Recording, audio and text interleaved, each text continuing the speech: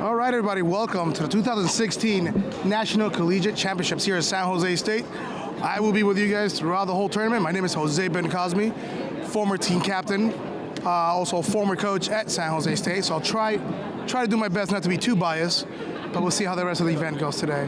Of course, later on today, we'll be joined with the likes of Dylan Blackburn, former coach of Berkeley, Harry Kendall, coach of Davis, and of course, Nathan Mayers from Iowa State. But so far today, we're really excited, looking to see how things are going to work out today. I'm very fortunate today to have Corbin Balitaktak sitting next to me. Today happens to be his birthday. He's 16 years old. So let's give him, let's say hello to him. He's just came back from Scholastic Nationals, took second in his division, fourth in IJF. Corbin, how are you doing today? Now, I understand that you train with the San Jose State Judo team? Yeah. Yeah? How's that? You get beat up every day? Oh, yeah, definitely. So let me ask you this. Now, I know this summer coming up, you go to Japan and everything. How are you excited about that? Yeah. Tell me a little bit about it. What your emotions are? I'm a little scared, of course, but I'm really excited to go train in Japan, birthplace of Judo, all that. Yeah.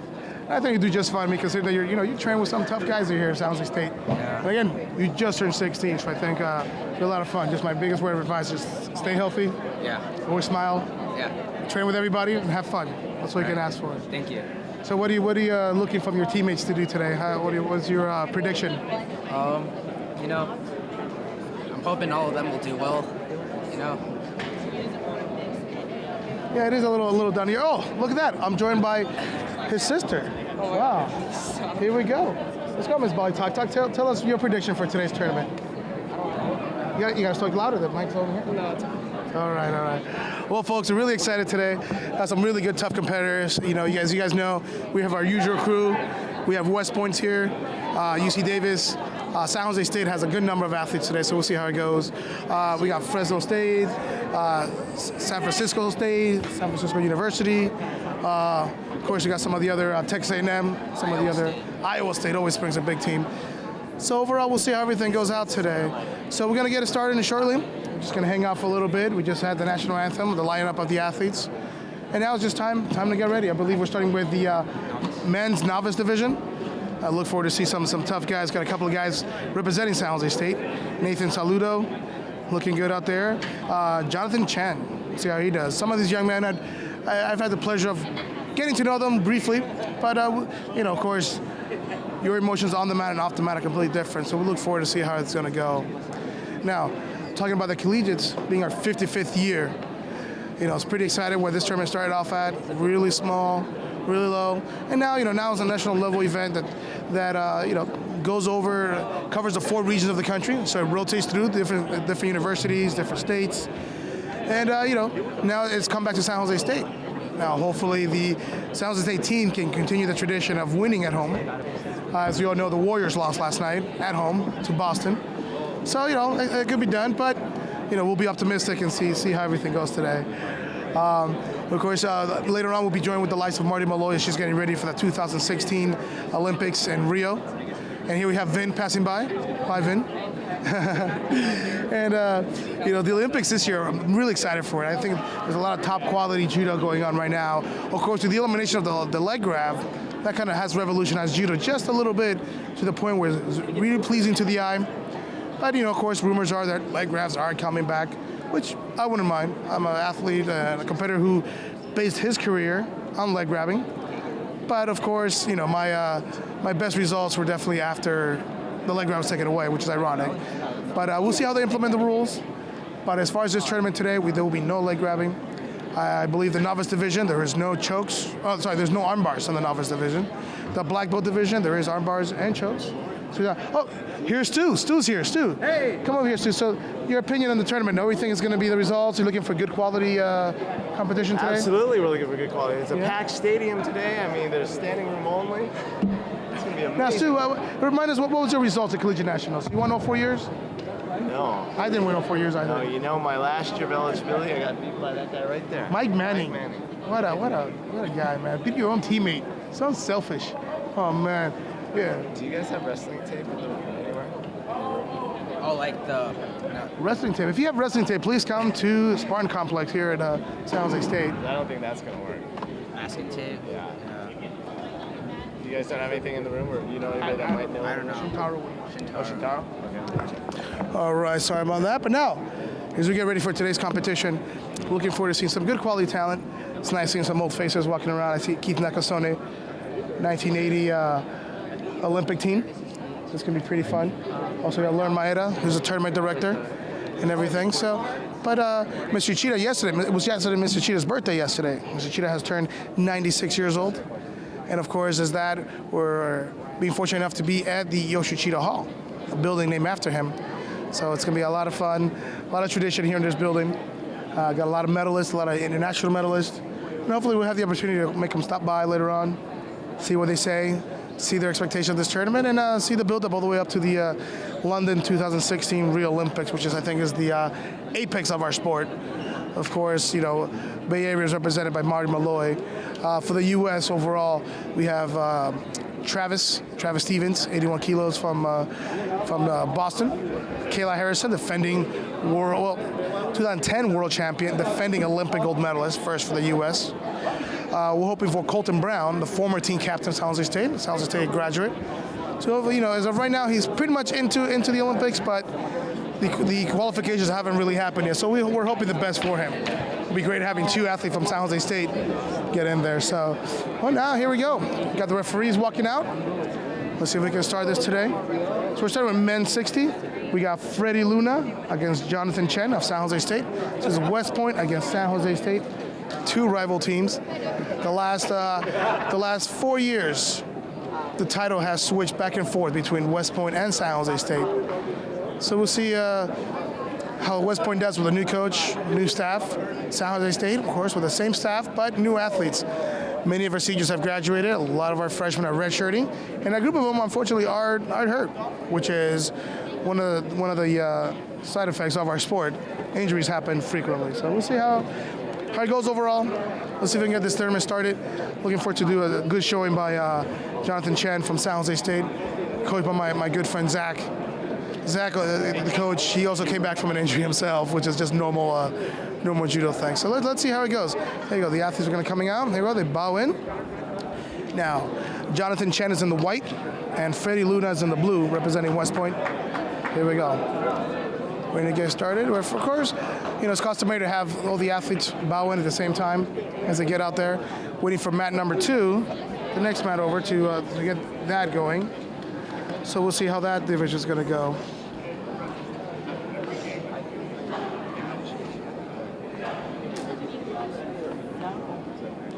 All right, here we go. The other athletes are out there. Oh, female novice over there. I believe we have 2 San Jose State athletes about to fight off over there. Here we go. We bow. How's your man? Here we go. Let's go. Show started. Here we come. Both players are fighting for the grip. The West Point kid seems to be a little more determined on the grip. The San Jose State player, of course. All players, one thing for sure, doesn't fight. Oh, he comes in, he counters him, Oh, when you're off the mat. Yuko out of that. He's going for the pin, Working on the ground, because we know in judo, not only do we score by throwing, we can also score on the floor by pinning our opponent. That's where we pin our partner chest to chest with our legs not intertwined. Of course, in the novice division, there is choking available. Choking could be done either with your hands, or such as a rear naked choke, or using their uniform to choke them. Here you go. Here's the West Point player was trying to go for a choke. Fought off the ground really strong. There we go. Here they're fighting for the grip again. Oh, the West Point. Oh, got countered for Yuko. San Jose State has a choke. He's got to choke in. Let's see if he gets it. Oh, can't tell from this angle, but they're definitely fighting for it. Fight out of the pin. There he goes. He's about to get pinned. He's got that. Oh, great fight to the stomach. He has to work to the back. San Jose State players up by 2 Yukos, 2 very fortunate Yukos. And the West Point young man is definitely coming on strong. See what Luna can have. See if he, he's got the perfect grip. Countered again. Has to give him a little more in that attack. And Yuko again for Mr. Chan. There we go. Get that grip. Let's see what happens. West Point player definitely is coming a little stronger, not a little more desperate. San Jose State's definitely playing a little more defense. Here he comes in. Let's see if he takes him back. Great coaching by the West Point coach. Great advice. Capitalize on Jonathan Chan's counter to the back. Switched over to Nouchi. That's what he trips the young man by the inside of the legs. Throws her for Ippon. Ippon is the equivalent of a knockout in judo. Several ways to get an Ippon is throw your opponent flat on the back. Oh, being waved down to Azari. Match is still happening. Let's see how both players adjust to this. Again, Ippon, if you throw your opponent flat on his back, perfect score. That's Reminder, an Ippon. all On the judo groundwork. players, please wear On the your ground. shoes If you and pin tell your your partner for opponents to 20 seconds, that's an Ippon. You can also submit them by doing an armbar or a choke. Armbar or a choke. Again, the novice division, there is no armbars in novice, but there are chokes. Right now, West Point, the athlete in blue, is up by Wazari. San Jose State, the athlete in white, has 2 Yukos. 2 Yukos. 3 Yukos. I got corrected by my partner in crime today, Corbin Bali Talk. Corbin, you're still a few years away from competing in this tournament, but I noticed there's some competitors that you fought as classics here. So you know the quality of this tournament is definitely good. Oh, here we go. Let's see if both are attacking wildly. Oh, no! Where's the score on that? Wazari. Oh, that is a Yoko Wakare. Never really used, never really seen. Yoko Wakare, one of the Koki no Waza techniques. Corbin, did you know that name of that throw? Yoko Wakare? It's pretty impressive. Yeah. Danny Kikuchi is here with me. Oh, no! Oh, what a fantastic Harai Goshi by the West Point player. Oh, Freddy Luna came back and pulled it out at the very end. What an amazing throw. And that's one thing we can't argue with the West Point players, is that they never give up. Never give up. Technique is being reviewed. Technique is being reviewed by our head official, Dave Williams. Now, don't mean to be a little bit biased, but is it San Jose State? Our head referee is San Jose State. Our half of our coaching staff and our refereeing staff are San Jose State. This could potentially be beneficial, or it could be detrimental, depending on how the referees want to coach this. But we'll see. See how they score this one. Now, Corbin, did you know that technique? Yoko Wakare? I did not know. You're a black belt. You're supposed to know this. I guess that's why I'm a gold on and you are a shodan. Yes, that's why I Next time we go to gold medal, by the way, gold medal martial arts is my studio up in Belmont. If you guys find yourself in the peninsula, please come over, come work out with us. Oh, got waved down to a over rotation. Over rotation. So let's see this.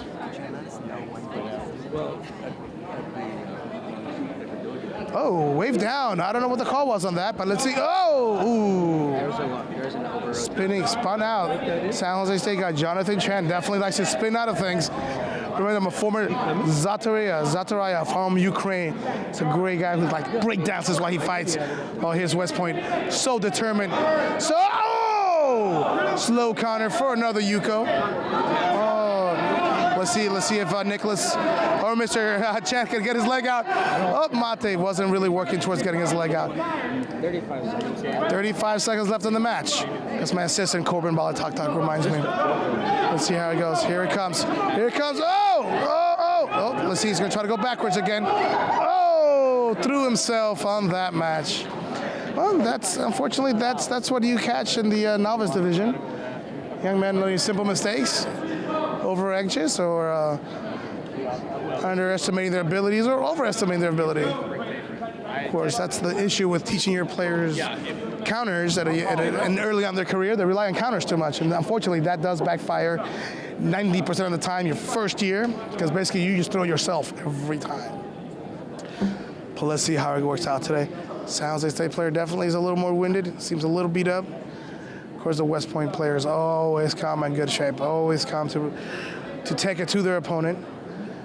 But let's see, great match by Freddy Luna. Freddy Luna advancing to the next round.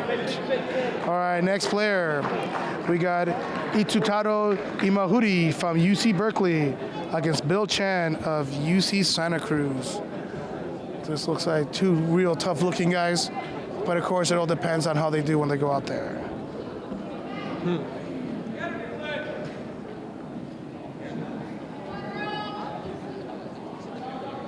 Hey guys, I don't know if this is a Davis guy, but Harry's coaching him.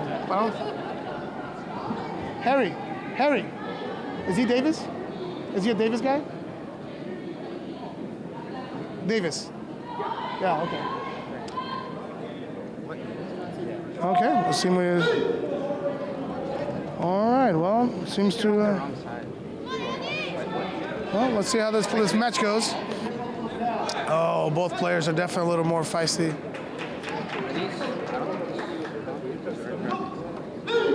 Oh, here we go. The 66 kilos, Jason Chewy against Thiago Batista dos Santos. Obviously, he's Brazilian. Oh. Can you do arm bars? Oh, he's a Brazilian guy. Oh. I believe my understanding is there is no arm bars in this division. But we'll see what the call is on that. Harry Kendall, coach of Davis, I don't know if he was aware of this rule, but that was a pretty neat technique. Of course, when you see the name Thiago or Santos, you got to know he's Brazilian. Here you go, he's doing his capoeira move out there. But we'll see how he goes. Now, I got to make sure that he has to remember it. Regardless of how much of an athlete he is, you still have to know the rules. You have to make sure you come in here. When your opponent comes unprepared for what you're going to do, you know, it can be very dangerous. So now they're going to review it. They're going to talk about it. My opinion, I think you should just give a warning for that, because everybody's coming in here from different states with different rules for brown belts. California definitely has different rules for some of their opponents, some of their divisions. Let's see what the call is. All right. Okay, something got waved off, and female novice, please report to mat number 2. Female novice 70 kilos and Thiago. Female novice 78 plus. Thiago's definitely a jiu-jitsu player. Oh, big mistake. Oh, now he's going to the ground. 70. He's going to the ground. Here it comes. For the novice, you guys are just going to call the divisions to the mat? I'm not calling. Or Chuck is that how they're going to know? Or They're over there, the head table. I like when people come and interrupt me in my podcast, but that's all right. I guess I'm very important. Oh, going for the armbar. Oh, going for that roll. This Brazilian. That was my understanding, but I guess you can. We'll have to get a verification on that. I don't want to be calling it wrong. All right. Let's see how it's gonna go for Mr. Chi. Jason Chi from San Jose State, and the white Thiago Batista dos Santos from UC Davis. These two teams are nice attack.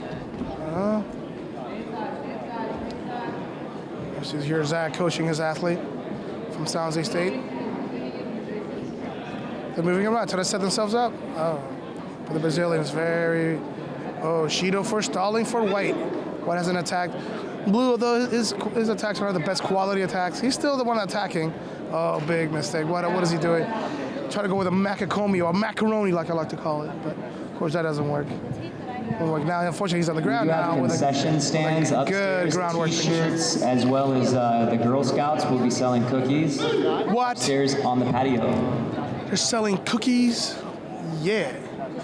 All right. In our second match, the crowd is starting to fill in. Yeah, the stands are getting packed. Looking up. Very nice crowd to see here. What you know, cheer these athletes on. Which one? And everything. Down at 5 flames. Uh-oh, here we go, they're going to the ground. Working the ground. Oh, nice sweep. Oh, nice pin. Davis has the pin. Remember, folks, has a pin for 20 seconds to get the ippon. 20 seconds. 10 seconds gives you a Yuko, 15 seconds gives you a Wazari, and 20 seconds wins you the match. Now, back in my days, the pin used to be 30 seconds. That was before the internet, so it was hard to see pins. Winner by Davis. Thiago Santos wins. Overall, I mean, the basic judo program at San Jose State is having a bit of a rough day, but we'll see how everything goes. Now, next division that we have, let's take a look here. There's 2 vans parked on the walking path outside. They need to be moved immediately before they're towed by the San Jose State University Police Texas Department. A&M. 2 white vans outside on the walking path. Esteban versus Andrew from Iowa State. Let's see.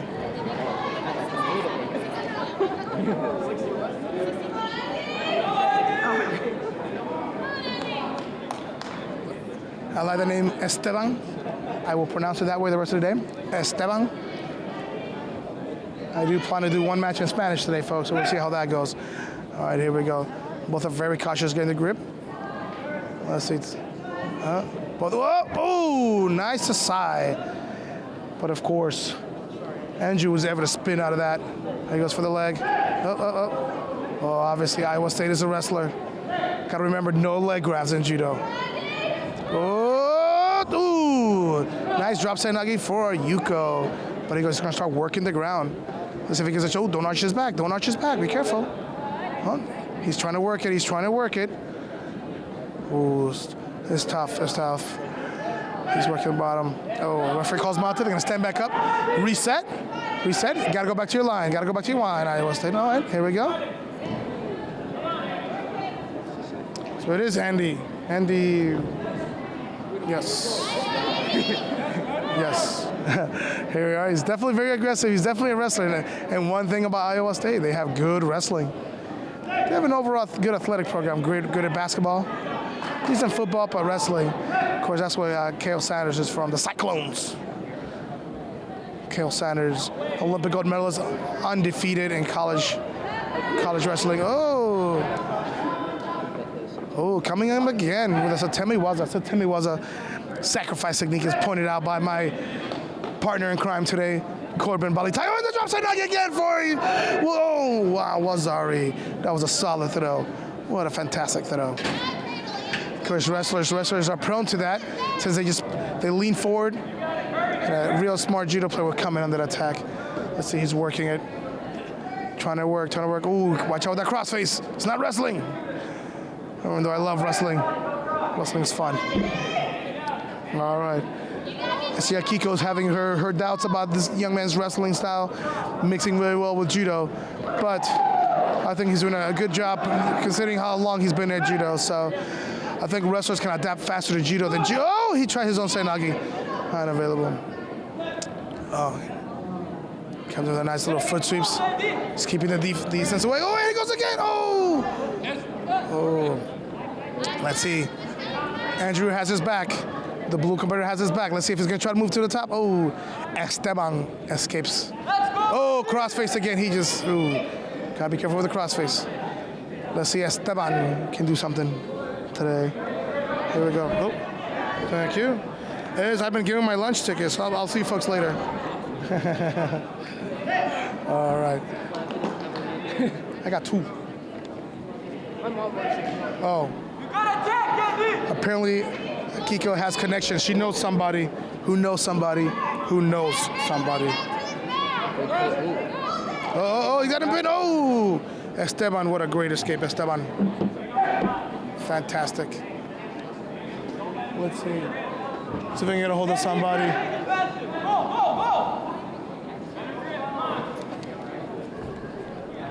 Let's see. Oh, what a go. Oh, Society. Oh, here comes. Oh, don't get countered. Oh, very close. The young men keep fighting. Oh, let's see if he's out of bounds. He was going for the armbar, but got out of bounds. That's across the hall right there. You guys get hungry. One for you, one for everyone. All right. Here we go. Oh, nice attack. Esteban seems to be a little bit tired, but Iowa State is still coming. Oh. I think he's gone wise to that drop Senagi. It ain't working. Ooh, Esteban better escape. You get a rook, Esteban. Work to your stomach. There you go. That's the way to fight.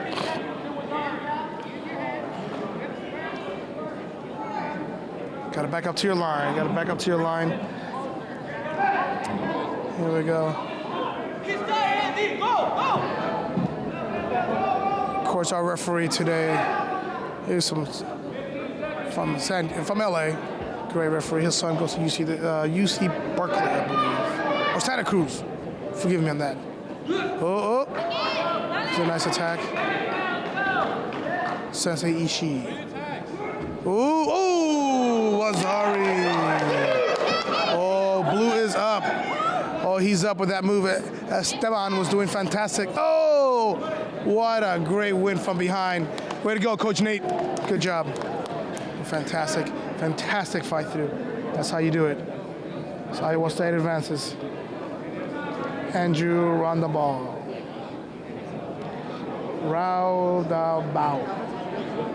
Long last name.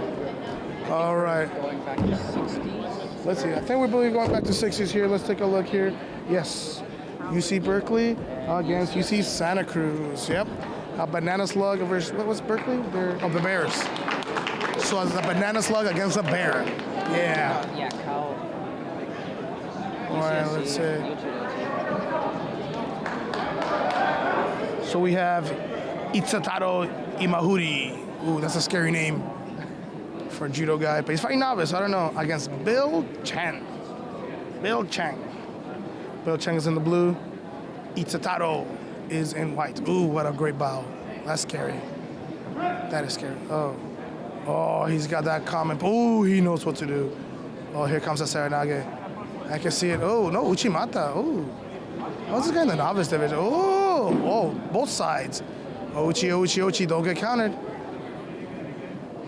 Oh, great poise by Itsataro. Oh, Ochi, Ippon. Ochi, very nice. Oh, Ippon is gonna leave it as Ippon. Oh, it stays in his Ippon. Mate, nice throw. Now, I'm convinced here someone brought a ringer. I don't know. This young man seems a little too poised, a little too crisp.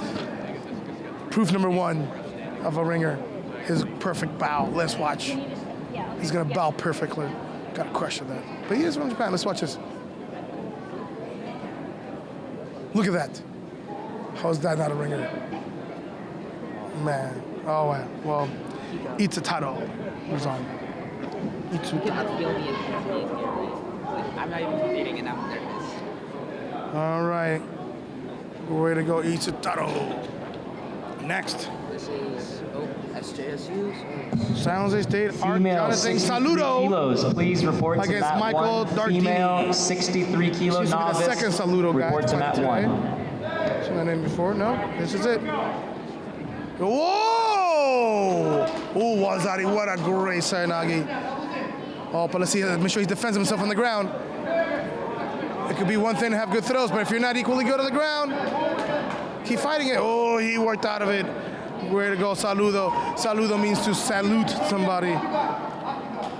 Oh, but Michael's no joke. Is Michael another wrestler from Iowa State? Wait, no, where is this? University of Minnesota. University of Minnesota. The miners. I know that.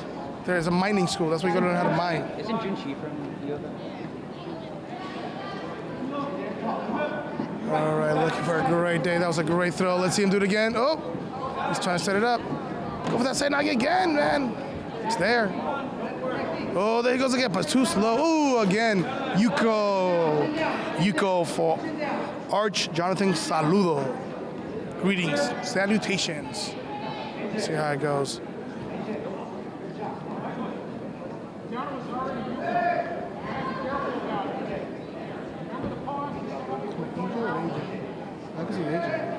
Arch from Asia. All right. Junchi from U of M. Pretty sure it is. I honestly have no clue where he's from. I know he's from Korea. Yes, it's recorded. Great man, good referee. We'll see. Don't throw yourself. Oh, great Kosoto counter. Oh man. Yep. Arch Jonathan, was his friends call him AJ, advances to the next round. Mr. Saludo moving on to the next round. Oh, my voice lasts all day, but I got my Pete's coffee today. My voice has been Phil's coffee. Sorry. Yep. All right, who do we have now? Whoa, big throw on the other mat. We had a fantastic throw over there. All right, here we go. So now we got, Abdul Razak from Iowa against Brian Overhauler from UC Davis. Right here. Let's see how it goes.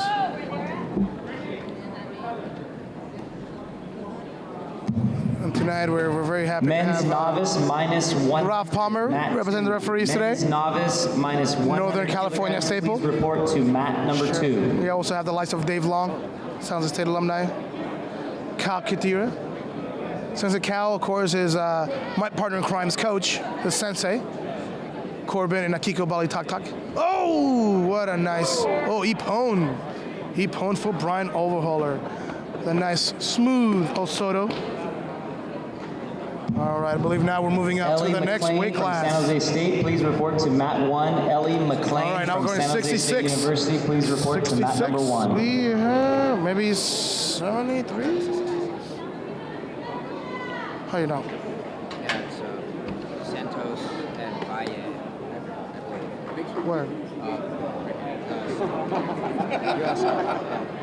Santos versus Valle. Oh yes, Thiago Santos, the Brazilian phenomenon, against Valles from University San Francisco. Oh, Yes. where's the medical area? That middle table over there. Because everybody else is Feel free to come by our table on the information desk, Comic Relief, and Jose. Again, this is Jose Bercosme coming to you from the 2016 Collegiate National Championships here at San Jose State, Uchida Hall. I want to remind you that last night, or yesterday, was Mr. Uchida's birthday, April 1st. April 1st. He's 96 years old. And then my partner in crime, Corbin Bali Tak Tak Tubert, today's his birthday, 16 years old. He's 80 years younger than Mr. Uchida. 80 years younger than Mr. Uchida. And of course, Mike Swain's daughter, Sophia Swain, she's in Spain this year, studying abroad. Her birthday's today. She's 22 years old. Let's see this match. Both of the young men are fighting for a grip. Valle versus Santos. This almost sounds, Let's see. Got to come in with solid attacks. Again, Santos in white, representing UC Davis. Ippon.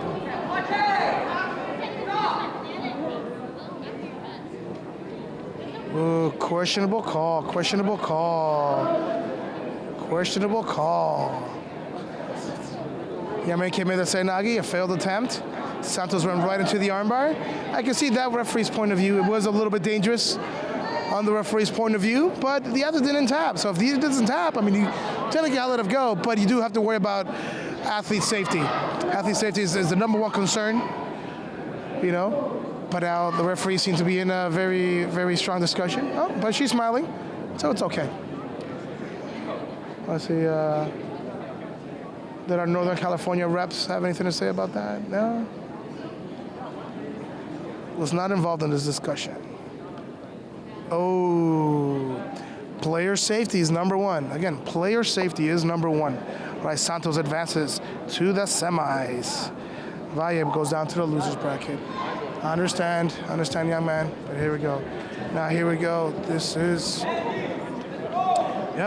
Andrew back again against Blake Mochino from Ball State. Ball State's in the blue. Andrew from Iowa State is in white, a wrestler. Let's see, here we go. Both managing the grip. Here they come. Yeah. Ooh, what was he going for? Believe in yourself, Ball State. Oh, go Blake. Oh, don't get countered. Oh, push. Ooh, gotta take advantage of those mishaps like that. There you go, he's gonna work the top, but against the wrestler's gonna go, don't do that, because the wrestler's gonna go for the pin. Oh, gotta be a little more mat conscious when you're out there. Gotta be a little more alert as I sip my coffee.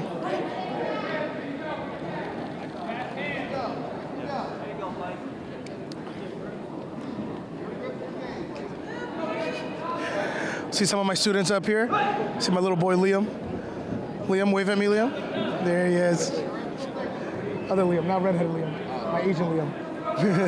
Right there, sitting with the dad, right there. Yeah. So he's here watching today. I'm glad to see the future of judo here, watching some phenomenal judos on match number 2. Great throw. Let's see what Iowa State is setting up. All right, folks. Corbin, what was your opinion on that stoppage on that armbar? player safety. Do you not agree? I think player safety definitely is a priority here. Player safety is a priority here, and Now, it's been an experienced referee of what, over 200 matches? What? not 200. Oh, 300. Sorry, my thoughts going. So what is 20. 20,000? Okay. Missing a little bit on that torque. Apparently you can. My information. Oh, he's got the pin. Andrew has a pin. Of course, as a wrestler, holding onto that pin is pretty tough. But we see what the Ball State athlete has. Remember in judo, you can hold on to the grip. You can hold on to the pin, to the uniform and hold it. Oh, you got to keep your hips down. Fantastic pin. Not sure how many seconds left. Oh, don't change it. Don't change it. Don't change it. What are you doing? Oh, toqueta. Oh, that technically was an escape hit, but the referee let it go as the young man Andrew had control the whole time. So Andrew against Santos in the finals. And of course, we'll see how it goes on the losers bracket as they fight on. Wrestler versus BJJ. Yeah, so 2 grapplers, not judo players, in the finals. All right. So let's see what we have in our next division. Of course, we're continuing. Because it looks like we have.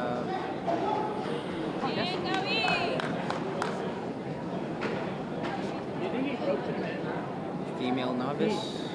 Novice, this looks to me might be 73 or 63 kilos, maybe. Let's take a look, see if we can do some investigating here. 63 maybe? We have an Iowa person. 70 kilos? Maybe this girl's got too lazy on the cutting weight. Oh, the pin is waved off because he let it go. He let it go too soon. Oh, the match continues. This is great. What a great battle we have here, folks. Let's see if Andy can turn it out. Go, Andy. Go, Andy. Oh, get your hips in there. Go, go, go, go, go, go. Oh, Yuko.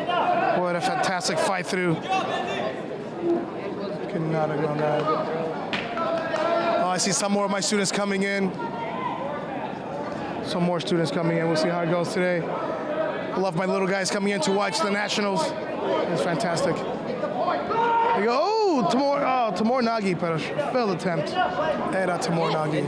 Oh, into the pin. I was like, come on, get your hip down. Oh, no. All competitors, please make sure you do return the blue and white belts to the table. We're losing the belts quickly. Please return all blue and white belts to the table.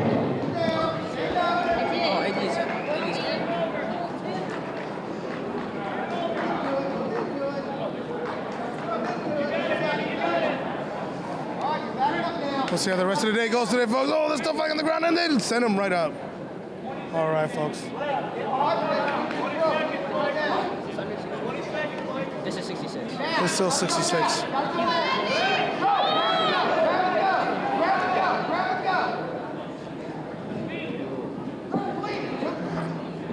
All right, folks, again, we're here at the 2016 Collegiate National Championships here at San Jose State.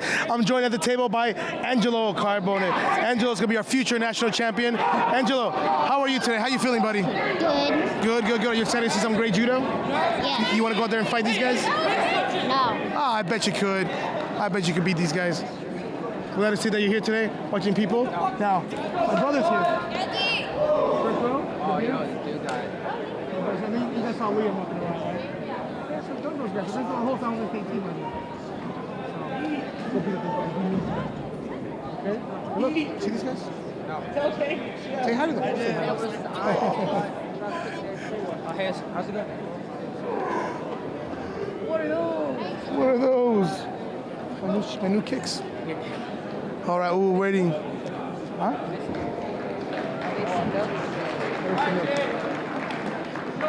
They are fish hook. The same brand as my sandals? I was wondering what you're doing. You look like you're like this. I'm showing off my hamstring. Oh. So I'm doing a podcast. So your opinion on today's I know event? you did that. No? Okay. No one I haven't seen the courage. Wait. So this is going on YouTube. Potentially. All right. What a fantastic. Oh. In favor. And Andrew advances. A right. wrestler versus a BJJ guy. Now, still can't figure out what division this is coming up, but we'll get into it. I got my. Looks like 57 to 60. This is West Point versus SJSU. No, 2 West Points. No, I think it's around 2 West Points. Oh, we got 2 West Points fighting each other. EJ, I think it's we'll figure it out. We'll figure it out. Here we go. This is 60. Ricky Ferron against Elaine Haggard. This is a 63 kilo novice division. Both players are from West Point. Elaine in the blue and Ricky in the white. You know, it's always tough fighting a teammate because you both know each other, and you can tell these girls probably train with each other at the dojo. Yeah, different styles, but we still know them. We're still familiar with them. Here we go. Oh, Tomonagi! Ooh, what a great attempt! I love that throw. Ooh, gotta finish that. Oh, Wazari. Oh, and she goes for the pin. Elaine's got the pin, holding on strong. She's holding on strong. Gotta keep those hips down. Let's see how it goes. Got a good showing. Got some crowd is definitely filling in, looking big. Wazari Ippon, 20 seconds. Again, 20 seconds is an Ippon, or the equivalent of a knockout in judo. All right, folks, again, I want to thank everybody who came out today. San Jose State for the 2016 Collegiate National Champion. This is the 55th annual Collegiate National Champion. Last time it was here was 4 years ago, San Jose State. San Jose State won, of course. So we'll see how it goes today. Of course, the points that we're really looking forward is the black belt division. So see how those points work out. And right now, the novice are looking pretty good. Very impressed with the talent so far, how these players are committed, how they're going 100%. So now we have Cassandra Tang from UC Berkeley against Ellie McLean from San Jose State. Ellie McLean is in the blue, and Cassandra Tang from Berkeley is in white. It's reversed.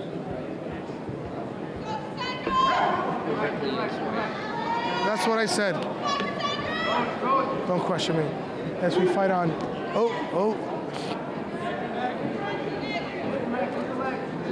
Fighting strong. Doing some groundwork. Let's see how it goes.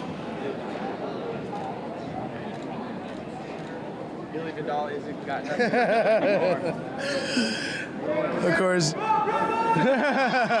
as you know, Billy Worthington, or Billy Vidal, as he's known on the airways, was supposed to be our commentator today, but I was very happy to step in last minute. And I guess my accolades and all the talking that I do got me this position. And was, oh, what a great Tomonagi on the other mat. What fantastic. As Ellie and Cassandra work the groundwork. She's going for that choke. Working hard. To alleviate some of the she's got it. She's got the choke. She's got the choke. And choking techniques. She's got the choke. Oh, is she out? Is she out? All divisions, including novice and the standard black belt divisions. Oh, she had the choke on. She had the choke on. Oh no, she fought out of that. I was type in there. Great fight by Cassandra, fighting out of that choke. Fantastic. I love the spirit. Love the spirit. I love how these young ladies fight today.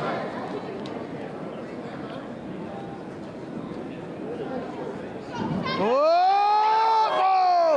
Sode for Yuko for Cassandra. Now she's got the pin. The great combo.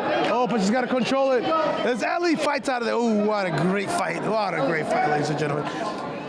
I love the spirit. I love the heart. Phenomenal. Now Cassandra's up by Yuko. Yuko with about a minute 40 left. Still a lot of time.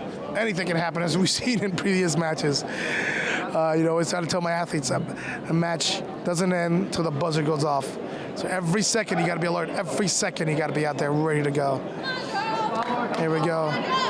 Oh! Morote Senagi for Ippon by Cassandra. Phenomenal athlete. Oh, she's a lot shorter, which judo definitely benefits her because judo is designed for the shorter person to defeat the taller person. But it's a phenomenal fight as Akiko looks bewildered. All right, right, so here we go. Great fight. All right, we're back again to the men's 66 kilos. Men's 60 kilos. It's, semifinals. Itsutaro Imahuri. Welcome on the mat. He's fighting Freddy Luna. All right, now I'm joined by my student Liam. He's here today. Liam, how are you liking the competition? You liking it? Yeah? Do you want to fight out there today? Why not? You can beat up these guys. You're better than them. You guys just got to be mean, buddy. Liam is one of my up-and-comers, tough little guy. 6 years old, but has the maturity of a 20-year-old. More mature than I am sometimes. All right, let's watch this. Oh! Itsutaro fighting for the top. Luna wisely goes for the full guard. wouldn't get that.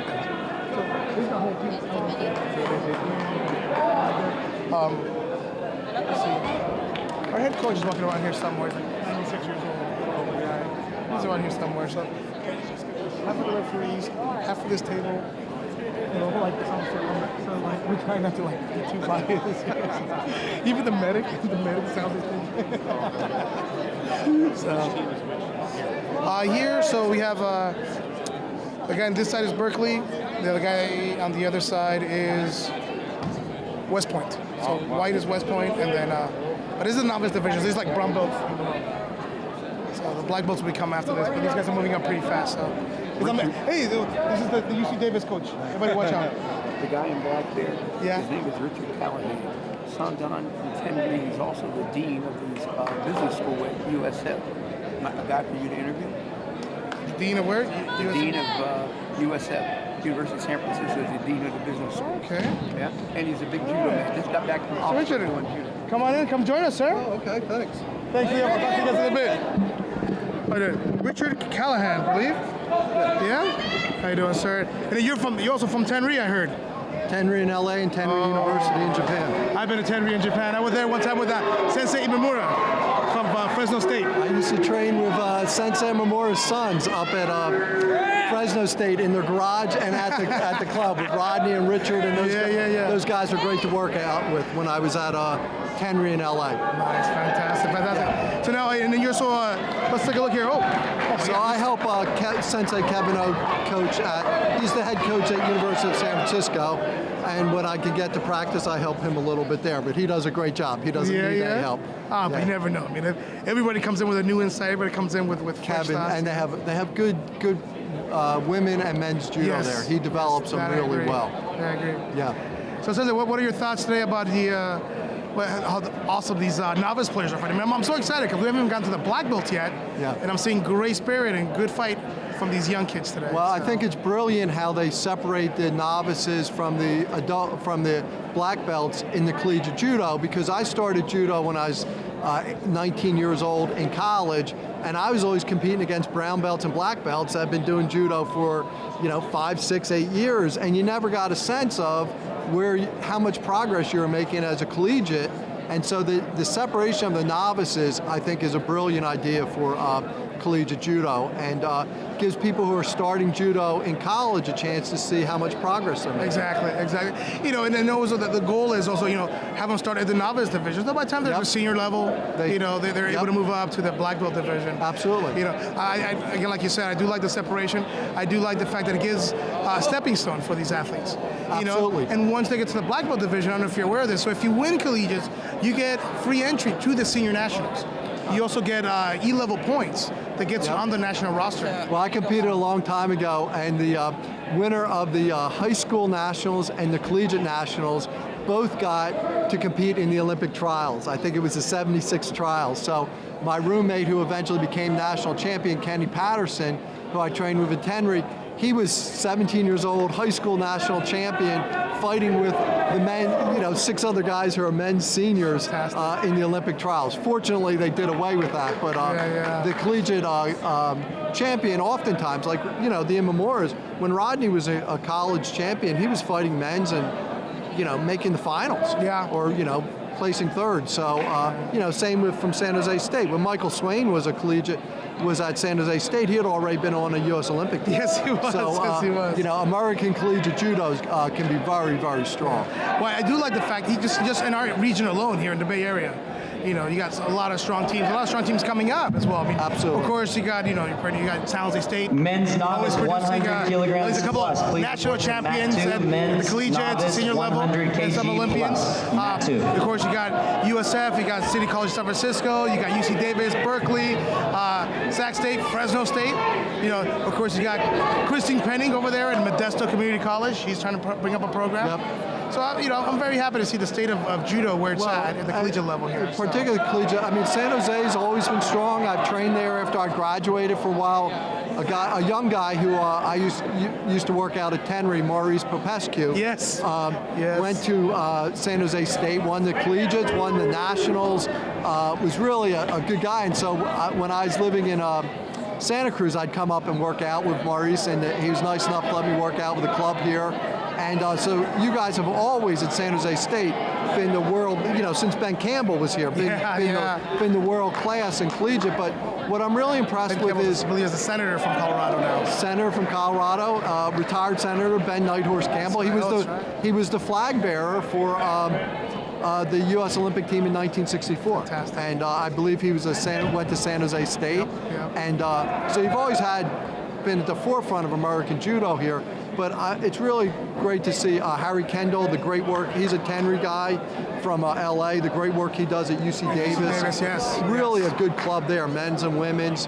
You know, I've been on the mat with them. They've got 30, 40 people out there, and he runs a great club. Rodney Mamora does a very nice job at San Jose State. Kevin O, tremendous sensei at USF. Yep. So I agree with you. I used to think LA was the hotbed of judo, but I've really changed and come to see the Bay Area as, you know, from Davis to San Jose to USF to be really a hotbed of judo here. And you've always had that. You had, what's the club, the coach down at San Bruno. Willie Cahill. He was always he a always tremendous had national coach. Former Olympic coach as well. Yeah, he had Brett Barron there. So I mean, you've got really a tradition of great judo here, but obviously San Jose being the epicenter of that. So I'm impressed. You start off asking about I'm impressed with the qualities of the throws and the variety of the throws. Yes, yes. You know, you see guys doing Sasai, you see them doing Morote, you see them doing not as much the Uchimata, trying the Osotos, but what impresses me technically is the variedness that they're doing their judo in combinations as novices, and that's a really good reflection on their coaching. All right, it's a great fight. Great fight. Freddie Luna from West Point advancing to the semis. Itatato, great judo, great stand-up judo, but was a little bit overmatched. One thing I gotta say about these West Point athletes, they have fight. They might not be the most technical fighters, but they don't give up. They have West Point combate. They have good fighting spirit. They have tremendous conditioning. When I did judo at Georgetown University in the East Coast, the stronger academy was Naval Academy. And it's really quite encouraging to see how strong a program West Point has developed in the last couple decades. Like I was saying earlier, like the last 4 collegiate national titles have gone back and forth between West Point and San Jose State. And I remember when San Jose won like 29 out of 30 straight. Yeah. The only school they lost to was Fresno State. Fresno State. When they had Rodney, Robert, Richard and Mamora, and I think Clayton Sonata. And those guys are, but West Point, I'm really impressed with the strength of and how many people they bring here, and they hosted it last year. How well they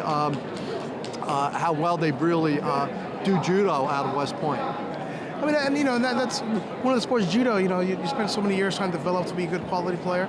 But you know, some players can come in and just become natural at it. But like anything else, it just takes hard work. And there's one thing you cannot doubt about West Point is hard work. Those men and women there, they are committed to hard work, and to do a collegiate sport at the academies really takes a special type person because of all the academic and physical demands on there. So as much as any university to do judo is demanding on top of your academics, at West Point I think they deserve even extra credit for how much they do. So I don't know if you knew, but Sensei O from USF, his brother, Kid O, was supposed to got enrolled at San Jose State. Mr. Uchida found out that he got accepted to West Point. Mr. Uchida kicked him off the mat and told him, "You go to West Point." And now he's higher up in the military. I didn't know that. So yeah, so he was I think about 2 years before me, before I came to San Jose State. But I already knew, I knew him from the high school scene and everything. Yep. I knew he was a smart kid. I knew he was coming to San Jose State, but to get into West Point, you got to get what a state senator has to. You have to have an appointment from a senator or congressman, and you have to academically very strong, and it's quite an honor to get appointed there. His brother Kevin O is actually a very accomplished professor at USF. We know him as a judo man, but like so many people, we mentioned Ben Nighthorse Campbell, so many people in judo, their accomplishments off the mats. Yes. Kevin is one of the most highly respected professors at USF, and when he went up for tenure, I talked to somebody on the committee and they said, oh, his case was the easiest case there. Yeah. He's a tremendously published, great service, and great teacher there. So as strong as he is on the mat, he's that strong off the mat. And Mr. Yoshida, he's been a fixture in really developing American judo since the '64 Olympics. You know, yesterday was his birthday. I didn't know that. He's 96 years old. He's been contributing to absolutely. But what he's done for American judo is just, and even for the city of San Jose, and for San Jose State. But it's his contributions of really pushing American judo collegiately and nationally has been, at the very forefront. He's definitely a great role model for our young athletes coming up through San Jose State, but just pretty much anywhere. Yeah, This is a great facility that you're hosting this at, and that's all a testament to Mr. Yoshida. Yeah. But you look at the people he's brought to San Jose State. Several we've mentioned, the Michael Swains, the Maurice Popescu's. Dave Williams. Dave Williams is a tremendous. A referee. And he was an A competitor. Yes. He was on the world team. I competed against him at the U.S. Open. He was a very strong judo man on the mat, and it's really.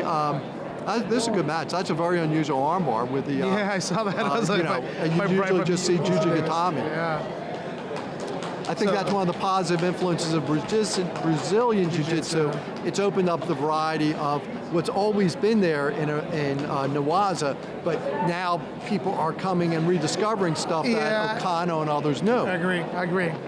I definitely think the limitation of the time spent on the mat kind of hinders the quality of Newaza in judo. Right, when the athletes were only given a few seconds on the mat, of course, you just got to try to rush into things. But now, with a little more time given, you can definitely work into it. Absolutely. And like you said, the jiu-jitsu thing, it definitely is helping out. I do both sports. I wrestle, judo. Ooh, nice. Well, sorry. Nice counter to the back. Now I do like that more was time an being palm. given. He cleaned that guy up. Mate.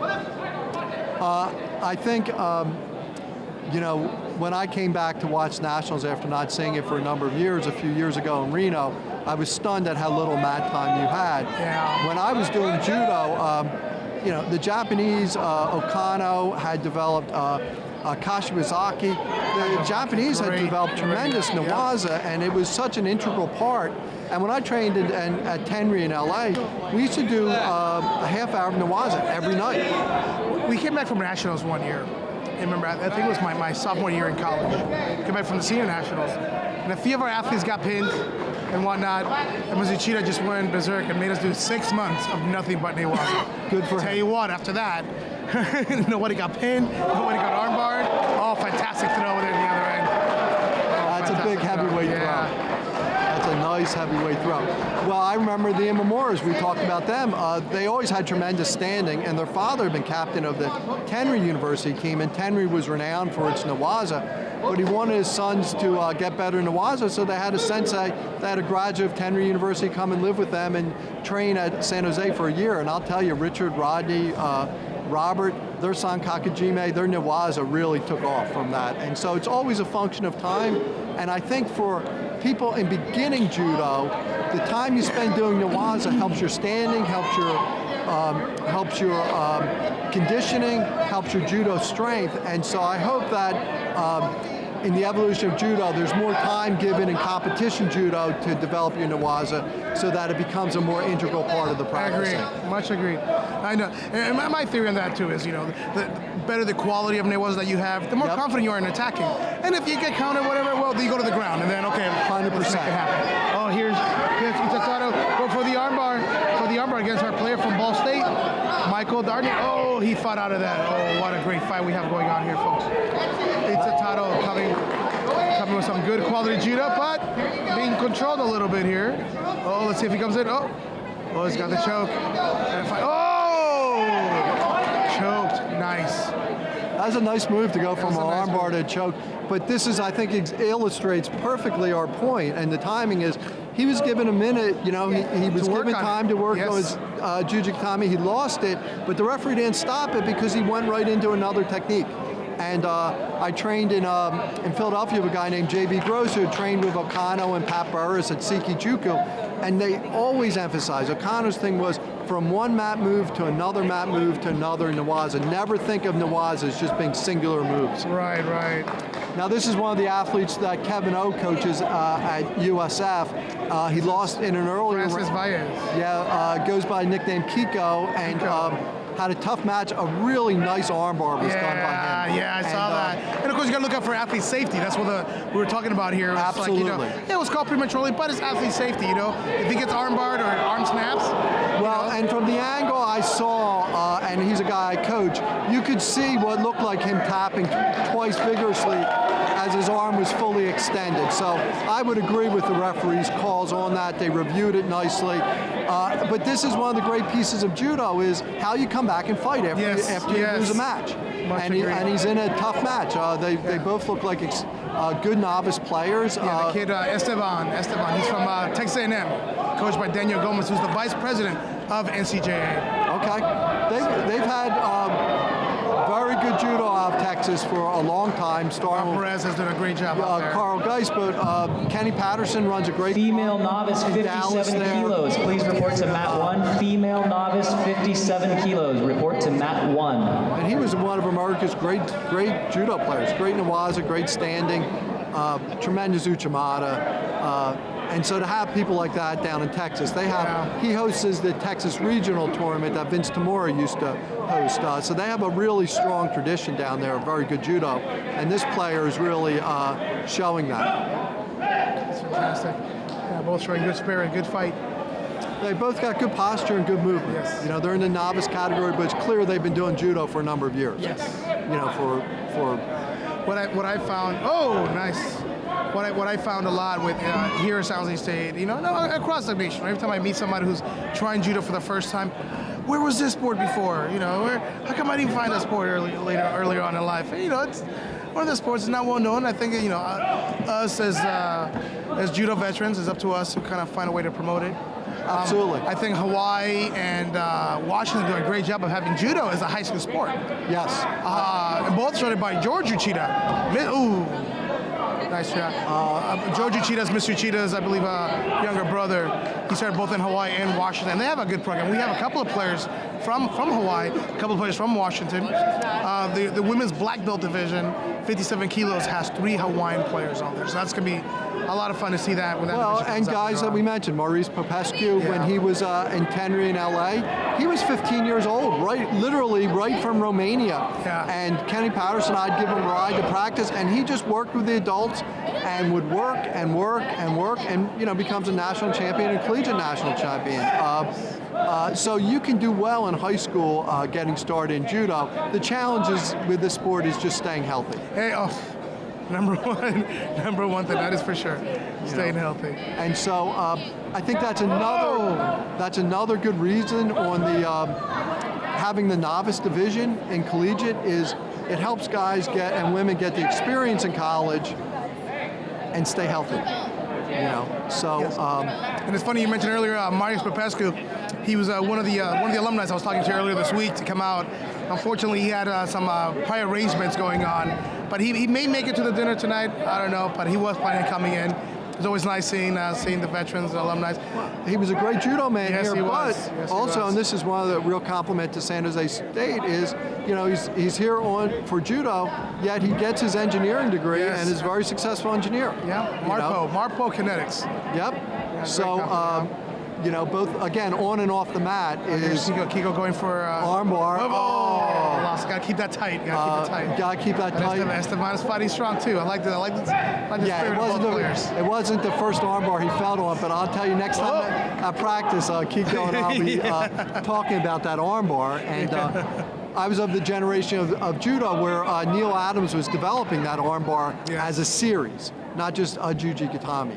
And have guys come back and compete in Europe and say, oh, this is what Neil's doing now. It was really a good, because nowadays you can see things on YouTube. Yeah. Back when I competed in the 80s, you had to see things, somebody had to experience it with a world-class player, and then they'd explain it to them. I think this is going to come down to Shidos. What do you think? Yeah, no, there you go. It was Kiki Francis Valle won on penalty, so that was a tough match. Sometimes it's very sometimes it's boring watching matches that end on penalties, but that was a fantastic match. Both players really went out there shooting for it, going for it every time. I always tell my athletes, attack with intent, attack with purpose. Do not attack out of desperation. And this was a good example of how the rules really encourage attacking, because they both got penalized, but they both were attacking relentlessly. I mean, the guy from Texas came in on a number of throws, and Kiko came in on a number of Morotes that were almost there. So I'm sorry that the guy from USF didn't win, but it was a good, strong match with both of them. A really good, strong match. No, he did win. Francis did win. No, I thought it went to the guy from Texas. I could be wrong on that. We'll have to look at the tape back again. But yeah, this is going to be a great fight here. We have Cassandra. Cassandra's in blue. She's from UC Berkeley against Ricky Ferron. Oh, she's about to get pinned. Oh, she's getting pinned. My little Cassandra has a good fight. A little tiny one. And this is one of the rules in judo I really like, which is if you're still touching the mat and you're working on your nawaza and you're making some progress, I like how they keep people going. I remember when I was training in Japan to see if you were attacking and you were near the boundaries or just somebody was still in bounds, they let you keep on fighting. And I think that's a good rule, particularly when there's so much safety area. Yeah, well now, the other rule that I kind of like, if you're getting pinned and you're trying to crawl out of bounds, it's Hansa Kumake, because you're running away from the fight, which is kind of nice. I mean, but you got all this room to escape, Well, the other thing is, too, in my mind, if you're getting pinned in a tournament, you've already lost. Somebody who has a pin should not lose it. Yeah. My first coach used to say, how do you get out of this pin? Don't get in it. I remember real well. He's in charge of the coaching in Great Britain now, but I saw a guy, Colin McIver, he was the Scottish national coach, and some girl from the college club said, Sensei McIver, how do you get out of Yoko Shiogutami or something? And he looked at her and said, Lassie, you don't get in it. He wasn't good. He didn't spend any time teaching how to escape from pins, because at that level, if you were pinned, you were done. How you doing? Hey, I'll turn things over. It's really great to meet you. Nice meeting you. Really good. Mr. Callahan, I hope we run into each other again. As we say in Istanbul, inshallah, God willing, we can run into each other. But you guys at San Jose have done a great job hosting this.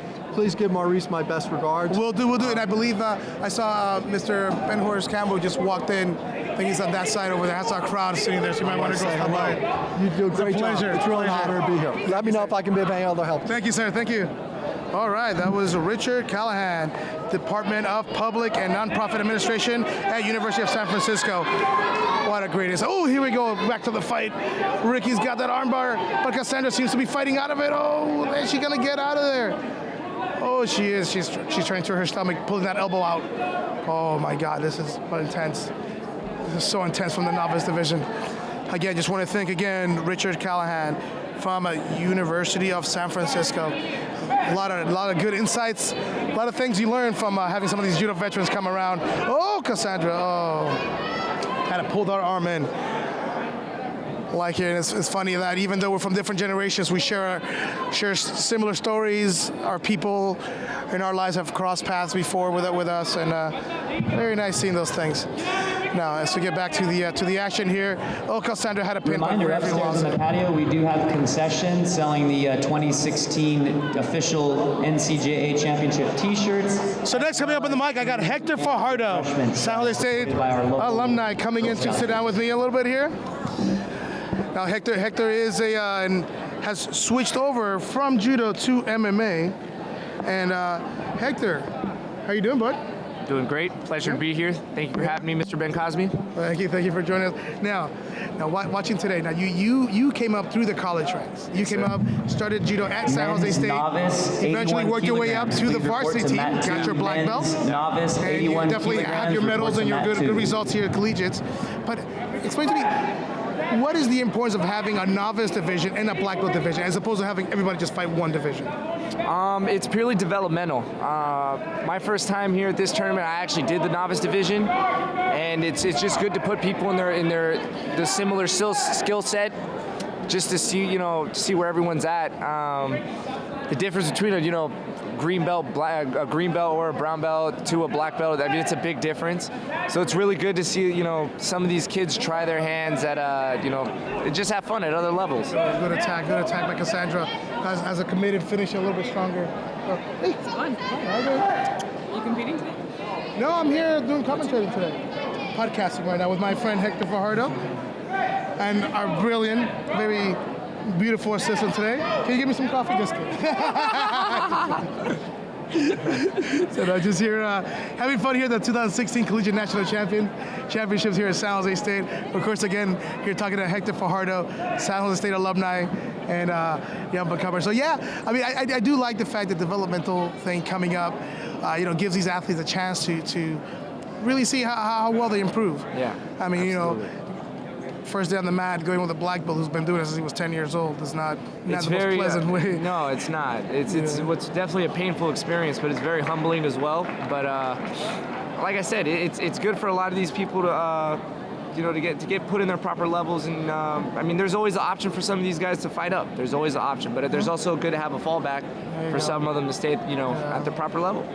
And the winner of that match was Ricky Farron from West Point, beating Cassandra Tang from UC Berkeley. Real tough match. Ricky definitely came with it today.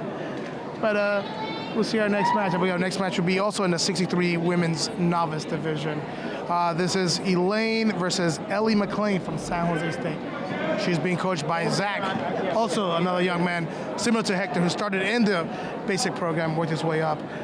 So, but again, folks, just want to thank everybody for being here today. Try not to notice all the bias going on with San Jose State referees, San Jose State judging, San Jose State announcing. All right, just joking, folks, just joking. We will have to let everybody know that the head referee is going to have a conversation with both of these young men if they malign my referees again. There you have it, folks. That came right from our head referee, David Randolph Williams, San Jose State alumni. All right, here we are. Now, this is going to be a good match. This is going to be a good match. Ricky Farron, Hector, thank you very much for stopping by. Thanks Hope to for see you having again. me, Jose. I'll swing by later. Hey, best of luck on your next fight. Oh, thank you very much. Watch that eye. All right, that was Hector Fajardo. Definitely one of our. Oh, what a fantastic counter! Oh my God, for Ippon. That was fantastic. That was Elaine Warhawk from West Point. Oh, let's hope that Ellie McLean is okay. That was a vicious throw. Of course, we always got to concern ourselves with concussions. And so you got to see, here we have Dr. Robert Nishime coming up to attend to the athlete. And let's hope that they're okay. So now, joined again by Angelo Carbone, one of our future to be national champions, maybe worlds, maybe Olympics. Real tough young man. Angelo, how are you liking the action today? Good. So Angelo, have you recognized a lot of the throws they're doing out there? Maybe some of the names like Kaitoshi, Seinagi. And have you seen a lot of chokes? They've been doing a lot of chokes today. I see some arm bars. See some arm bars, right? Maybe that's the next thing we're going to work on in practice. Because we've been working on chokes a lot, huh? Yeah. Now, folks, Angelo is very, very, very strong when it comes to chokes. He almost choked me the other day. So don't let your guard down. Don't let that sweet face trick you guys. Yeah, but when he gets an angry face, you gotta fear that. All right, so let's see. So Ellie gets up on her own accord. She did fantastic. Unfortunately, she got caught pretty strong. All right, and here we are. We're continuing the men's novice division. So let's see here. Now these two young men, we got San Jose State again against UC Santa Cruz. I believe there's a men's 66 kilo division. We'll see how it goes. Now, Angelo.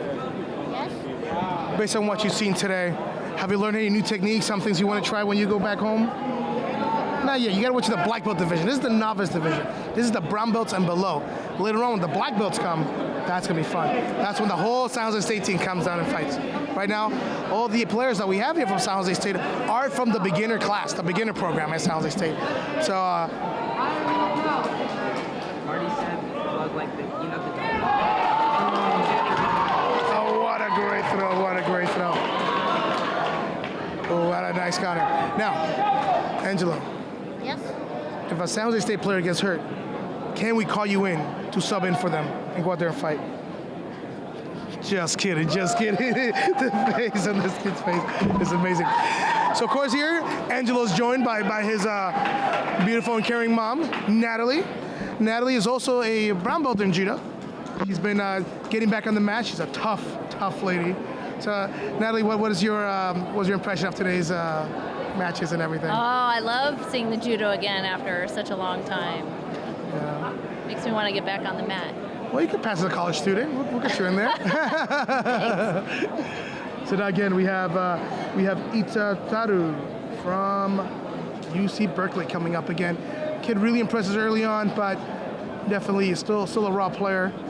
His judo is very stand-up judo. He's from Japan, but you can tell he's maybe not as seasoned as some of the other Japanese players. But he goes trying to set up that soda. Let's see if he can get it in. Whoa, Yuko. This is him against Michael Nardini from University. Oh, but he's getting pinned now. Oh, from University of Minnesota. They're the miners. It's a mining school. What a great. Oh, right to the armbar. Oh, he missed it. Okay, Itataru keeps fighting. Now, Angelo, when you get back on the mat, just want to let you know my knees are getting healthy, my foot's getting healthy, so you and I need to have a rematch next time we're at practice, okay? Okay. So You next still owe Coach a birthday throw. Oh. Happy birthday, Jose. I don't remember that. Yeah. I don't remember that. Oh, tapping. Oh, he's tapping. Oh, Itataru taps out of frustration. Had an armbar in, but the referee wasn't seeing it, but he still tapped and everything. Now, I don't know if you guys know this, but yesterday was Mr. Ichida's birthday. Yeah. Mr. Ichida's 96. Today is Mr. Corbin's birthday. Oh. Corbin is 16. Did not He's know. 80 years younger than Mr. Ichida. I'm 50 years younger than Mr. Ichida. No, 60, my bad. My math is dwindling It's all as I that get older. judo. Yeah. All right, so great armbar there by Michael Nardini from University of Minnesota. He's a minor. Here we are. We have another women's novice division. Smile. All right, so we continue on the women's novice division. I believe this is 57 kilos. 57 kilos women's division. Kristen Vanderveep from West Point versus Jode Fami from SMC. Not really sure the acronym on that, but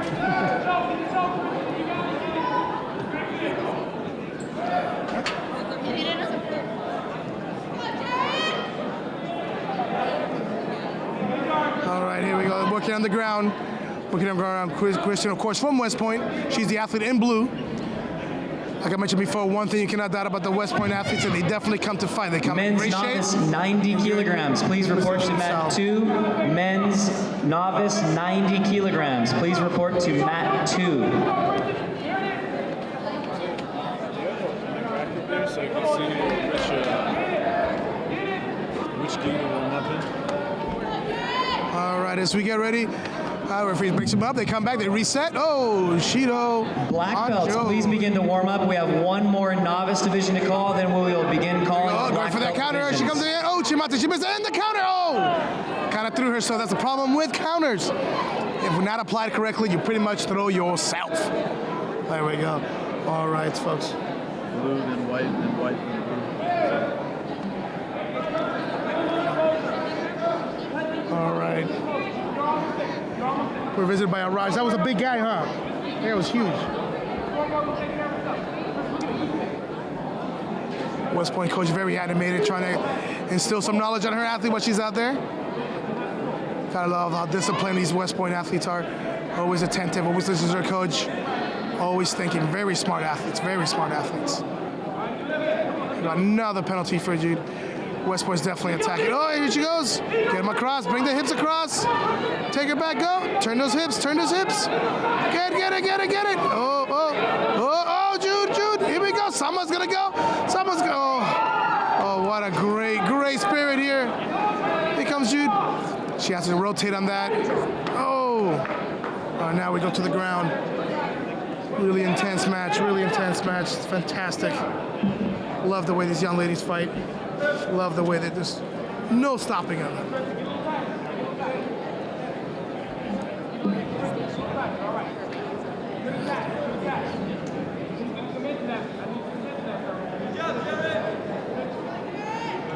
I'll see the match continues on. Very impressed. These two athletes are coming along really strong. Oh! Nice change of direction by Jude. Got a Yuko out of there. She's in the lead now. The white player is in the lead.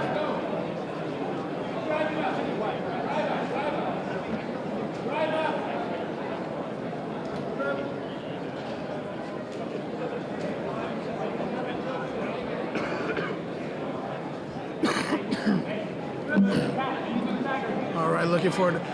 Let's see. Less than a minute left. Let's see if Krista can pull out something. Of course, like Judo, you always fight to the last second because anything can happen just like that.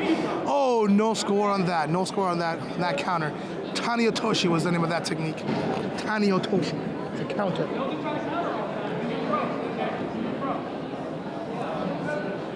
Forty-one seconds left. Jude is in the lead. Definitely Kristen is a more crisp of an athlete, but not. Oh! That's what happens. That's sport of Judo. Sometimes you're in the head, sometimes you're behind. But the goal is to stay fighting the whole time. All right. So now, next match. We have Esteban from Texas A&M against Blake Mochino from Ball State. Obviously, they both go to the same barbershop, similar haircuts. So, mean mugging each other. They're ready to fight.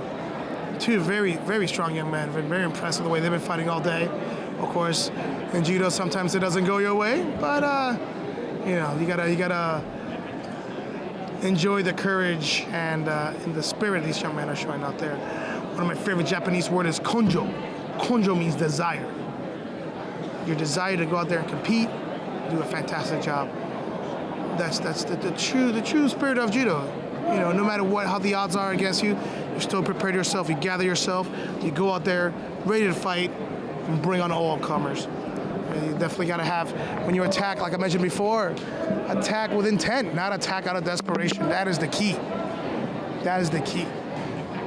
Here we go. Esteban in blue and Blake in white. Let's see how this match goes. Both very cautious coming up, fighting for that grip. Can't explain how vital that first grip is in Judo, as they keep fighting for it. Oh, Esteban tried to do a Seo Nagi, but lost his grip. Oh, it's a Shido, you cannot duck under. Gotta be careful. Oh! That was a drop knee, Taya Osoto kind of thingy, but that's how it goes. And working the ground, Mate, no progress on the ground. They send him back up. But here we go. Reset. Oh! Deep coaching, no score on that, even though that was a great attack. No score on that. But fantastic.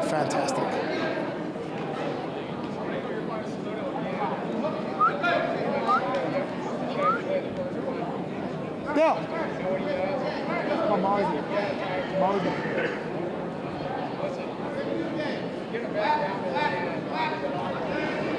As you young men still are fighting for the perfect grip, still fighting forward. Let's see. Ooh. Penalty on Esteban. Let's see if Blake can capitalize on this. You notice after players get penalized, they come in a little more aggressive. But more aggressive doesn't necessarily mean better technique. Sometimes means, again, attacking out of desperation. That's when you unfortunately get caught sometimes. But here they are, working the foot sweep, trying to set up. Lost that grip. Great attack. That was a nice setup. Set it up nicely with the foot sweeps and follow through into his nage. But he has to hold on to that grip. Referee calls mate. Mate means stop. They reset, stand back up. Let's see how this goes. Hajime back into it. Both very hesitant to get that grip. Of course, Esteban coached by Daniel Gomez, Vice President of the NCJA. Tremendous athlete, tremendous competitor in his time. Multi-time national medalist. Has a great program going on over there at Texas A&M with Bob Perez. Bob Perez is the cornerstone of Texas A&M Judo. I believe he's going to be the mystery cheetah of his time. Oh, Soto Eno! Great attack. Again, the difference between attacking with intent and attacking out of desperation. Less than a minute left. We just crossed 56 seconds, actually, folks. So right now, both players have Shidos. Tie score. Remember, if the match ends, they go to overtime. Golden score. Golden score is a no time limit match, and it's the first point, first penalty. First point, first penalty on that match. Let's see.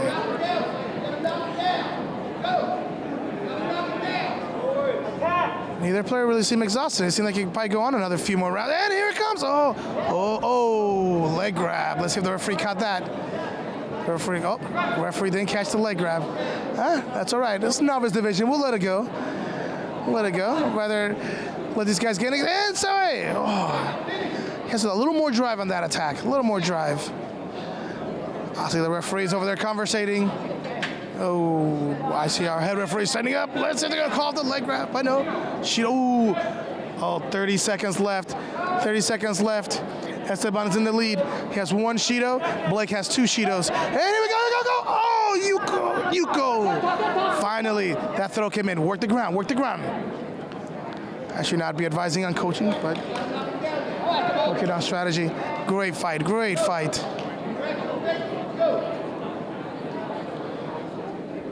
Blake has to do something. Go, Blake. You got 10 seconds, Blake. Oh, Esteban is still attacking. Oh, you gotta love that.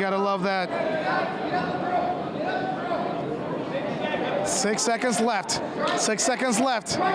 Oh, let's see what Blake has to do now. Just play defense. There you go. Get the penalty. It's okay. And great match, Angelo. What'd you think about that match? Good fight, huh? Yeah. We're using the strategy, using the rules. Oh man, phenomenal.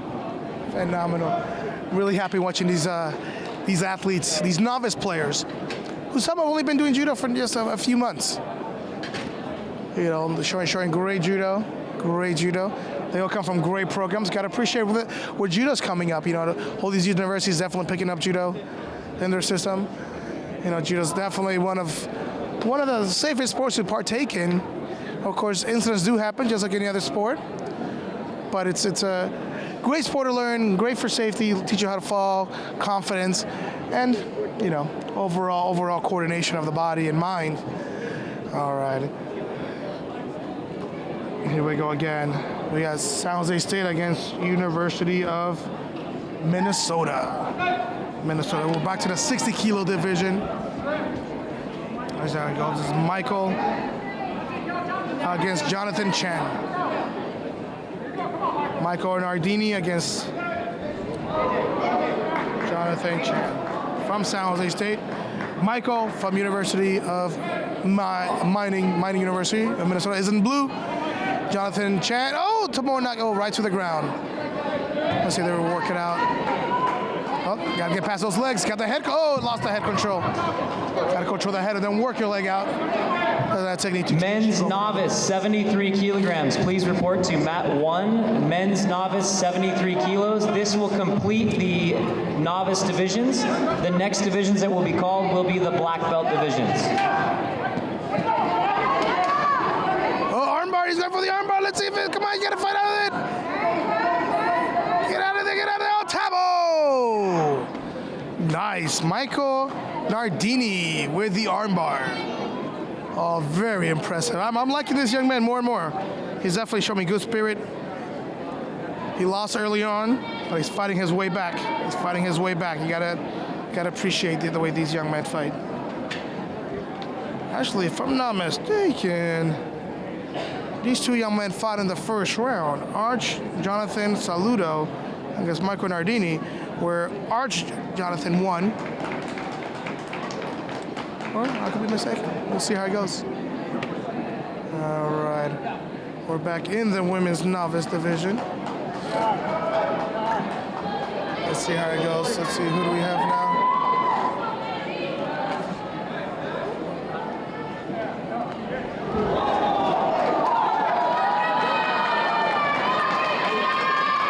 Great throw on the other side.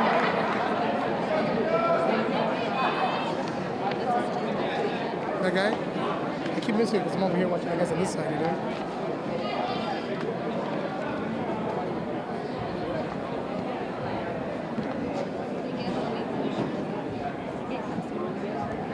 Stop growing.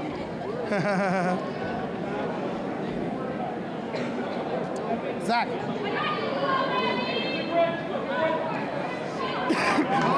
Sounds of State versus West Point.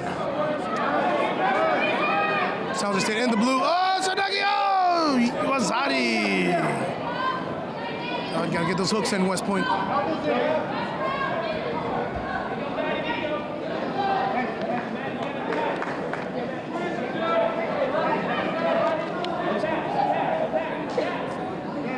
is Madeline Ryu from West Point against Brittany Biocom, which being coached by her brother, Zach, out there from San Jose State.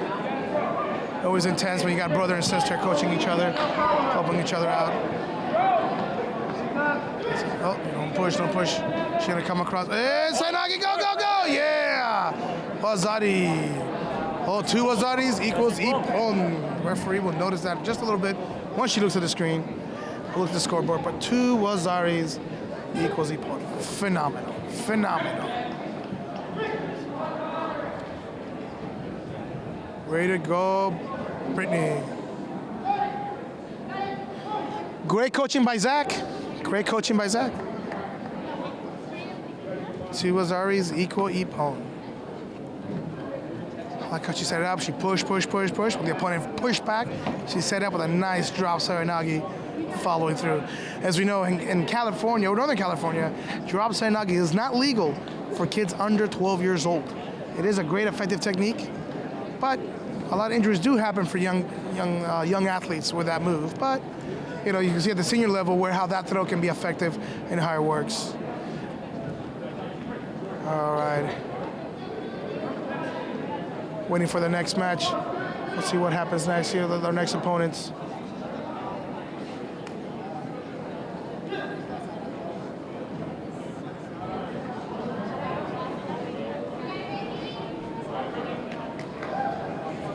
All right, this is Kristen. Kristen getting a bye. Her opponent was not there. I gotta go do an interview.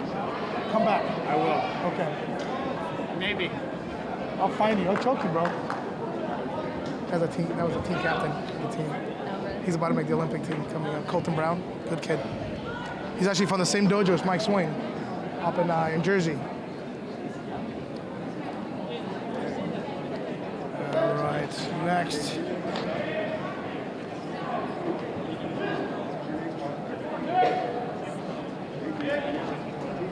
See, we have Cassandra. Oh, she'll come over here just a little bit. She's on her way. I just texted her. She might be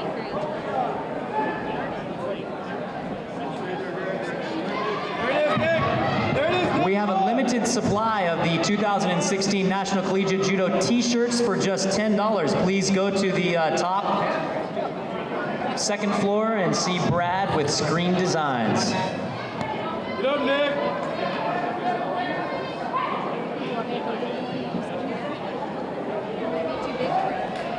Okay, I'll be right back.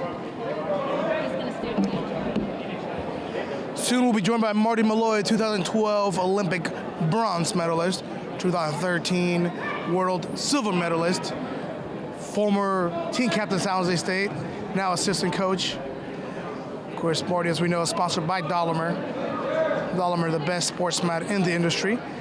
Today, as you can see, our mats are Dolomer mats, the great flexi roll mats. Fantastic mats, the mats we use at my dojo. Oh, and Cassandra comes in. Oh, counter to the back. No score on that since she was already on the ground. Marty will be here in a little bit to talk about her thoughts on the tournament and, of course, her preparation for the Olympics. Because right now, Marty has qualified for the Olympics, and we look to hear some good commentary, some good advice, some good knowledge from Marty. Marty Malloy, of course, from Washington, Whidbey Island. There's a lot of good athletes. Of course, from the same region as Travis Stevens, 81 kilo. I had the pleasure of fighting or competing against Travis several times. What a phenomenal athlete. He trained with us at San Jose State for a little bit. Very strong, very explosive, very experienced athlete. That's one thing you cannot take away from all the watch. As Cassandra comes in again, she needs to pull that arm in. She goes, oh, guy comes to the back, no score, no score. All right.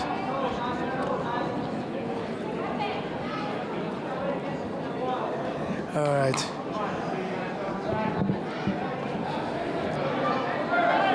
Oh, Shido for the West Point athlete. She's down by 2, Shido, and Yuko. Oh, Yuko for her, and Osekomi, and Lane from West Point. Lane Haggard there with that pin. Cassandra, very flexible. That is asking me to go to my chiropractor every day if I could twist that way. Doesn't work for me. Here we go, oh, spun out of there. Fantastic. And now we're joined by David Torres. David Torres is going to come join us over here. David Torres, of course, another alumni, San Jose State. One of the top players in the country. David, how are you doing today? Doing great. How's everybody doing over here? Doing all right. Today we're watching the novice division all day today. I'm really enjoying to see the, great progress in these young men and ladies. I do like the fact that they don't put them straight with the black belt division. Allows them to develop and everything. Now, being from San Jose State and doing, judo with Dave's class, which is the beginner intermediate class. What are your thoughts on their fighting spirit and their desire to get out there and do this? Man, everybody here, even though they're just we call them novices, they're fighting with great spirit. That you cannot doubt. I mean, that's what they were mentioning earlier about the West Point athletes. They might not be the most technical athletes, but they definitely come in with that desire to win. There's a few matches I've been watching some of the West Point athletes who were losing, and they pulled it off at the end just because they just had a little more fight than all the other players. But one thing I'm really impressed with is the good quality of judo. I'm seeing a lot of good varieties of attacks. Everyone's really aggressive on the ground. I'm enjoying seeing a lot of groundwork. As you know, San Jose State, we pride ourselves on groundwork. So, but everybody's technique looks good. Everybody's attacking with judo techniques. Nice Chimata Harais. Finishing all the way, transitioning to the ground. A lot of those throws don't even need transition because they're making straight ippons. Yep. Just gonna hit on that now. Let's see how this match ended. All right. So Elaine from West Point wins by Wazari and Yuko versus Cassandra. Cassandra's been fighting really good today, but she's definitely overmatched. She's definitely on the shorter side of the division. She might have done well on the lighter division, but hey, it's about getting experience. That was her third match today. Definitely. Even the brackets were set up so that beginners would get more matches rather than 1 or 2 and out. So it's a great tournament to gain points and fights. Mat number 2, men's black belt, 60 kilograms. Mat 2, men's black belt, 60 kilograms. Please report. All right. So now trying to look up, see the next athlete. So we definitely got a Stanford athlete coming up to fight out there. let's take a look. Let's take a look how this match goes. This is nice little big 2-3.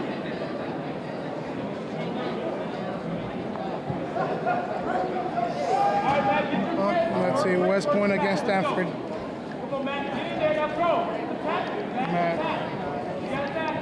So very aggressive, both competitors fighting for the grip right now. Oh, here we go. This is Alessandro Luna versus Matthew Copra from West Point. West Point is in blue, Stanford in white. Switch sides, guys. Switch sides, guys. Let's see how it goes. All right, again, they start up, tie up, start with their grip and their movement, and Stanford again with an attack. Oh, Mate by the ref. Athletes are still going. It happens. These guys are here to fight, Jose. Switch sides, guys. Yeah, no, they're definitely out. They just got to know which sides they're on. But that's all right. Definitely here to fight. Definitely going at it. Gotta love this. Oh, so eager to fight. Wait for that. They're ready. Guys. Here we go. All right, here we go. Grips have been established. They start with their movement. Let's see how they open up. Oh, groundwork. West Point guys, a lot of them come in with good, solid groundwork. Let's see what he can do from here. As we know, the NCAA's wrestling were about 2 weeks ago. In New York. In New York, that was fantastic. Were you there? Were you watching? You were there at the same time. I was not watching. I was there for the New York Open. Great event, actually. Team tournament. Fantastic. Again, Marty Malloy fought in that tournament. We'll have Marty later on come and join us to be able to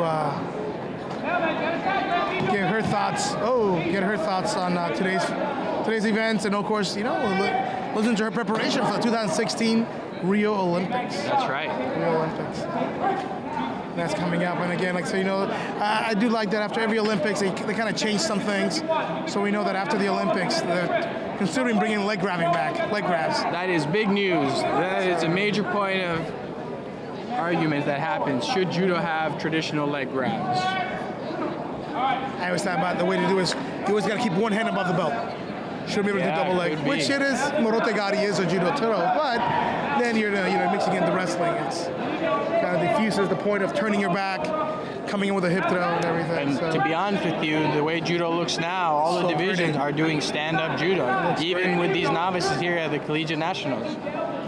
And, here's the thing with judo, no matter what rules you set up, the athletes are always going to figure out a way to bring in their own style, their own mix to the rules. Definitely. Which almost becomes questionable. As you know, you'd be my teammate and my workout partner, my throw was always kataguruma.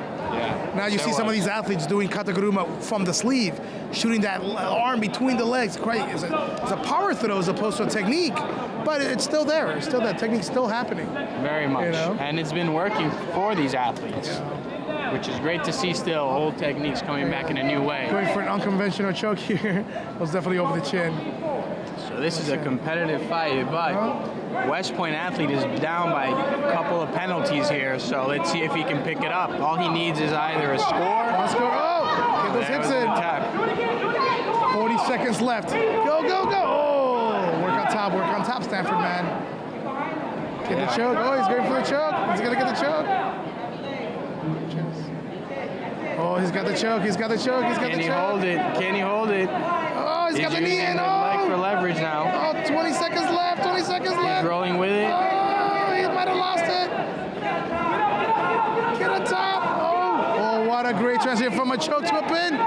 Oh, no, West Point athlete was just about to tap. Again, West Point guys, don't give up. But 8 seconds left. Great exchange on the ground. But Stanford did kill most of the clock. There's 8 seconds left in this match only. Let's see if he can get a score. Oh. Last attack. That was it right there. Go. Time is. Oh. Nice Great match. fight. Great fight by Alejandro Luna from Stanford against Matthew Corpora from West Point. That was a phenomenal fight. Again, can't talk enough about the great fighting spirit I'm watching here.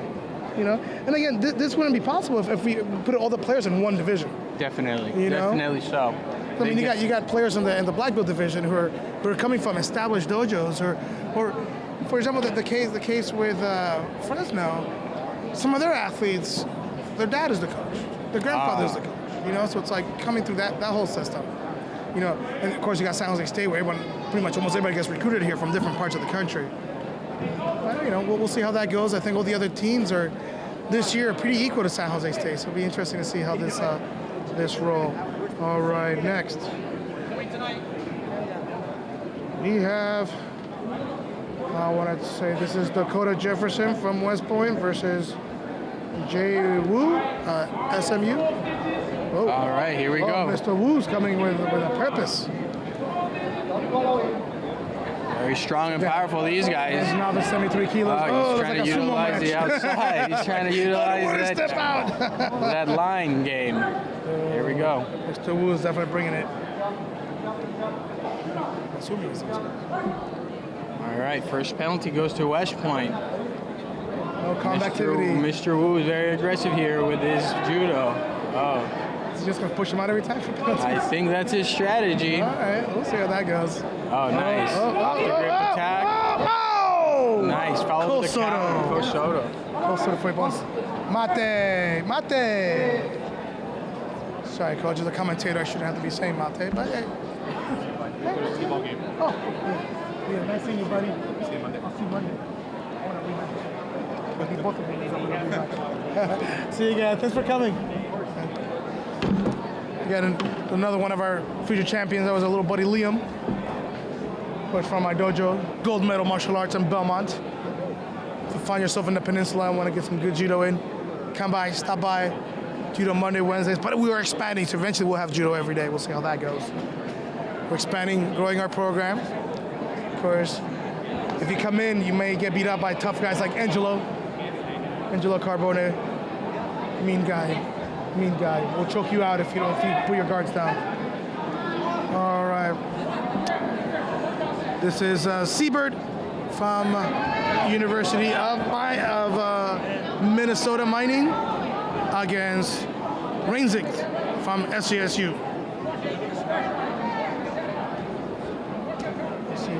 Both guys are coming up pretty strong here. Very electric this fight. Let's hope they can keep it up. A lot of movement. 2 minutes 36 seconds left on this fight. All right, 30 seconds in. I'm liking this.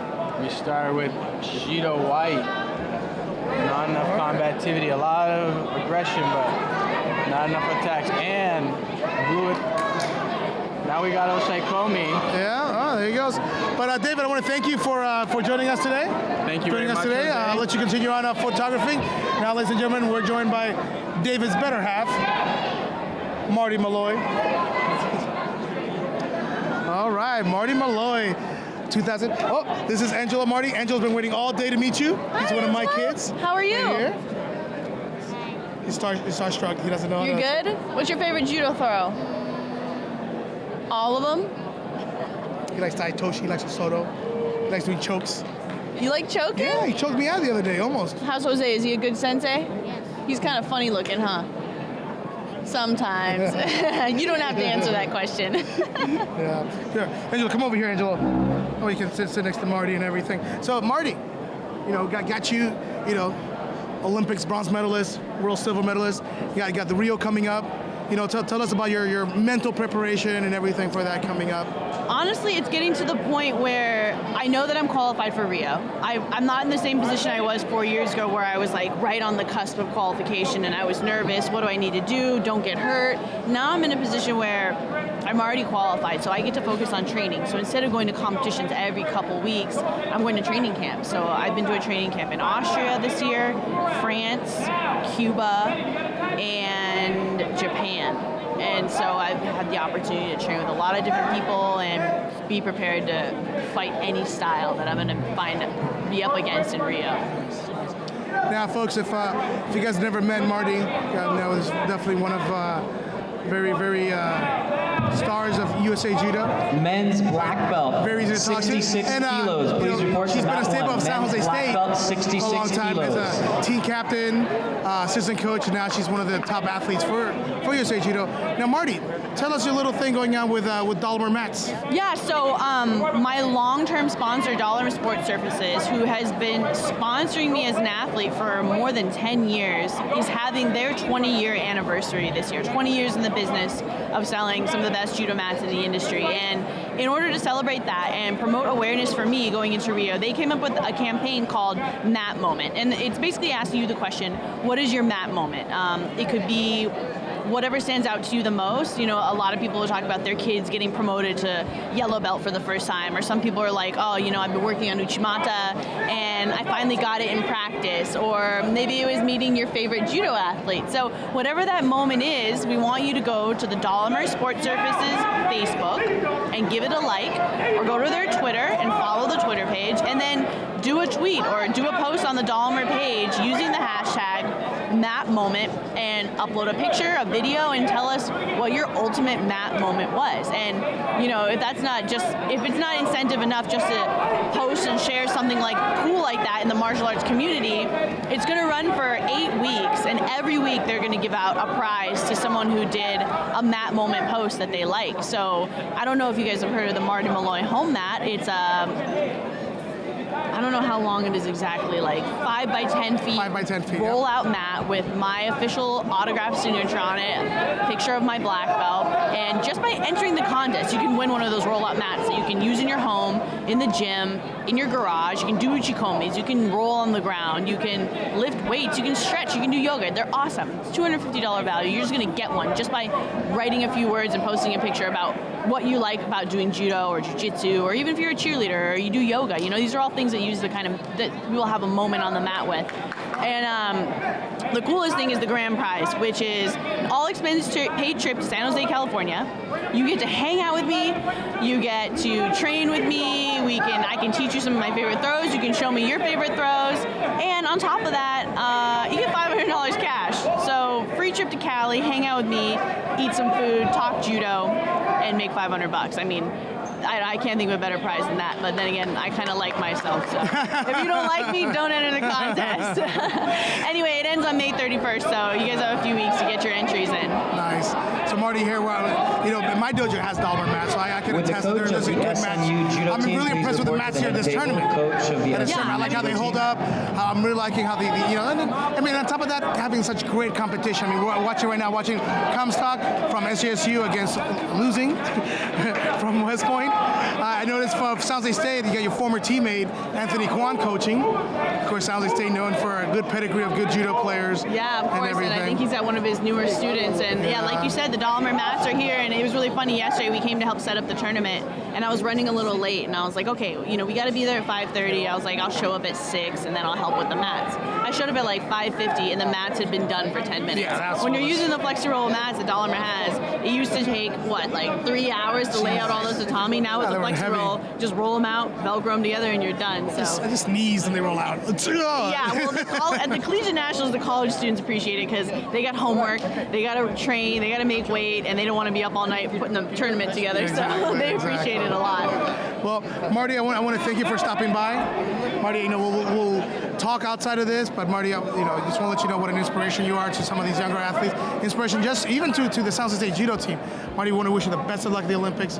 Stay healthy. Girl, I love you. Thanks, Jose. I love you too. Yeah. I'll talk to you later. Black belt bye, guys. men. Say bye, Angelo. Bye, Angelo. Report to mat number 1. Black belts men, 66 kilos, mat number 1. Again, that was Marty Malloy. I want to thank her for stopping by. All right, let's continue on with the match with Comstock and losing. From San Jose State and West Point. It's a very exciting match. I saw Corbin Balitak running across the mat with a big old smile on it. What's the good news, sir? I'm waiting for 66. That's my division. So. Oh, yeah. So one of the top athletes at 66, Corbin fought him at Scholastics this year. Very tough kid. He represented the United States at the Cadet World Championships. Tough player from Tech Judo. Billy Worthing's one of his athletes. Phenomenal judo. And we'll see how he does today. At Scholastic, he won first place. And I believe that was also a spot for the junior world team. No, not this year. This Olympics. Oh, not this year Olympics. So, joined by Mama Balitata, and she walks away, but that's all right. We'll hear from her later on. All right, folks. So, here we go. Oh, some things that happen here in this match. Okay, so West Point's up by 2 points. 25 seconds left. Let's see what Comstock can pull up. And double soda for Yuko. For Wazari. Is he on the mat? Oh, he's got the armbar. He's got the armbar. Let's see if he gets the armbar. Oh, got the pin. Lost the pin. That's why I say fight all the way to the end, folks. Fight all the way to the end. All right. Can we go over there and see who won? Siebert and We'll see who won. I didn't see it. You go on the table and see who won? Oh, great fight. Great spirit by these two young men. I'm loving Novice Judo today. Loving Novice Judo. Can't wait for the black belt division, but Novice Judo is definitely showing us some good quality judo. Some great things. And next to me, I got Mr. Joseph. Mr. Joseph, what's your impression of judo today? It's pretty exciting, yeah. Have you ever done judo before? No, I've only done taekwondo. Hey! So I run a taekwondo school up in Belmont. Oh, nice. Our lead instructor is Herb Perez, Olympic gold medalist in taekwondo. We have about 2,000 students in our gym. Wow. So If you're getting hungry, we have the getting comfortable concession with stands taekwondo. upstairs on the I'm getting better patio. at my We also have the 2016 official what belt are t-shirt. you? Please make your way to the top and get yourself First some level? food and a t-shirt. All right. Yeah, so I'm learning. I'm starting like having fun doing taekwondo. Yeah, it's really different from judo. Oh no, of course, Yeah. of course. Siebert. So, yeah, no, it's if you ever get a chance, man, get on the mat with Harry and stuff like that. He has a great program over there, UC Davis. Hopefully we'll get Harry on the mat. But knowing with all these UC Davis athletes today, I know he's gonna be very busy. He's very busy. So, but yeah, having a great day here today, watching the novice competitors. Some great judo. It's a big smile from the UC Davis competitor. Getting greeted by her coach there on the mat. Waiting for the next match. Okay, so here we have Jode coming up again. See how this match goes with everybody else. Again, folks, just want to thank everybody for listening in. 2016 NCJA's Collegiate National Championships. This is a phenomenal day, phenomenal judo by all these young athletes. Of course, on mat number 2, we got the black belt division going on over there. So we got Timothy Lang and Tyler Chang on mat number 2. But we're on mat number 1. Mat number 1. Watching Maddie against Jode. Let's see how it is. Let's see. Both are fighting for control. Oh, and Jode is being a little more aggressive. She's got the pin. She's got the pin. Maddie's got to fight out of there. Maddie's got to fight. Oh, wow. Great fight out of there. Phenomenal. Jode Farmi from SMC and Maddie from West Point. West Point in the blue, Maddie, Jude in the white. All right. I don't know if you guys can sneak a peek over there. Mat number 2, there's another great Holly contested match going on. Those players are definitely going for it. Maddie's going for the throw, going for the submission. Oh! Mate by the ref. Angelo, was it pretty exciting meeting Marty Malloy? Yes. She's pretty cool, huh? Yeah. Hopefully one day you get to do judo with her, beat her up. You think you can beat her up? Well, you do? Oh, good. I like the confidence. You go for white. You go for white. Oh, thank you, Angelo. Sorry, I let that slip. I was too busy looking at mat number 2, 60 kilos.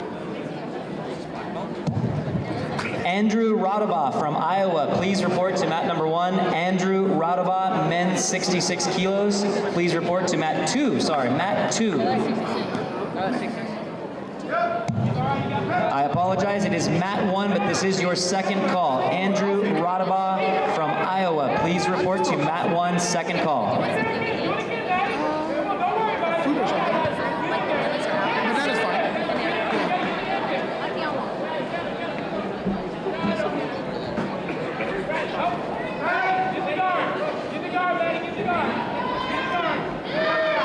Oh, she lost the pin.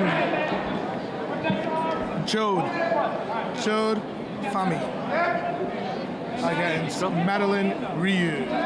With a last name like Ryu, you better come up. Still like in the 60 kilo division on the other side over there. I believe it is the 67 or 60. That looks like black belts. Well, one guy's a black belt, one guy's a brown belt.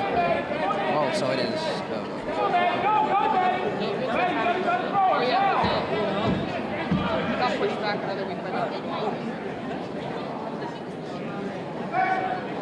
Timothy Lang of UC San Diego against Tyler Chan of University of Utah on mat number 2. The Utes. Senior Nationals this year will be at Salt Lake City, Utah. I thought it was next year. Next year? This year somewhere else? This year's in Texas. This year's in Texas. Thank you, Mr. Fact-checking Corbin Body Talk Talk, who's 16 years old today. My dad was going. Now, working. Here's the athletes fighting, trying to get that choke.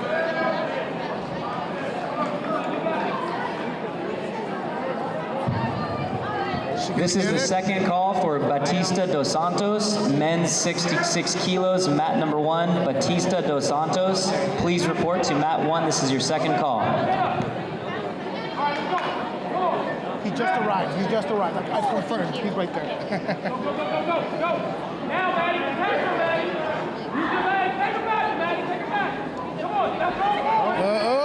Here she comes in. Got to bring those hips across.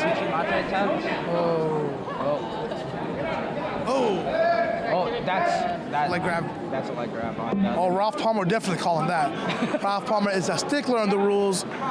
Very, very attentive to the rules. Very attentive to any violations. Ralph Palmer definitely is a credible referee. He is definitely has somebody you have to respect in judo with his rules. We'll see. Obviously, well, you know what? I gotta give him credit. That was a tough angle to see. So if he does give him the leg grabbing penalty, it's happening. Yeah. Ralph is giving the customary pull your tuck your gi in. Oh, they're gonna give him a boundary penalty. Oh, there we go. All right. 4 Shidos looks better than that. Well, actually, would you take the Hansokumake looks better than 4 Shidos? I would take the Hansokumake simply for the fact that, hey, I made one mistake. Yeah. 4 Shidos is like, I beat myself. I penalized myself out of this match. And we'll continue on. Losing by Shidos is the worst feeling. Continue on this match. Both young ladies showing good heart. Could work a little bit on the finish of those divisions. 6 seconds left. Joda's up by Yuko. 6 seconds left. Here she comes in again. Let's see if Mana's gonna counter her backwards. No! Oh. Good beanback throw. Good beanback throw. All right, I believe here we're moving out to the men heavier division. What do we have here? 73s. We have Dion Early versus Alejandro Luna.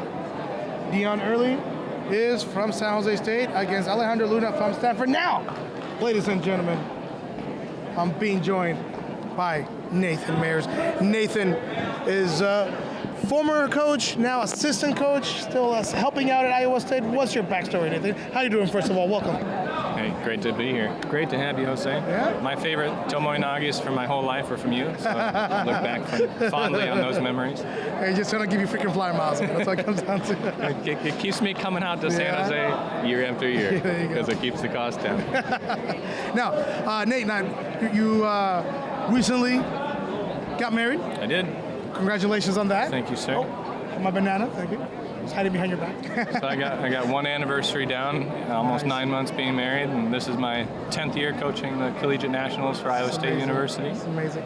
Now here's the great thing, folks, about the way judo works out. So Nate and I are good friends.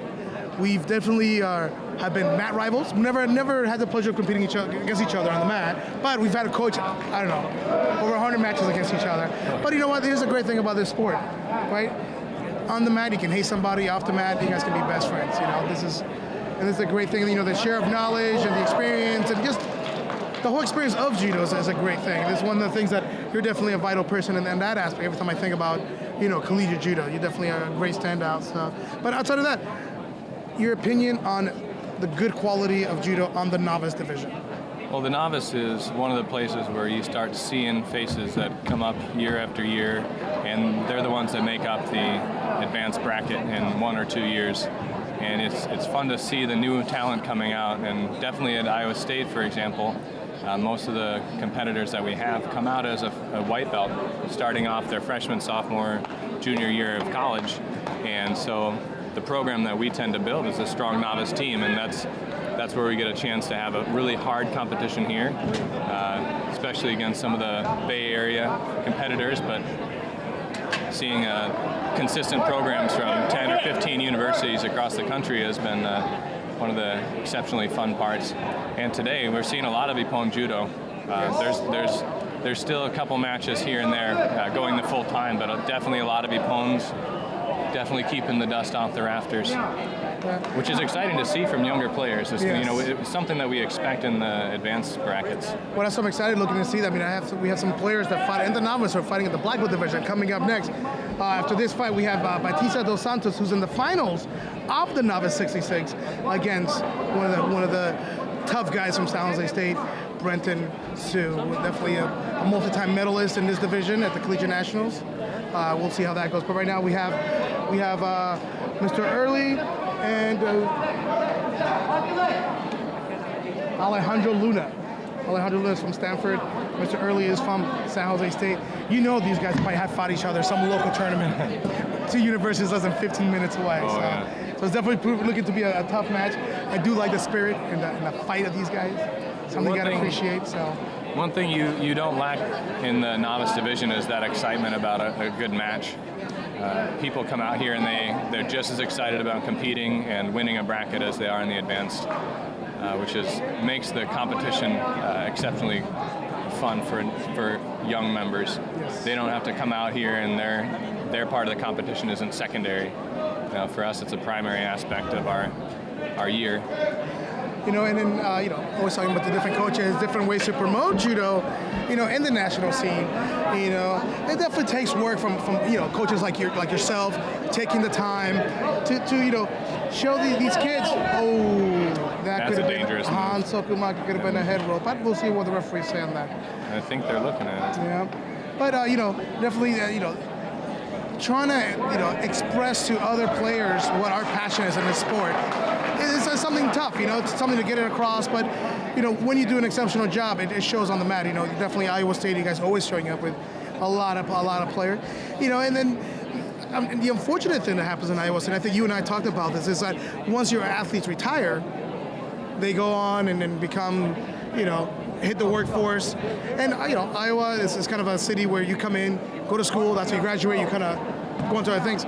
We've been very fortunate in the Bay Area where a lot of our alumni, being Stanford, San Jose State, Berkeley, once our athletes graduate, they stick around. They get to work around here. So now you're not only getting the experience of the coach, you're getting the experience of previous alumni that came through, Yeah, so that's incredible. And it's fun to see, especially as a coach coming back, to see a number of the San Jose State players, Coach Jefferson, for example, and Coach Ben Cosme, and lots of others, they still come and support their alma mater. And we have a really strong following at Iowa State that doesn't quite happen in the same way that we can continue in martial arts, but a lot of our alumni come back year after year for some of our events to see how the club has been progressing, and it gives us a little bit of pressure to always keep a program going that's worthy of their attention and reminds them of their efforts as younger players. It's a nice choke in here. Very good. Nice. Very close to the end of the match. That was Dion Early from San Jose State with a choke. Working until the last second. Yeah. So eventually his next match will be against Mr. Wu, Jay Wu from SMU. And that'll be coming up later on. But right now, we're going back into the black belt division. We got Batista dos Santos. Stand-up's a little rough. Groundwork really solid. But of course, we got Brenton too. He's one of the top athletes in this division. One of the probably the smartest guy here on the mat today. Super smart kid. He's like very smart. I can't even understand what he's studying because it beats me. Too many throws. Well, a lot of the fun in watching judo is, you can look at somebody's rank or the team that they come from, but any given moment, somebody might find a creative solution to the situation that they're in. And I try to get my athletes not to focus on where the person's from or what their rank is, because if they're clever, a moment of speed or the right shift in direction or balance can mean the difference. I've always called judo the ultimate physical chess game. You know? And it's easy to look at with footwork and posture, balance, gripping, different applications of an opposing party and their movements. And really, if you try to find a technique that fits principles in judo where you're getting the maximum efficiency with minimal effort, you can't throw without your opponent's movement because you're throwing too weakly. So it ought to be a good match. Let's take a look. Let's see here. This Dos Santos young man is definitely having a good day in the novice division, but let's see. He's got his handful here against Brenton. Initial gripping pretty equal. Looking for a flying armbar off of Tomoe Nage. This guy's definitely a good jiu-jitsu guy. Good for the ground, but you know, smart players kind of notice that. What I tend to see out of some of the jiu-jitsu players is that forward posture. I wonder if that'll get capitalized on. It's definitely a score. Yep. Moved into Sorry Azari. for coach. That's Brenton's move right there. He's gonna shoot it again. Let's see how it goes. Set it up. Don't rush. Nice. Shido for Santos, fighting very defensively, bent over. You know. We'll see if he changes his strategy. He's definitely his power is definitely on the ground. Brenton knows that. Of course, he's not gonna fall for that, but you never know. You never know. We'll see if we get definitely showed some strength off a back attack. Oh, there it is. The coach was already ippon. I knew that coach was coming in. Good job, Brenton. It's a hard thing to miss. Is if you have that forward posture, people expect to be thrown to the front and a quick movement to the back. It's on your can heels, surprise you know. So, all right, that was pretty good. Very smooth Brenton match. matches you, and now here we go. We got Victor Tamayo, another San Jose State representative, against Pigua Soy from West Point. Be a good match. Two very strong guys. Victor's very physically strong, you know, and then on top he supplements that with good technique. But of course, like we mentioned before, West Point, never, ever, ever doubt West Point. Never wonder about their conditioning. That's one thing, that's for sure. If I could make my athletes obey my orders, I hope that I could have conditioning like that someday. Exactly. There we go. Very exciting to watch. West Point always determined. They have a great fighting spirit. Here's Victor coming out very aggressively. Both having good posture so far, fighting the attacks. Got to set that up. Got to set up those techniques. Pretty low fighting there by West Point. Got his hips back. Going to get a potential penalty off of that.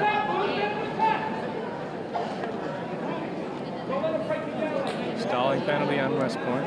This match is sponsored by Johnson & Johnson Sports Tape. Definitely the supplemental tape of choice for Dahlinger mats. Oh.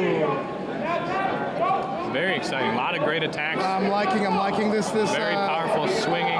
Judo, yeah. Uchimata attempt from San Jose State. Let's just hope they can keep it up for another 4 minutes and 15 seconds at this rate.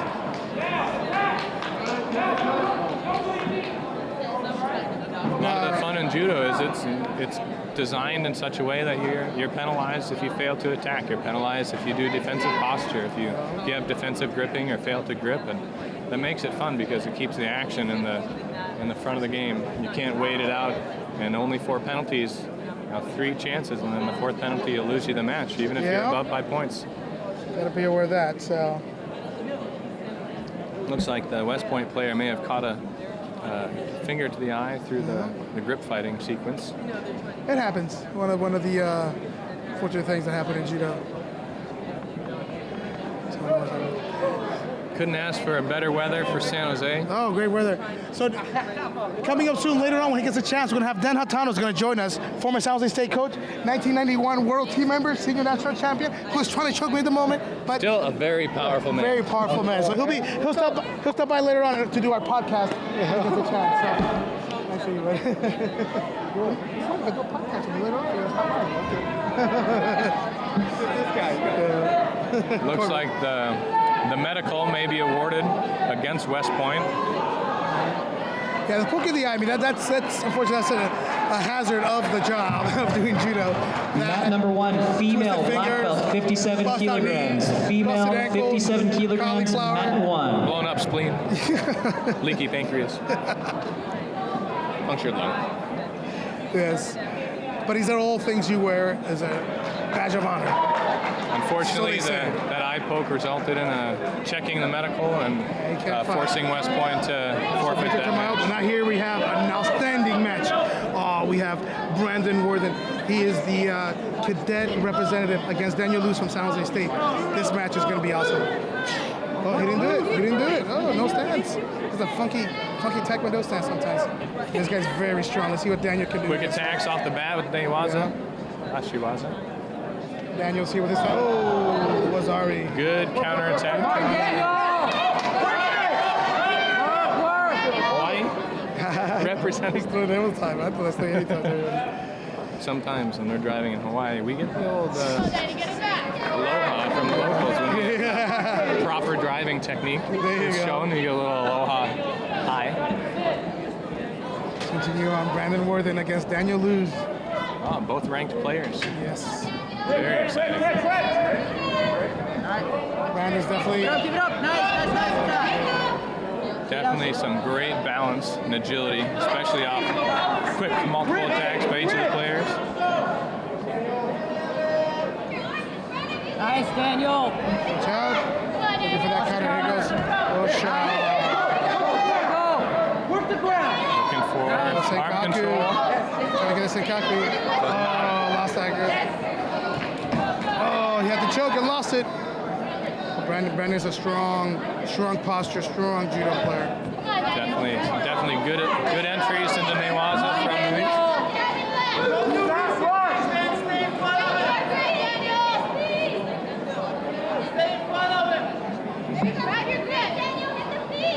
Come on, Daniel. Damn, Daniel, back again with that drop sale. Are you saying that on the podcast? Yes, I am. Good. You should. Female black belt, 48 kilograms. Please report to mat 2. Female black belt, 48 kilograms. Mat 2. You gotta show them around. There you go. Nice Raigoshi attempt. Nice, go Brandon. Yeah, Daniels is an up-and-comer. He was definitely overmatched in this fight, but you know, Brandon's definitely one of our. We'll see him at the senior level doing some very nice quickness off the attack. Most of the bigger opponents come off a multiple.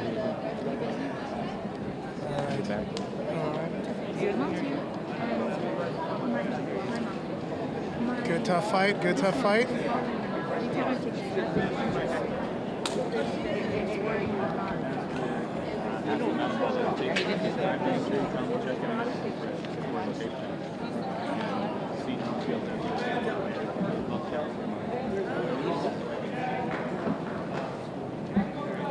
A surprising number of Iowa State competitors actually have family visiting the Bay Area, which is exciting. Good. Opportunities to reconnect.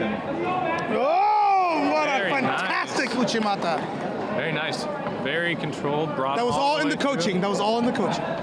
Anthony Kwan. Fantastic throw. They are moving fast. Quick matchups like that can get the mat numbers up into the triple digits. There we go, yeah. All right, okay, here we are back to the winner. This is Joe from SMC against Melanie from, nope, this is Kristen, my bad. So here's the first round match. They're fighting each other in the loser's bracket. They fight each other in the first round, and now here we are at the bottom. I believe this is fighting for third. This is one of the interesting parts of judo, getting to see a second face with the same competitor, trying to learn from their movements and their attacks in the first match. And see how you adapt to the second match, no, for sure. Yeah. Hopefully, if you get an opportunity with good coaching, you may get that opportunity early on. Spectators must stay upstairs in the spectator seating. Please clear the way behind the score tables. All non-competitors or competitors that are finished competing, please go to the spectator seating. some of the times these extra matches will result in a little bit of premonition. You start to see your opponent's technique come back, which can lead to either some improved defense, or it can lead to that the attacker really setting up the opponent for some subsequent attacks. If Ippon and Hiraigoshi come out in the first, they may move to Kosoto-gari, Soto the second match, hoping that their fake Ippon will allow some forward posture and set up that follow-up throw. Looks like a good armbar attempt, not quite successful. Go for it, remember what I said, go for it. Go for it. White attacking and back and forth with the side-to-side posture. Those quick attacks hopefully will result in some scoring. Some movement to the ground. Blue trying to transition into newaza, trying to control that arm for the arm bar. Slipping past, moving into a choke attempt. And Jode has a good grip on the collar, not letting Blue attack. They're back up for some standing.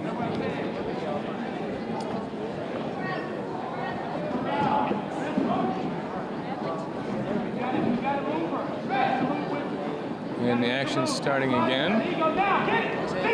Some pushing attacks from Blue.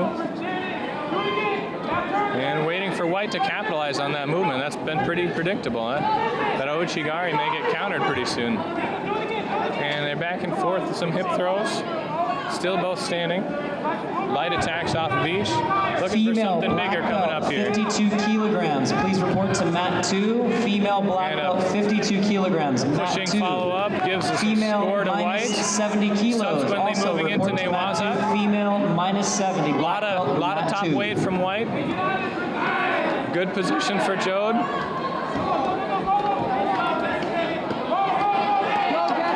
Getting close. That Blue competitor. Female, 78 kilos plus. Being held down for Rosario Musete Ippon. 78 kilograms plus. That win goes to Jode and White.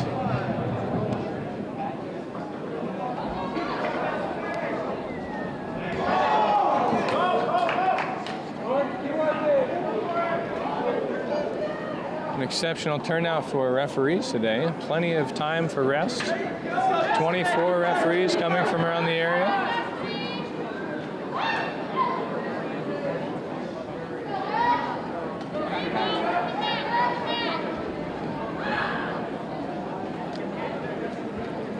Good rivalry showing on the mat too.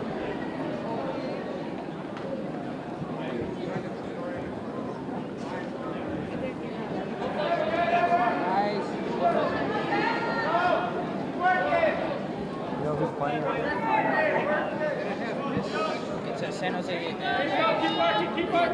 I don't believe this is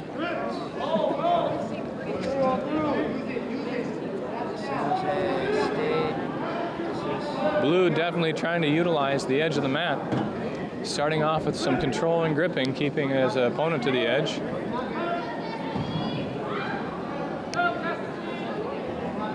Let's go, Destiny! Penalty against White for stepping out of bounds.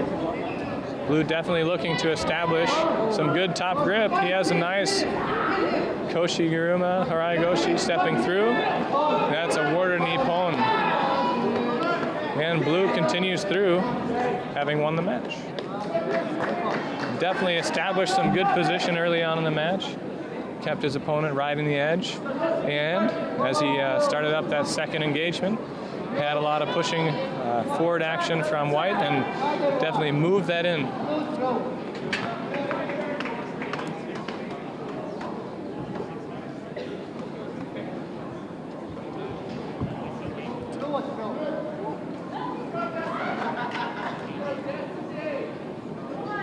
Referee discussion at the moment.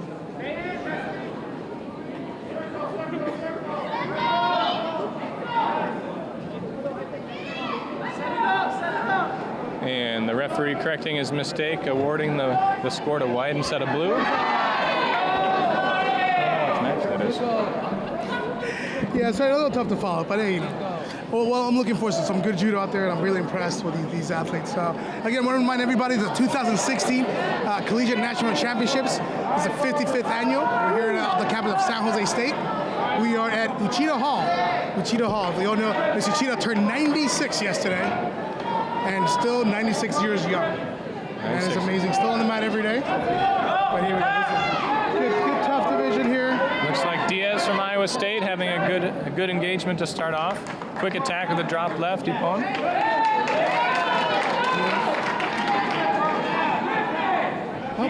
Lauren Diaz against Pearl Brooks of West Point.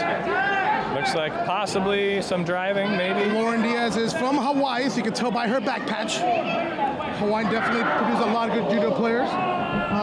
She's 57 kilos, has 3 Hawaiians competing in that division. So you got Nicole Taniguchi and Naula. Nice finishing, very strong, right into the newaza. Waved off for Ippon. Very nice, a good start for Lauren Diaz. Very nice, very nice. I remember her fighting last year at West Point. It was fantastic. She came from a very strong high school program in Hawaii, and as she came in, still held a green belt from them. And clearly, as she played last year in both novice and advanced, winning both of them, we weren't really comfortable leaving her at that rank coming into this year. So she's been promoted to third round for this year. All right, nice start to the matches so there far. Go, Cooper! Nice. So now we have Andrew Rodabal against Cooper. And he's going to be bowing out due to his injury. Cooper's one of our San Jose State athletes. Would have been a good match. I would have liked to see this match. I like this kid, Andy. Good groundwork. Good groundwork. Andy taking a win, but a knee injury in his previous match. And with against Cooper from San Jose State. And here comes on Rio Night, a really good match. Valencia against Worthen. Let's see if they're going to come out here. Worthen again, tough judo player, but I think they might skip it over to another division. We'll see. Folks, we're not giving a list of what matches are coming up. We have to recognize the athletes. And Nate and I, between the both of us, we have vast knowledge of everything you need to know about collegiate judo. It's really impressive how few gaps in our knowledge there really is. Yeah. I mean, between the two of us, we could trivia. And if we bring Dylan in, Dylan Blackburn, former coach at UC UC Berkeley, I apologize. I want to give I do want to thank UC Davis today for setting up this podcast for us. Thanks, guys. You guys are doing an amazing job. There's the first exposure to judo, one of them. Joseph is a black belt in Taekwondo. Woo. I will have to see his teguks in a little bit. He's going to demonstrate. See if they're any good. His pumse. We'll see how it is. And now, Iowa State also has a good tradition of not only Taekwondo, but also Hapkido. That's true. Yeah, Hapkido. we had Grandmaster Yongchin Pak for a 40-year tenure at Iowa State. Yes. And also recently we were introduced to some of the first practitioners of judo at Iowa State. Some of our historian was able to track down one of our first club presidents and our first club instructor. We're seeing some nice newaza in here, looking for an armbar to warm up. He's got it. Potentially moving. Change the angle on that. He is fighting it. Blue is hanging in there. Blue is trying to hold off till the referee waves that off, but he is stuck. He may have a hard time there. Almost out, almost out. White having good position, really toughness. This is Seaver versus Lucy. This is University of Minnesota against West Point. Minnesota, they're the miners. It's a mining school. You go there to learn how to mine for gold. Just kidding. There's a whole science behind how to mine, guys. It's full departments. Yes.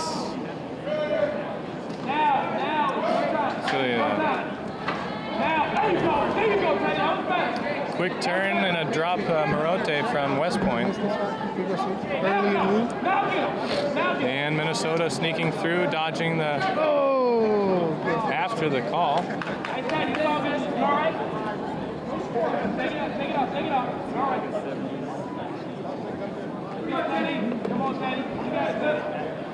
All right.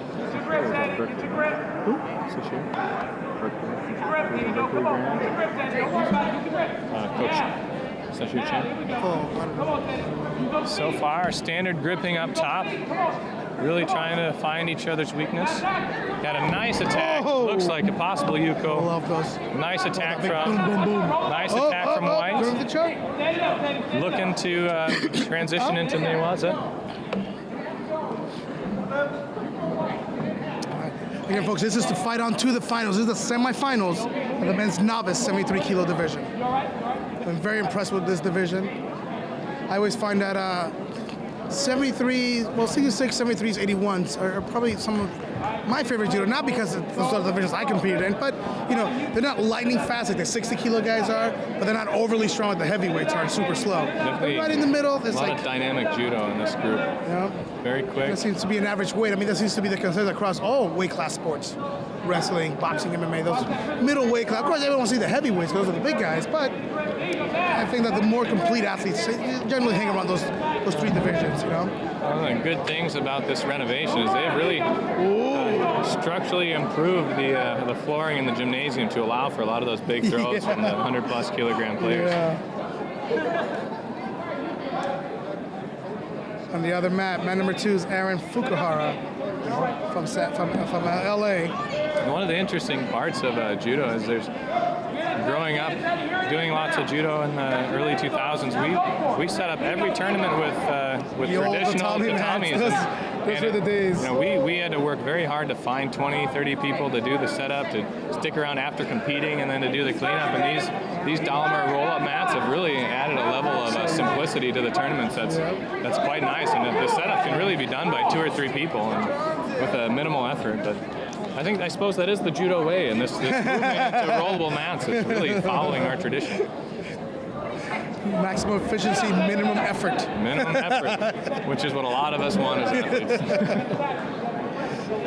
So, at the 96 Olympics, I was 16 years old, I volunteered. I don't know how many mats we put down. As a 16-year-old picking up those tatami mats.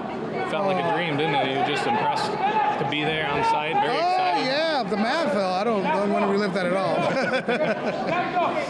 I remember a couple of years ago, it was just a semi-truck backing up here to the stadium to set up, and herds of us coming in and help us out. I do appreciate that. 25, 35 people making giant lines, trying to minimize the actual hand effort of each of the competitors to allow them to compete at a high level without fatiguing too much from the workout the night before, just moving the mats in for the tournament.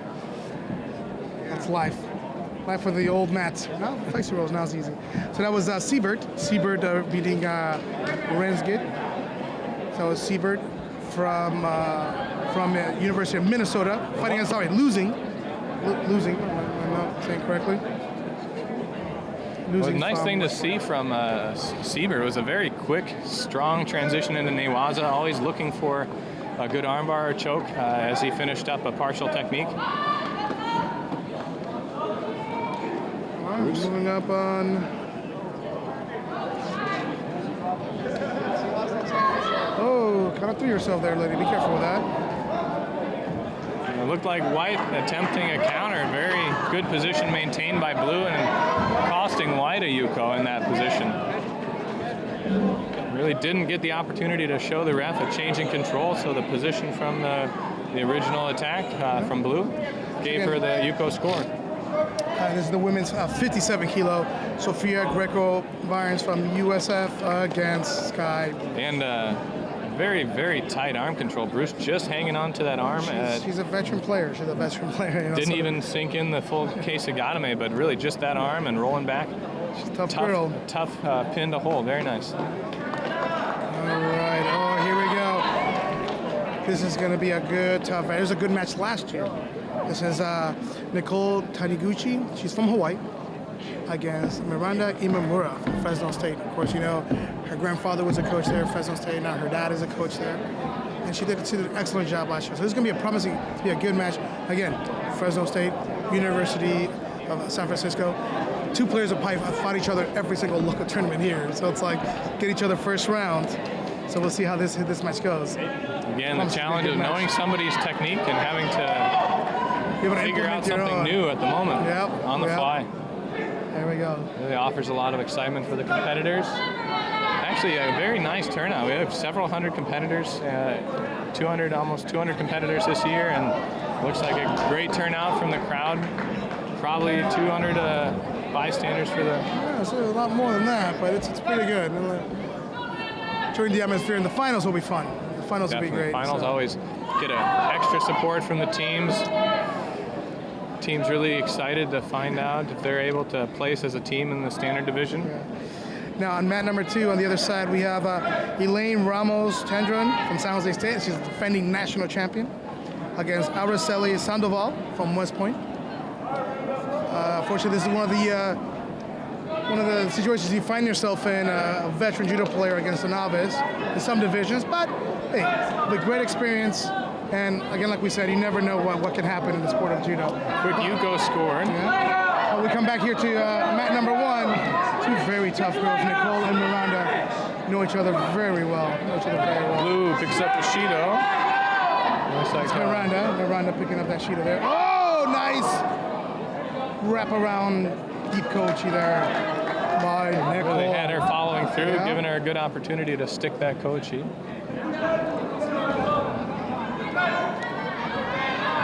Lazari for Nicole, Yuko for Nicole, sorry. Also off by Ashido. Oh, that's just trying that the same go thing move. again. Good setup, might work again.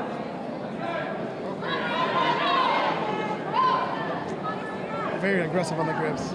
Oh, there it goes again. Oh! Gotta hold on to that grip. Going 3 for 3 on coach. She's wondering if she's going to change her strategy or hope that the predictability will actually fade after a while. Those quick attacks definitely score Yukos, definitely can be beneficial late in the match if no major throws are taken.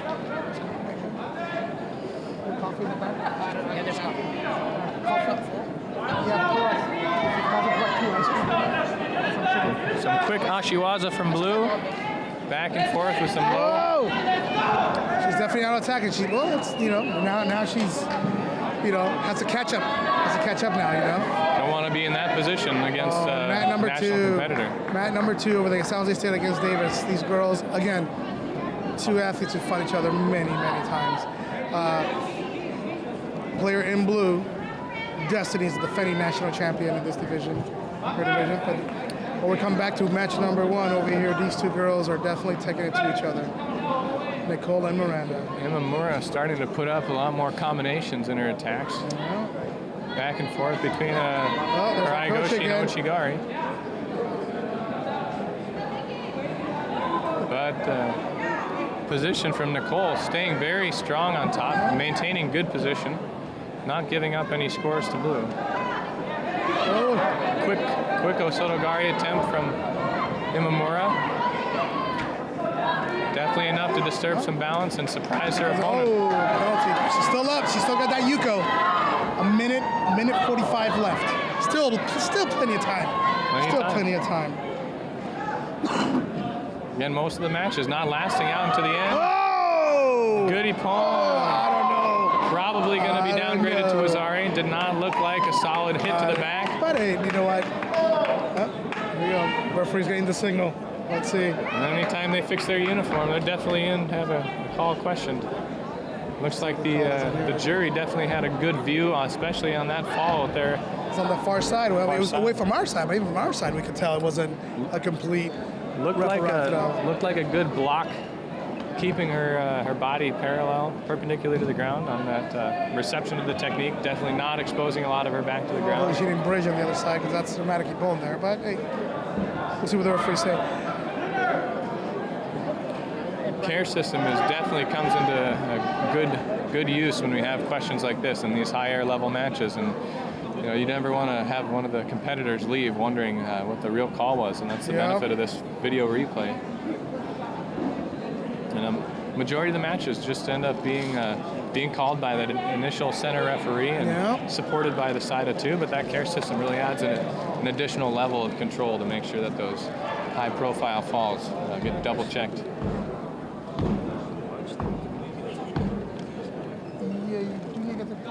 That came out his head has changed? It's coming directly? So, yeah. Looks like Worthen and Valencia on deck over here. Downgraded that ippon to a Yuko. Yuko, yeah. mean, definitely had the impact for Nippon, but no back exposure. You can't call that. Good setup. Almost catching that drop left Morote. Oh, that decoach is still happening there. So just go across the hall. Taniguchi definitely leading with attacks, leading on the board 2 yukos to none. It looks like they may end up going full time. So far, the highest score, a yuko. Nicole receiving a penalty for a false attack. Well, that's what happens when you do just drop knee. Drop knee is one of the inspiration techniques, not so much a purpose on throwing. Oh! Very nice Ochigari set up by Had to stay standing on Miranda, but was not able to capitalize and can keep White's back to the ground. Less than a minute left. Opponent's already seeming to do a little bit of stalling. Penalty awarded immediately against White as she's stepping out of bounds. I believe that is her 4th penalty. That is her 4th. Really, and the clever attack, clever way to use the mat presence for Blue. If she's able to win the match here by Hansokamaki against White, definitely would show a change in the tempo of the match. Yeah. White definitely pushing and leading, but accumulating penalties along the way, and Blue kept White right there against the edge, giving her the opportunity to fail to push. Hansokamaki, there you go. Loses to Hansokamaki. So Miranda moves on. Hey, but that's the sport, that's the game we're in, You gotta learn. I mean, if you're being passive, yeah, you should get paralyzed for that. If you're not, it's not saying that Miranda definitely beat her, but the other girl was not doing her part to combat, in the sport. Here we go. We got Sebastian Valencia. Thank you. Against Worthen. Worthen definitely excited about this match. Like I said, my assistant over here, Corbin Balatak, has fought her. Quick Osoto Gari. Osoto one-handed, almost like a Mike swing tile. Very strong. Worthen pulling his left lapel grip into a very tight, strong right Osoto Gari. So it'll be him against Cooper from San Jose State. There'll be a rematch from Scholastics about 3 weeks ago. See how that match goes. Good, nice, tough throw there. All right. Now, Nate, are you still living in Iowa, or? I am. I've been my. See how many years? 3rd year of my PhD program in the Department of Kinesiology. No end in sight, but if any of you are in grad school, that's what we sign up for, right? Yeah. So hoping potentially the end of next year to wrap up my dissertation work and defend my research on sarcopenia. There you go. And interestingly, with our young athletes, this is a great sport to improve health, especially with the high intensity. It really does strengthen bone mineral density and muscle mass. One of the challenges that I see in my research with older adults is that slow progressive loss of muscle mass is really the driving factor in disability and loss of independence in elderly people, and that's an area of research that's really been supplemented by my interest in judo. Judo is a great sport to stay healthy overall. Now, if I'm not mistaken, I think this might be the finals of the novice division.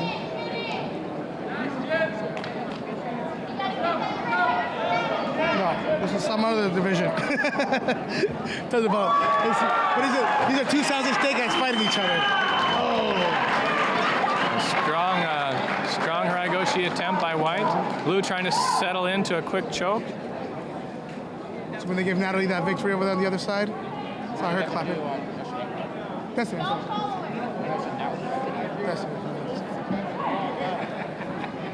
Yeah, and over there on the other mat is April Furr from San Jose State. Both of her brothers went to San Jose State. Oh. Let's see how she does over there on mat 2. Now, my last excursion over there to Iowa State for the Collegiate Nationals a few years back, it was snowing, which is fine. Being from Miami, I'm okay with snow. But the following weekend, we were in Hawaii. That was awesome. Oh, nice April over there. And we're already looking forward to our spring break next year in sunny Texas A&M. We'll be heading down to College Station for the 2017 NCJA Championships, 56 next year. 56. Hopefully the temperature nearly double that for our spring break. Oh, lost it. Oh, it's good for that armbar. Get out of there, get out of that pin. And blue escapes from a great armbar attempt by White.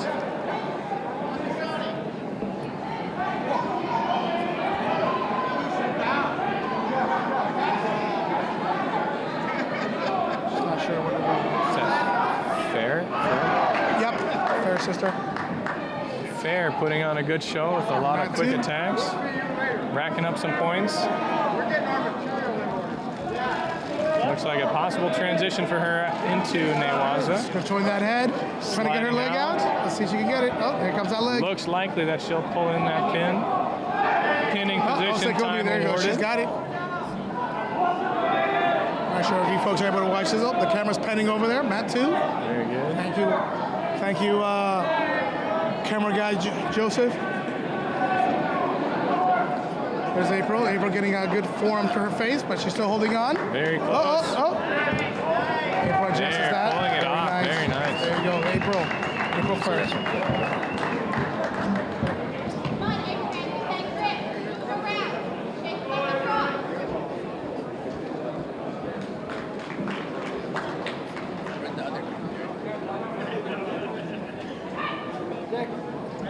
So, folks, just want to thank you, everybody who's listening to us in this podcast. Again, it's Jose Ben Cosme. We're here at the 2016 Collegiate National Championships at San Jose State, Yoshitshido Hall, the home of the San Jose State Spartans judo team, multi-time team national championships. Hoping to keep our home winning streak alive. As you know, I am a San Jose State alumni. I am a Spartan. I do bleed blue and gold, but I'm trying to be unbiased here. But I think San Jose State definitely has a run for their money here. I'm seeing a lot of great judo. I got tough opponents. I love the way these teams are developing. This match right here is a good example.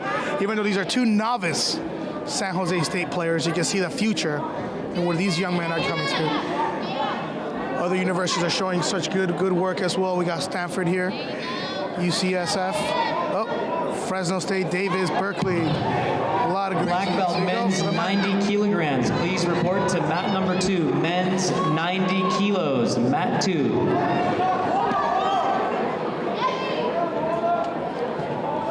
There's a pin. There's a pin there. You gotta figure out how to get out. Oh, you gotta lock it down, buddy. Gotta lock it down. But here we go. The match still continues. Still gonna get men's 73 kilos.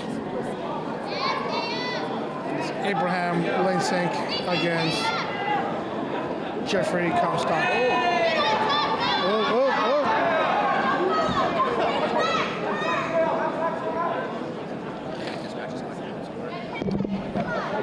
Guys are still going at it. Tie score so far. Wazari.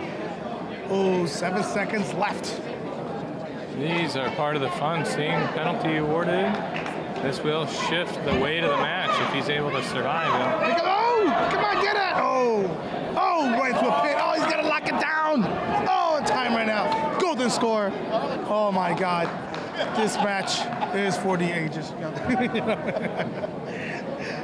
This is Comstock versus Rainsick. 2 San Jose State guys. Let's see how it goes. One of the Iowa State competitors. Riviera Casanova playing in her round robin bracket. Dea being coached by one of our Iowa State physics professors, Dr. Krell. That's awesome.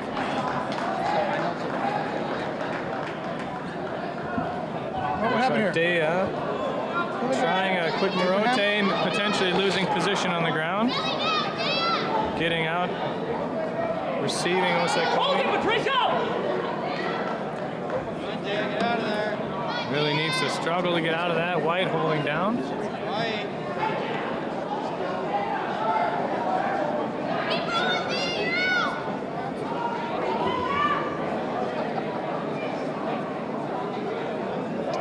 Looks like White hanging on through the pin.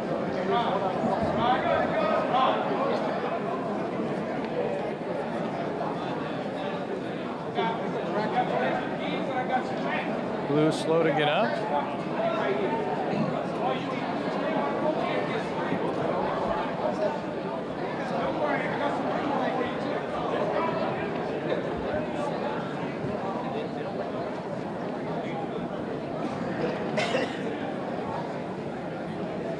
looks like potentially another novice bracket maybe finishing up here in front of us.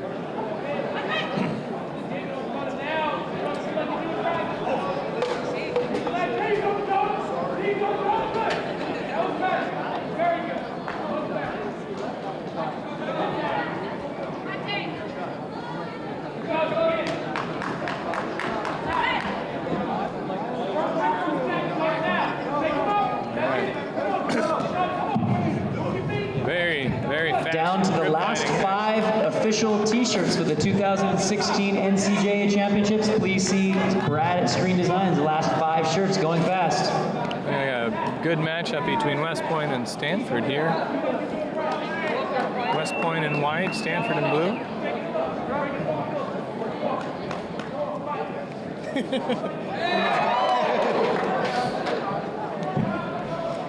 He's so influential at that age. Yeah.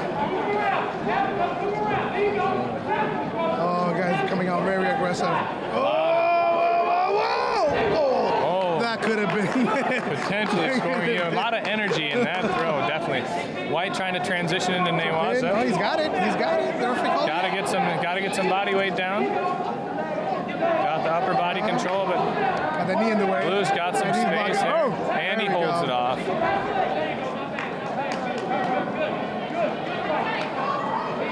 And White forced to hold off the Newaza assault, standing back up. Stalling penalty awarded against Stanford.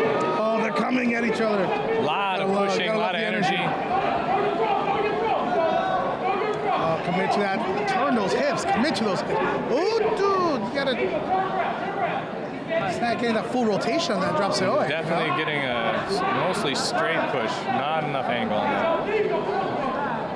Oh, yes! Scoring a Wazari for that. That's a great rotation on that. I love that. A lot of effort. Could have gotten the opponent with a little more quickness in that attack. Definitely lacking the speed on the throw, but had a great follow through rolling to the back.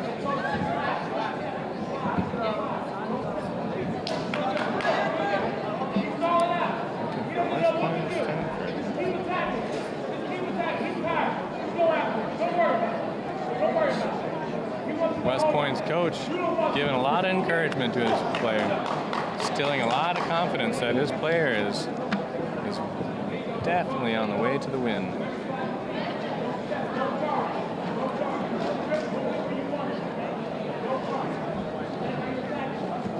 Looks like the action starting again.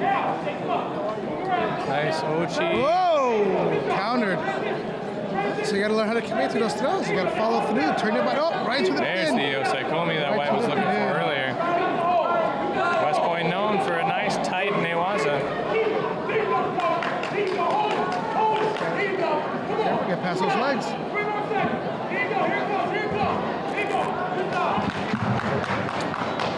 Winner for West Point. Reminder, all black belt divisions must use both blue and white judo gis. Blue and white judo gis are mandatory for the black belt divisions. Sound of Angels there. That's former president Chuck Jefferson of the NCJA. National champion, world team member, Olympic alternate. Chuck was my coach, my competitor. Had to fight Chuck a lot of times at tournaments. Not fun. We got to fight your coach. Definitely keeps you humble on the mats. All right, next match we got Daniel Luz. Daniel Luz at 66 kilo division, men's black belt. He fought a tough match, fought Worthen earlier on. Lost that match, and then now he's in the losers bracket. And gotta see who we get on this match. I believe so. He's getting a bye on this one. Let's see what happens. Now sitting here, I'm just watching all these alumni, San Jose alumni walk in. We have a big dinner tonight. Oh, Mr. Ando, give me 1 second, sir. Konnichiwa. Okay. This is Nick, he's the coach at Iowa State.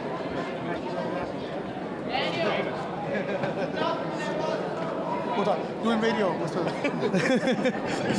That was Sensei Ando. Sensei Ando is a coach, the judo coach at Keio University. Keio University is the equivalent of a Harvard or a Stanford. Is where all the smart judo players go in Japan. All the astronauts that have come out of Japan are all graduates of Keio University. We had a great pleasure in 2009 to bring the San Jose State judo team work out with those players. It was great welcoming by those guys. They've been here to San Jose State, and we've of course reciprocated and returned the favor and the welcoming and everything. So I definitely hoping that we feel the burn again here with a good match between Bynes and Brooks. I believe that's what it is. It's two losers from up this division. Sophia Greco against Pearl Brooks. Oh! Looks like a good, solid throw. That was an opponent to me, but okay, well. Straight into Osaikomi. Yeah. Waiting for another hands in the 15 face. seconds. Hands in the face there, but okay. Yuko. Does not look favorable. Looks like a Wazari Awaseka. That is for Sophia Greco. Mat number 1, female, 63 kilos, black belt. Report to mat 1, female, 63 kilos. All right, here we go. We got Diaz against Bruce. This is going to be a good match. Good match right here, folks. Sky Bruce is a national level competitor. Diaz, the winner from last year. This bracket, we'll see. She's hoping to defend her title. Nice quick attacks always from Diaz. Very nice attempt. A good drop left Morote. Diaz, big focus on their stand-up technique, letting Newaza pass. Shooting for another opportunity at the attack. Both Back-to-back competitors attacks. back and forth. Oh, had that choke, but referee thought otherwise. Called Mate Referee on that. awarding a failed attack to White. Diaz now down by 1 Shido. Gripping a lot. One thing I do notice between the novice and the black belts definitely know what grip they want, but the novice just try to, settle their grip, and then they grab different grips and everything, see what works for them. Where some of the black belt athletes kind of already said they know what they're going for, they know what grip to get, and shortly after they have their grip, it's follow through with a massive attack. Diaz getting another penalty for a false attack, not making enough effort to disturb the balance sufficiently on her drop throws. But Bruce not producing any significant point scores against Diaz so far in the match.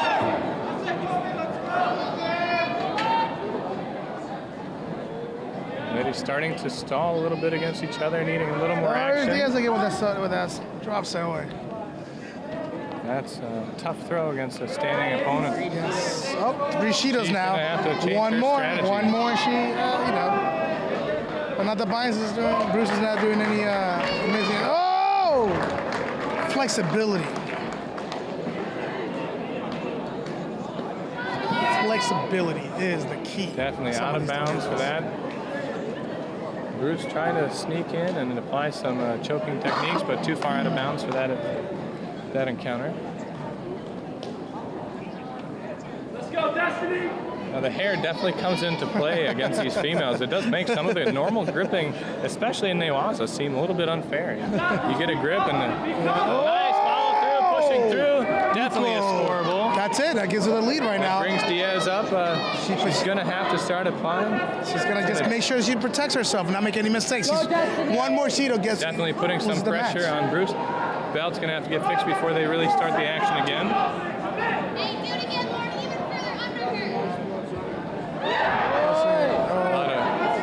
A lot of good support coming from ISU. A lot of good crowd support coming right back from the stands behind. Diaz ready to go again. Go, Natalie. Go, Destiny. Oh, here we go. Oh, good. That was a good attack. Oh, 2 good matches going on right here. It's hard to comment when we got 2 different ones. Yeah. For the armbar, Destiny. Especially hard as a coach watching one of your own competitors play, not yelling into the microphone. Well, my situation, I'm the former coach, but still. Still excites you, right? Alma mater's always playing a role. Working the choke here with Lauren. She's trying to loosen. Oh my God. Always scary to see the flexibility for some of the female competitors. Just really seems to go beyond human limitations. And it puts a little bit of a funny feeling in the stomach of the competitors. It definitely you never want to injure your partner. Diaz with another attack, a good quick attack, definitely breaking the balance on this one. Time winding down a little minute bit. 30 left in this match, minute 30.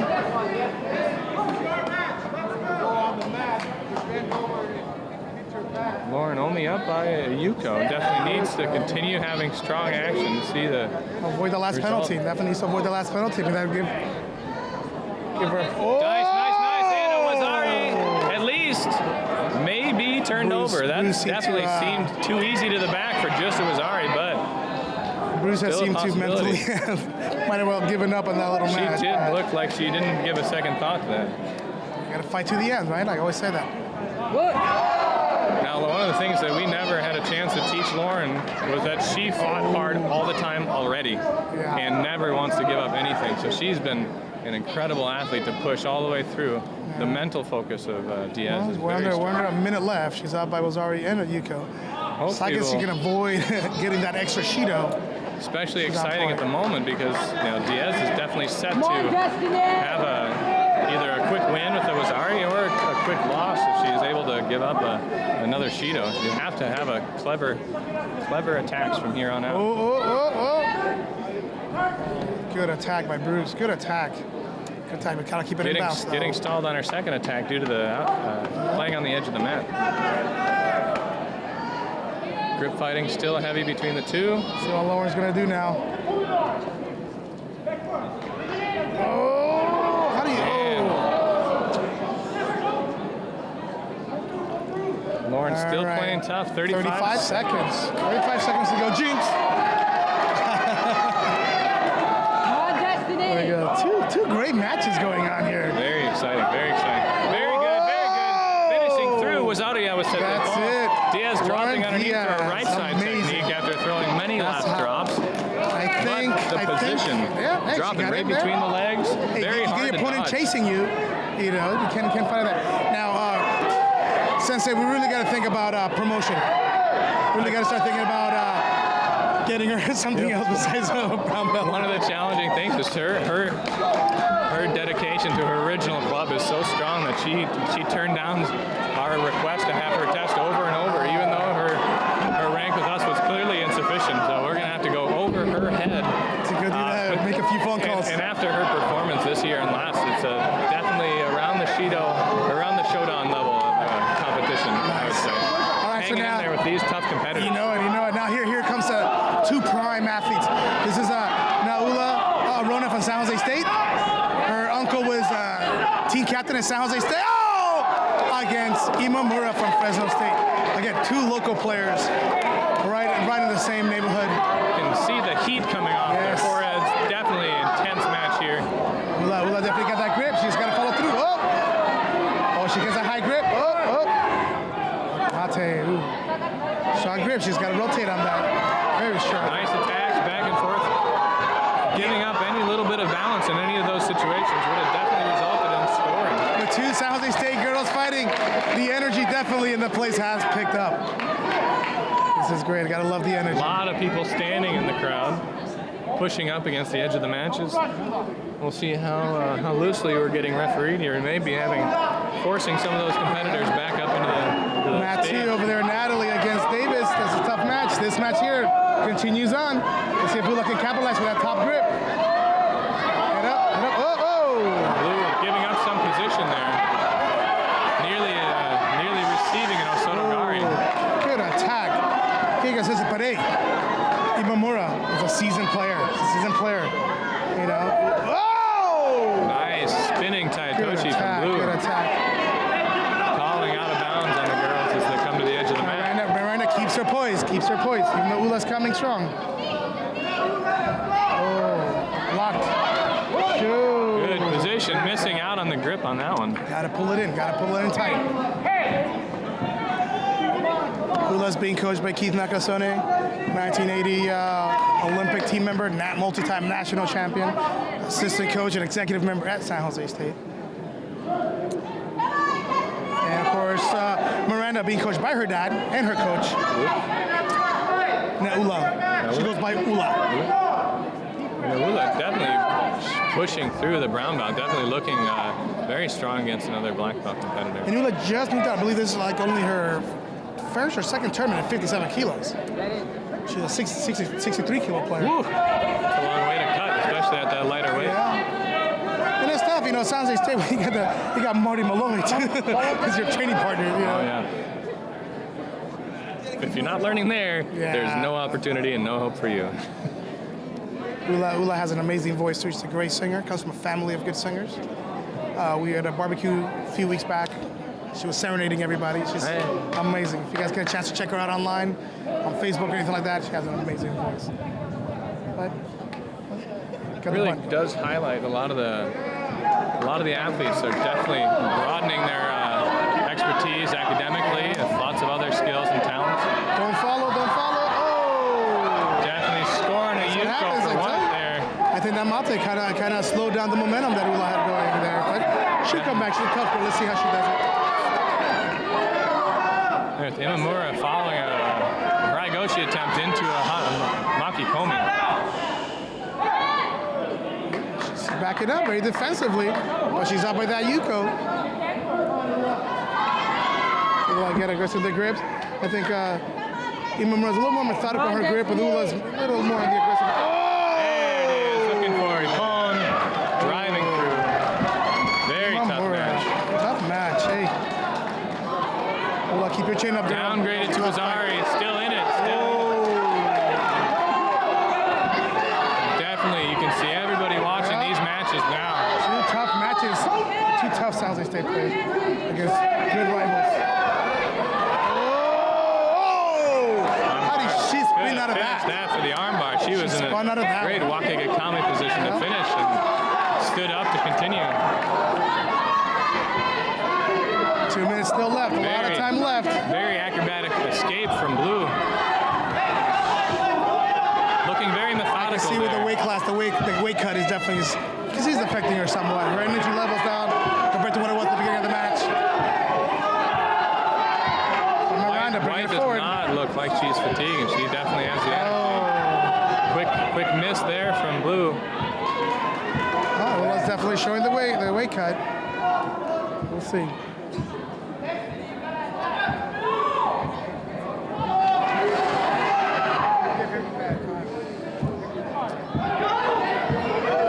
It's getting a quick rest time, but receiving a penalty for Ula on a. She's still down. Was Ariko for under 2 minutes left. 1:45.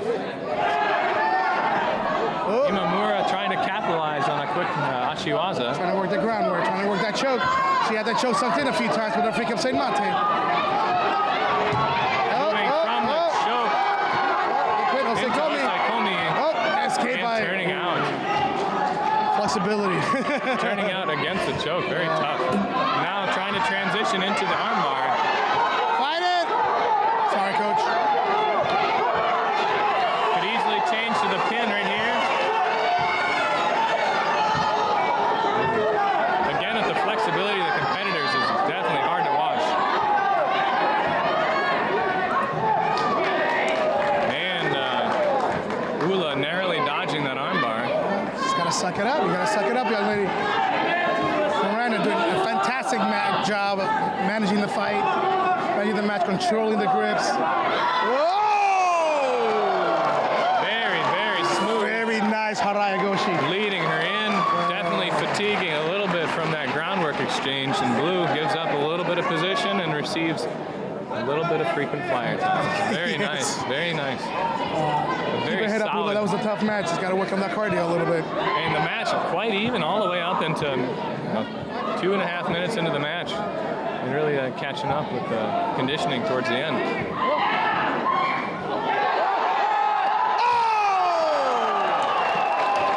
Fantastic throw on mat number 2.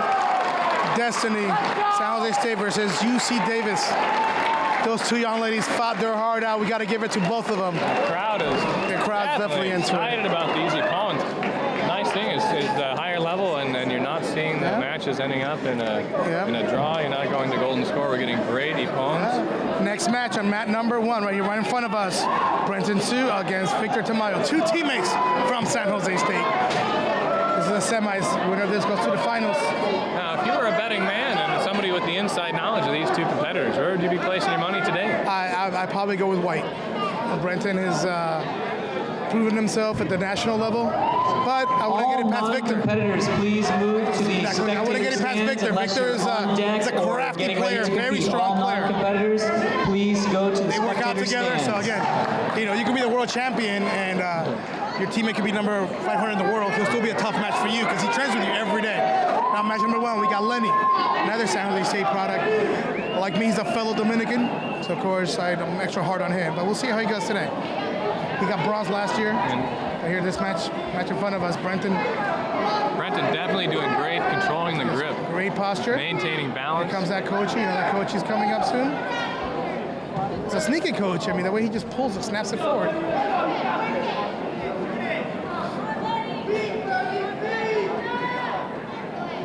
Definitely has a sneaky Uchimata too. If you relax on that.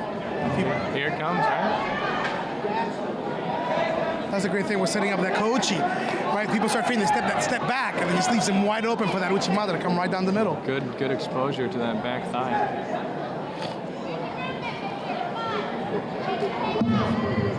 Men's black belt minus 100 kilograms. Please report to mat 2. Men's minus 100 kilograms. Report to mat 2. Sue finally receiving a decent attack, not for a score, but definitely getting off balance and having a decent attack there by Tania.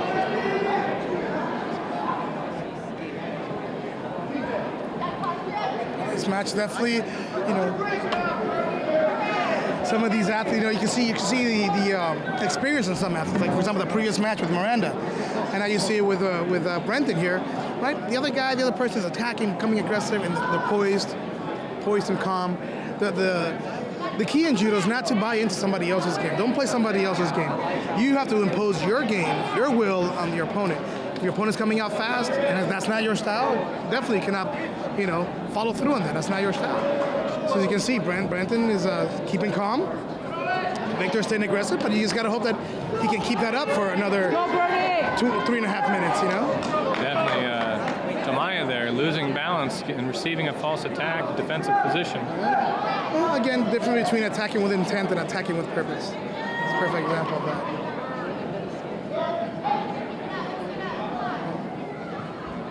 Brenton gets that grip. Come on, Bernie. Gets that right grip on you. That's a strong grip that he has. That Uchimata was there. You see, he was trying to sneak it in there. Not too 100% confident. Oh.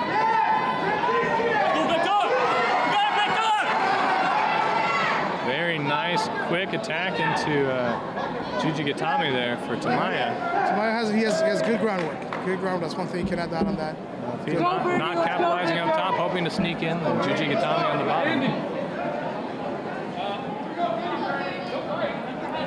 There goes 2 grips. Here it comes. Oh!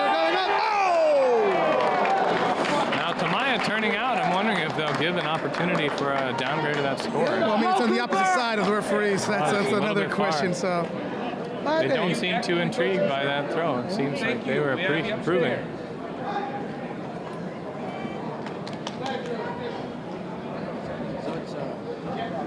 So next, ooh. Come on, Cooper. Here he goes.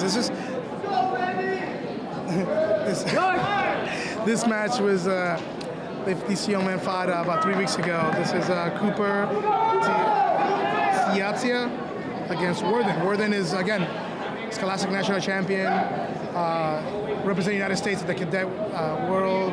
Come on, Cooper! Very exciting to see such high level local. National at the national collegiates, you know, guys are focusing on education and focusing on judo, you know. Come on, Coop. Good. Cooper did give him a run for his money as Scholastic, but we'll see if he changed or adapted his game. Now.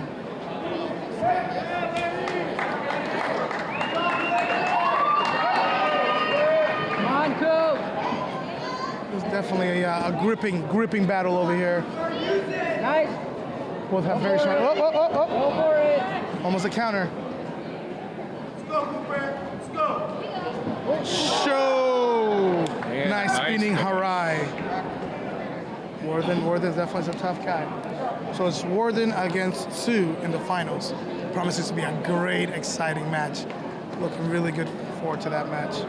Now, coming up, we got some other guys. We got Mr. Estevan, a few other players coming up. Folks, a reminder that they're going to have the novice and the black belt finals all together at the end of the day. I believe that's around 2 o'clock. If you're sticking around, please check us out. Enjoy the movie.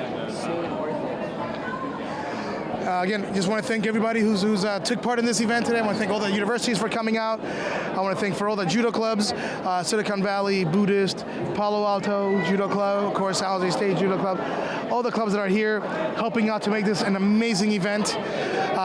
Nothing like having teams out here representing. A lot of times in judo, we miss out on the camaraderie of a team. We have a lot of individual players out there, easy to cheer for one player, but they're off the mat done. But when you have a couple players from one team, that's a great thing. I mean, I hope in the future we can implement a team tournament, 5-on-5. That would be a lot of fun. That would be a lot of fun. Maybe something that I can bring up to to Daniel Gomez, the vice president of NCJA. But I wasn't there at the meeting yesterday, so I have no say on that. Here we go, Daniel Luz. Let's see how he does it here.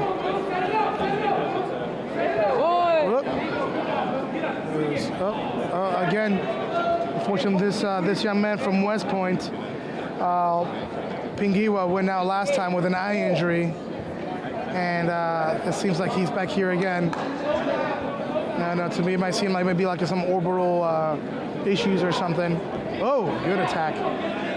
Daniel comes in with that Sayanagi. You have to commit to those things. Oh. Pingwa staying aggressive, even though a handicap of the eye, but he's staying very aggressive. Oh! Wazari. Osekomi. Where's the Osekomi? Lock it up. Oh, lost that pin, but the referee needs to be on top of that. We'll see how the rest of the match goes. Daniel definitely with a nice solid throw there for Wazari. He's definitely keeping it up. He had a tough first match with Worthen, and Worthen we've seen that as a tested competitor. Now here he is with Pingwa. Pingwa showing good heart. Like I said, losing last match on an eye injury, and here he is fighting again. Eye still bothering him, but hey, there's no quit. And he's from where? West Point. Fantastic. Oh, Daniel Luz with those foot sweeps. Oh. And that's a nice balance there, showing. Good Daniel Luz. Good balance. Those are those that are hard to train. I mean, you capitalize on those situations, and a lot of that instinct has to come out as a natural muscle memory. And it's fun to see those decisions by the athletes at that moment, to see what kind of intuition that they have in that moment, how they move in reaction to somebody else. As you mentioned, the chess match, that's another area. That quickness and that speed makes it very exciting. You get those situations that both players have the opportunity to take falls on. We have Sarah Jabin from San Jose Buddhist, now representing University of San Francisco. Sarah has a brother who's a punk. You tell him I said that? Yeah, Sarah's originally one of our local judo players from San Jose Buddhist. As much as San Jose State tries to recruit all the local players, I do like to see the talent stay close by. She's with an excellent coach over there in Sensei O, over there at University of San Francisco. Sensei's little brother, younger brother Kiddo, went to San Jose State, but his grades were so good that we kicked him out of San Jose State and forced him to go to West Point. Now he's serves them right. Yeah. You deal with him. Yeah, you deal with that guy. No, a great program they have over there. They're definitely coming up. Sensei O is doing a fantastic, marvelous job with those players. They're coming in here every now and then, showing some good quality judo. Do look forward to tonight's final. I'm already anticipating some weight classes to be all good, tough matches. And I remember last time the collegiates were here, they kind of did the old wrestling thing where they called everybody out. You sit in front of your opponent, then first match, boom, starts. For that one, I may have to do a fight in Spanish. Well, for our Hispanic speakers, it might be a good opportunity to bring in a new group. All right, here we go. Oh, well, someone's going to go flying on this one.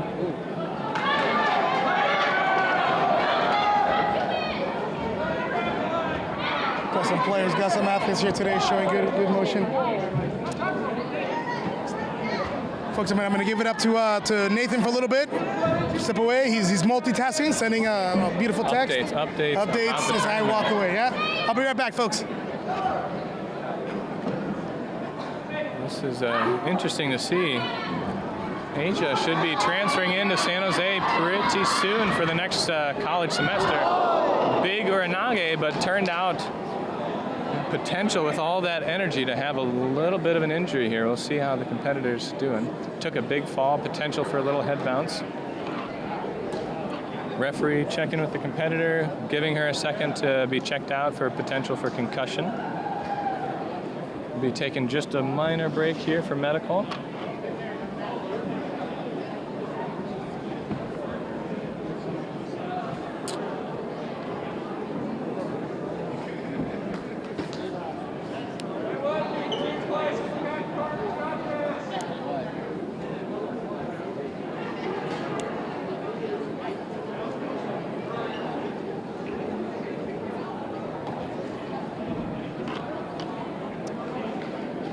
Looks like potential for the match to continue has been waived off. And Ayesha will win that match due to the medical visit.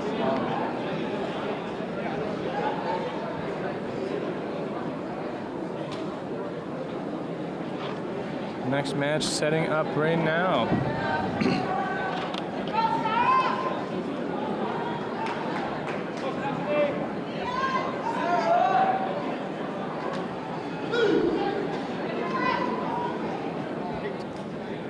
Coming up for the first exchange. Blue definitely getting some more solid gripping. Moving the competitor across, looking for some action here in a second. Out of bounds. Some action happening right there at the end of the exchange. Probably scoreable, but happening outside of the bounds of play.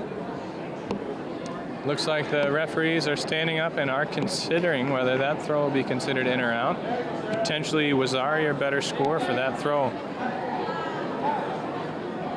See what the referees come back with. Action happening on the far side. No score.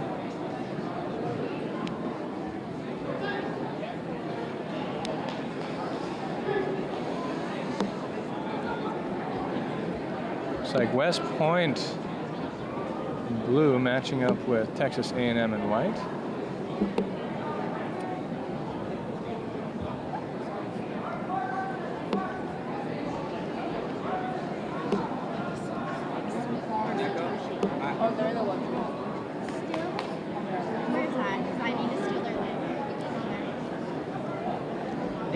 Quite a long visit by the referees here on mat 1. Looking to review whether that technique was continuous, whether they were having a break in action. The referee on the mat definitely called Monte, trying to protect the safety of the competitors on the edge of the mat. But if that's a scoreable attack, they may have that review and then may award that score and continue the match.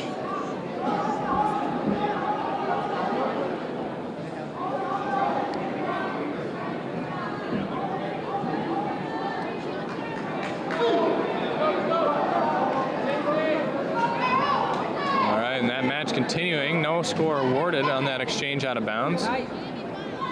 But looks like a quick change of control, allowing White to score Wazari off that back and forth exchange that we just saw. Looks like White may be getting some excitement in that match and more confidence to play. It looks like following through on that exchange, a second Wazari. Wazari Awaseta Ipon awarded to White.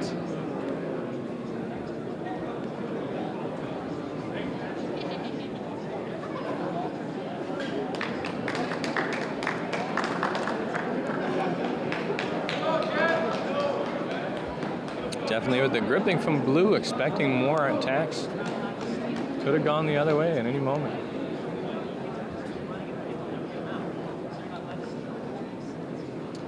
Next set of competitors stepping up. Looks like a novice bracket final or semifinal coming up here. San Jose State in white.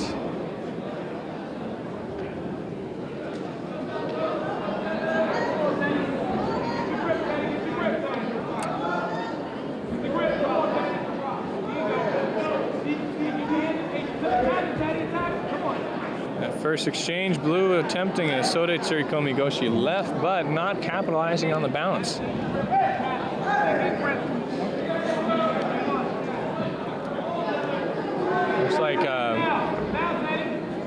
Looks like West Point playing in blue today.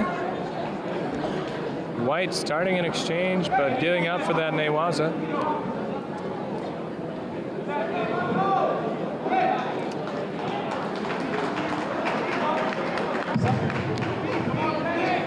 Men's 100 kilograms plus, please report to mat 2. Men's black belt 100 kilograms plus, mat 2. Both players moving to the edge without moving back in, expecting a penalty against White here.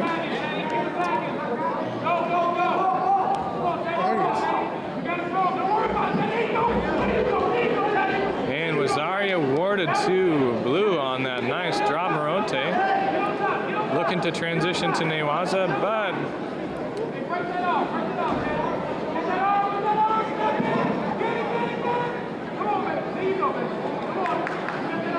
and White holding on strong against a nice attack, a Juji Gatame from Blue.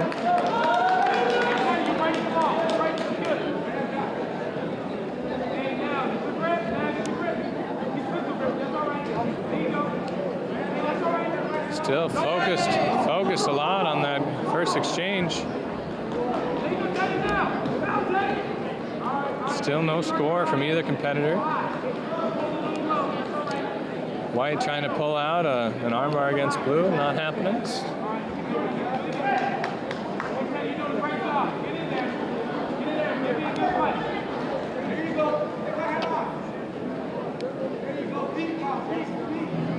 Joined by Dylan Blackburn, long-term Bay Area coach and competitor. Good day to you, sir. Good afternoon. How are we doing, Mr. Meyer? Doing well. How do you, after recently getting your national level refereeing, what do you see out there for refereeing today? How are things looking? You know, we started off, I think, a little shaky, and you know, the nice thing is we have a good group of referees out here, and they picked it up right after the first or second match, and the refereeing has gotten a lot better as the afternoon has gone on. I think they've run a very good tournament. I'm very impressed with the crew. I'm very honored to have as many A-level referees here with us today. Really well attended, especially those international referees have been provide a lot of great leadership, a lot of good training for our national and local level referees here. Absolutely. We have hopes here of developing this tournament into a testing tournament for referees at future years and helping to continue developing referees around the country through the National Collegiate Judo Which is really a great piggyback onto such a big tournament. I mean, we see 150 to 250 competitors every year, and a lot of that support staff have the opportunity then to come out with the coach, come out with the team, and put in a day of coaching and work towards that next level of refereeing. Well, you know what's really great is seeing athletes come back and get involved in refereeing after they've graduated and they've got a career and they have time to do more things and give back to the community that gave them so much while they were in school. It definitely has to be a give and take. That refereeing is especially important. You look at the average age of the group of referees there, and it's definitely in the mid-50s, early 60s, and we got to bring that back to a more sustainable level. We're hoping that we don't have people retire that aren't replaced quickly by a younger generation. And I think having the National Collegiate Judo Association working with the referees to continue developing this tournament will help provide younger. Spectacular. Beautiful Uchimata. A lot of improvement on position after the initial entry into Uchimata. Definitely hopping through, tightening up the grip, and a great sound from the crowd. Very good sound there from the landing of the competitor. That Ippon Judo is what makes this sport especially exciting. That change of pace and absolutely. We've got a great heavyweight match down on mat number 2. Yoshi Yamaguchi is playing in white for San Francisco. He was last year's Male Athlete of the Year.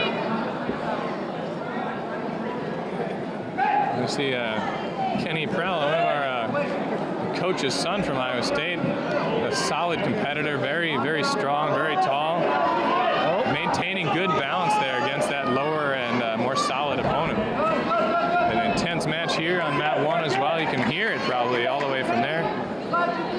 You know, in the last year, Yoshi Yamaguchi has shed several pounds and has dropped an entire weight class. Has he? Oh, I remember him winning last year. What a fantastic excitement from the crowd as he was able to solidify that last one. Looks like Kenny potentially pulling off a score there, maintaining his position. Nothing awarded. But great to see a novice player recently going into the advanced bracket having a good shot against such a strong competitor as Yamaguchi. Very strong back and forth here on the mat 1. Great mixture of talent. Both players working very, very hard here. Almost saw a score off that last Tomonagi. Now we have White solidifying there. Maywa's in position, holding his, but unable to grab a score. Not quite enough time there. Still trying to solidify some position. Unable to.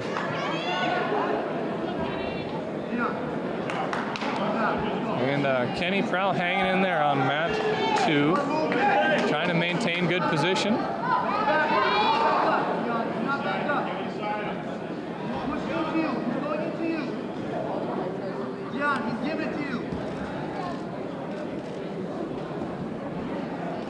Oh, Yamaguchi entering with a Seoi, rolling through for Yuko. Not quite maintaining position into Newaza. A good entry, but it will be a strong enough block there from Kenny to keep on his toes. Back up to standing for mat 2. Stalling penalty awarded against Kenny. Gonna have to see a little bit more action from him. With that height advantage, he should be able to get some more attacks in, so hopefully we'll see him pick it up here in the last minute or so of play. Hoping to see a little bit of Soto and Sase, especially from that taller competitor. Good opportunities there. Quick attack from Blue here on mat 1. Scoring a Yuko, putting him in the lead. In a tough spot there, though. Blue trying to capitalize. Looks like White barely dodging there, an entry into Juji Gatame. It looks like on mat 2, Yamaguchi may have grabbed a pant leg. The jury's going to discuss this. Before I'm sitting, it looked as though there may have been a pant leg grab there. You know, and from a lot of the competitors that have played a number of years, those changes, they're hard. They're hard to give up when they have us no longer do leg attacks. I mean, some of that natural instinct still comes out even after a year or two of playing. Is that 4 years? 4 years of playing those new rules. You know, some of us time flies by a little faster and a little slower. It depends on who you are. Depends on who you are. It's all about perception. Here, it looks like they're going to say it's an incidental, and they're going to let it continue. But Mr. Yamaguchi is going to have to be careful the rest of this match. It does look like it. Oh. Kenny nearly capitalizing on a missed attack there from Yamaguchi. So who do we have coming out here on mat number 1? Looks like we've got Arona playing down. Looks like one of the 57 and under kilogram losers bracket matches are just about to start with Ula. And Byrne. They've each had very exciting matches entering into the losers bracket. Expect a lot of excitement from these two. It looks like on the far match, Kenny may have gotten stuck there, potentially maybe losing that position on the ground, fighting hard to get out of that pin. Yamaguchi has a good case of Gatame locked in though. Almost able to bridge out, very close. Unfortunately, the Wazari scored on the Newaza, allowing him to, Awaseta Ippon, on to the next match. Girls starting here on mat 1, a very tough match expected. And a quick turn from Byrne. Good Sukaeshi there. You know, Arona tried to get in there and get that nice Oochi, but just her weight was up a little bit, and Byrne was able to turn to her left and throw her. Always exciting as you start to follow to see really what's going to happen. Who has that last touch of power from the ground? Who has that twist and turn? And in that moment, in a good attack, you can see the tide turn for one competitor to the other. The myth, the man, the legend returning. You know it. Being swarmed by alumni trying to get autographs, and the a lot of kids coming up. Very, very busy man. We'll see if he has the opportunity to return to the microphone here for competition. And Bryce and Imam. Who is this? Bryce and Diaz? No. Who do we have here on that one? She's doing that all day. Bryce. This is the loser bracket. Taniguchi. Yeah. Bryce and Taniguchi Come on, Jacob here on mat one. Watch it. Taniguchi had a ton of great Coach Igari entries in some of her previous matches. Definitely a go-to for her. Come on, Jacob Baker. Ladies going in and out of that corner.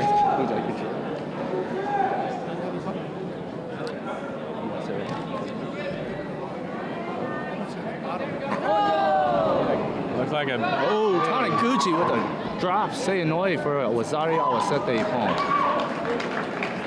Get it back, Jacob Baker. She got low fast and rolled that through beautifully. That is one of the fun things. That straight down Kazushi for the drop throws is definitely catches you on your toes. That's an easy way over the top. Looks like Minnesota, Texas A&M back. Against Sebastian Valencia. A&M. Sebastian Valencia versus Cooper.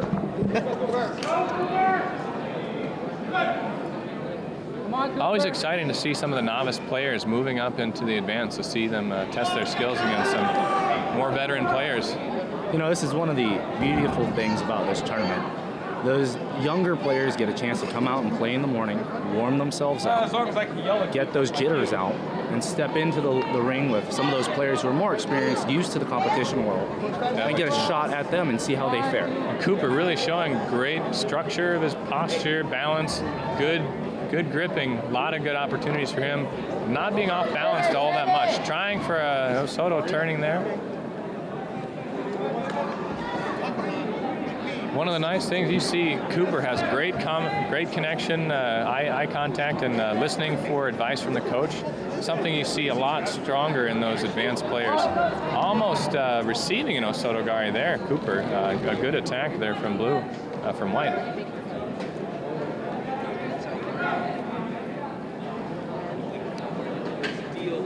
Bit of Olympic advice from the San Jose State corner. Always gives you a boost of confidence having a former Olympian giving you advice. Is it the right thing to do? Probably. The odds are good. They made it there.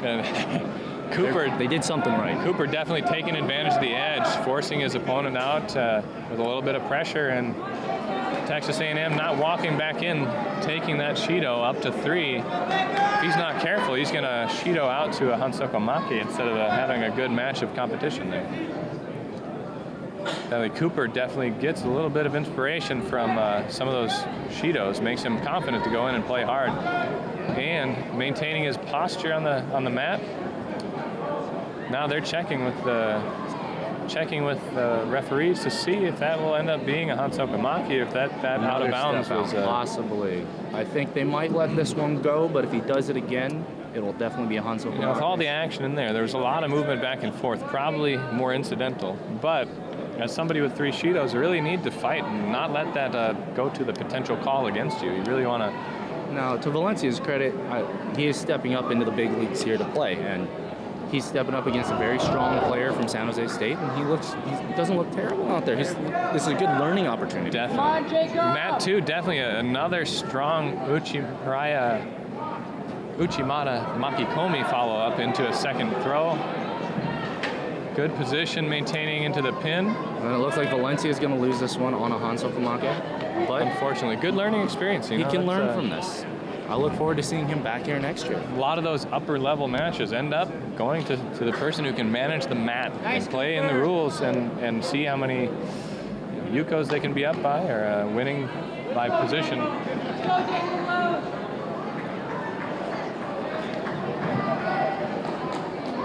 2 matches about to start here.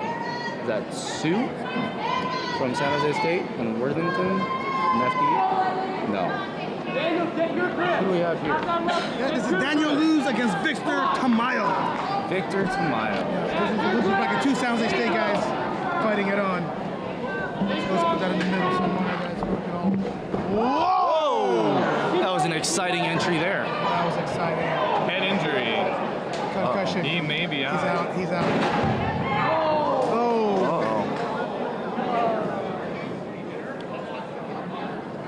I don't think that was on purpose.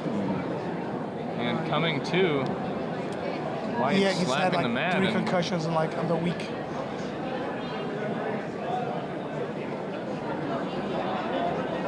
Coach coming up onto the mat, helping him walk off. That's the trainer.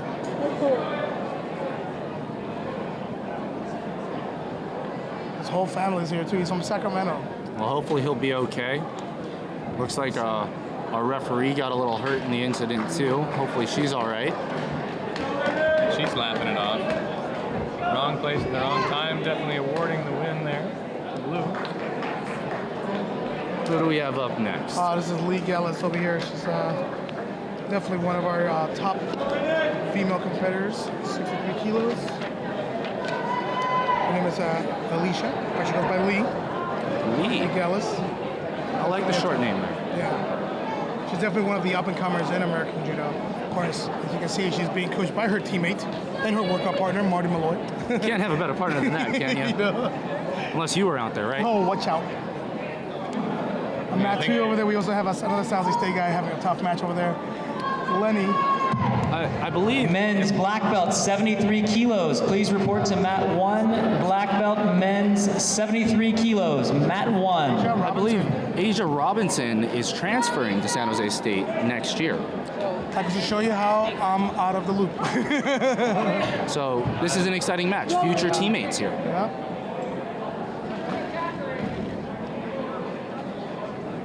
Oh, Lee's good very drop, explosive, Saori very there. experienced player. You see a variety of different techniques on her part. Asia definitely protecting Working the quickly, Sankaku. Trying to protect Trying the to get it Sankaku, over. turning through quickly. Here, Lee going again for the Sankaku. Is she going to get it this time? She's got it locked in. At least the legs part. But Asia, you can see her head is popping out slowly.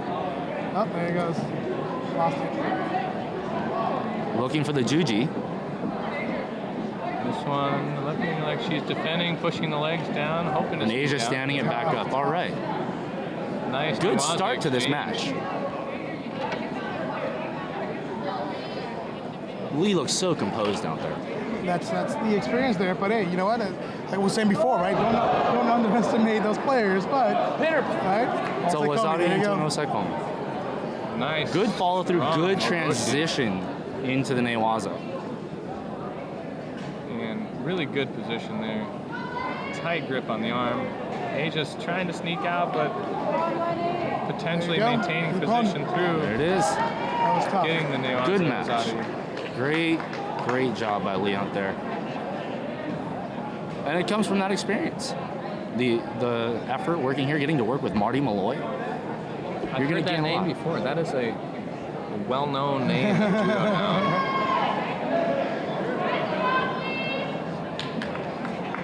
Is this match 1? Same with you, Yeah. So who do we have up next here on that one?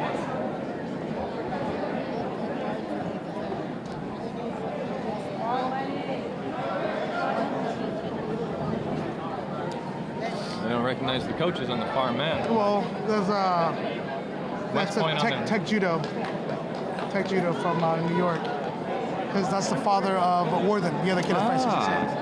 That's national champion right there. It's a good match right here. Just young player in White black. not giving She's, up posture as Blue she's tries French, to attack. if I'm not mistaken. Last year she was being coached by the French coach. An international player here. Oh, well, she's getting locked up in some. Lenny got caught. And that was a Tough big, for San Jose State big to come throw. back from that, yeah. How's San Jose State doing today? They definitely have their work cut out for them. One is a lot of graduating seniors, a lot of injured freshmen, and other teams getting stronger. So coming into that, so it's going to be an exciting final. It's a great thing to see that people start to give stronger matches and stronger competition to San Jose State. And every once in a while, they have a year where they walk through the competition. And it's nice to see the competition stepping up here. Now, judo around the country can be seen here at the collegiate level. and seeing more regions represented is definitely an encouragement for the grassroots. Of course, watching the NCAA wrestling a few weeks back was quite a sight. 22,000 people. Now that's something for us to aspire to. Yeah, 200 people. Hey, we're okay. We're okay. Oh, control that. Control that.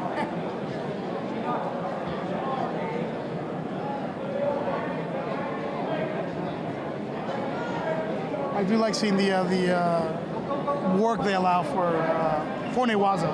And we did have some rule changes a while back that really cut the Newaza to a minimum, really standing people up quickly, and that's been The change just prior to the start of this Olympic cycle by the IJF to let this continue at that meeting in Mexico, I think is a good thing for the sport. It lets the players continue doing what they're doing. It shows we're not one-dimensional. We don't just do standing work. We do go to the ground and we play well.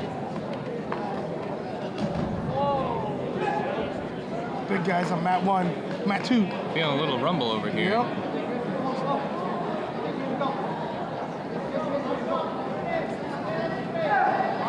Grabbing the fingers. Can't do that. Blue Bell's grabbing the fingers. Can't One do thing we that. cannot do in judo. Oh, what? Referee saw it the other way. White is a little bit more aggressive, having expected that penalty from blue. Yeah, White has 3 Shidos, keep in mind. White's got to be careful with 2 minutes, 40 seconds left. That's also and she's standing a little bit. Looks like a stalling penalty potentially here for blue. Edge of the match, actually.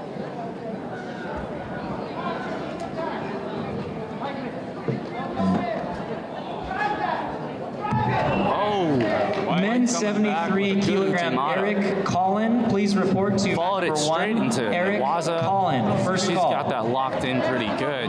Can blue get out? A nice attempt from blue to bridge out. That's pretty much locked in there. But I know we're not being real strict in the rules, but player in white has to be careful. You're not allowed to wear leggings. That is underneath correct. your uniform. That is correct. You can The wear officials tights missed up that. to your knee. You cannot wear leggings all the way down to your calf.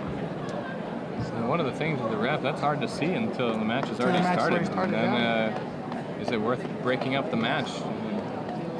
If it would have been senior nationals or an international tournament, that would not be legal. You would be told to step off the mat and you'd have 3 minutes to change. It wasn't a spectacular Uchimata from White, but definitely enough to get down to the mat and right into a tight pin. It's one more of those hopping Uchimatas. Mm-hmm. I just wanted to wave your arms like a fool.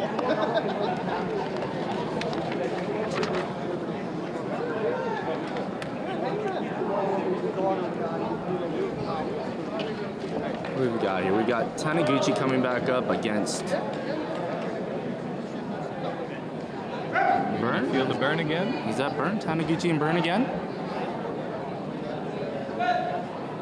Both cautious on their entry into the grip fighting.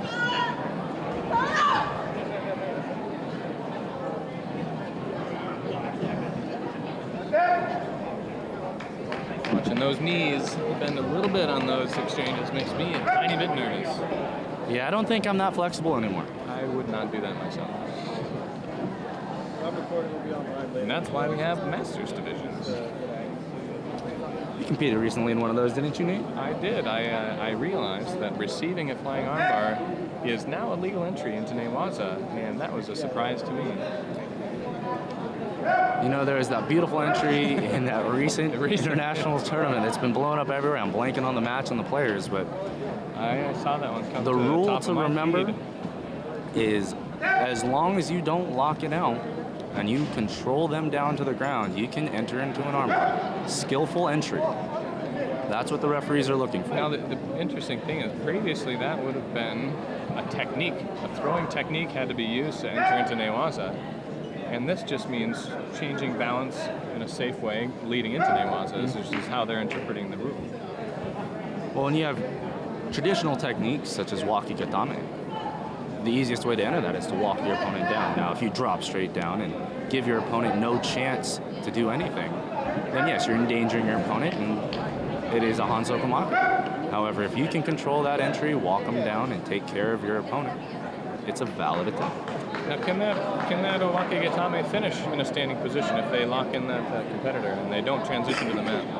That would be a legal attack. It would be a legal attack. Hard to actually lock that out because you can step around it. I have seen one sensei do it and show me how it was done, but he had a gut similar to a good friend of mine sitting next to me. Sorry, guys. Running into old friends. Oh, well, friends are what judo's about. How the three of us meet each other. Do you have better friends than you found in judo? No. A lot of us haven't. No. Well, little Slova Serenagi there. Ooh, right to the choke. Is it over the chin? Is it over the chin? Unlikely to finish here. 2 hands protecting the neck from White. I'm going to call the referee. He's deep in there. He wasn't gave sure. it a second. See if Competitors smiling at each other as they get up. Yeah, it's close, maybe. Looks like.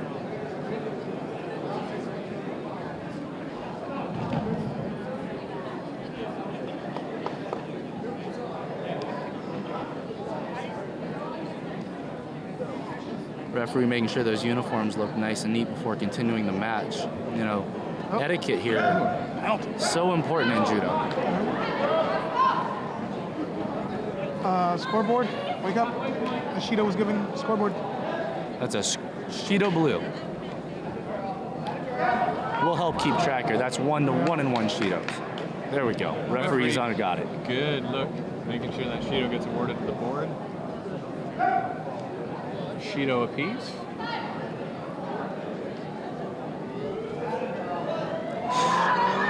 Oh! And a potential finish. Wazari. And a good entry and there. It looks like Taniguchi's got this one locked up. That is a modified Ushido Casey Gatame. You know, that is actually one of my favorite pins. Do you know, the big stipulation that referees will look for is if you have that head down control looking forward. If you're leaning back with your chin up, the person's pulling you back, they will not count that as an osaikomi. Good fight. 2 new matches starting. There we go. 2 San Jose State guys again. Who do we have here, Zach? I believe this is Early. Dion Early right over here. And I believe the other young man, I want to say, is Jeffrey Comstock. Comstock and Early? And Early. All right. Both 2 tough guys. Both lost early and both are still fighting real strong. So. Fighting in the 73 kilo bracket here. I like both divisions. Novice. Novice.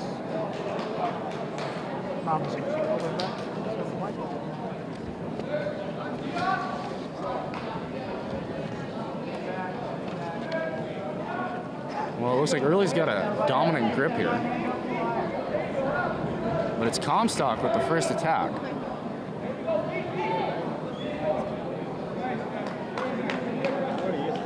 Referee's going to give out a Shido to Early for not attacking.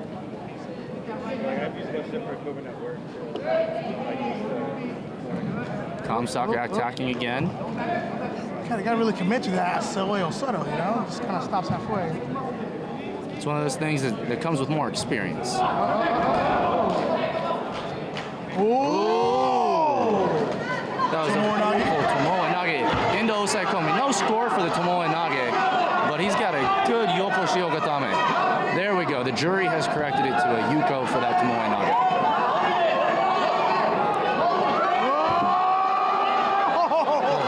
A lot of power, man. Oh, and that's a Toketa. It is broken. It's broken. There we go. He's going to come through. Wazari.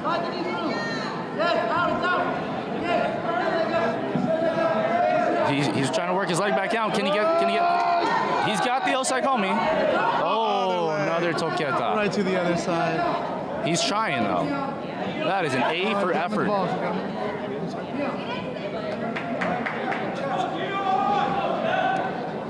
Out of that. So that is a Wazari and a Yuko for blue here. Oh, over on the other mat, we've got L.A. Smith. L.A. Smith. Defending national champion both in college and at the senior level. He has been looking good the last couple years. And, oh, there he goes, rolls it through into a Wazari. Good job finishing that throw.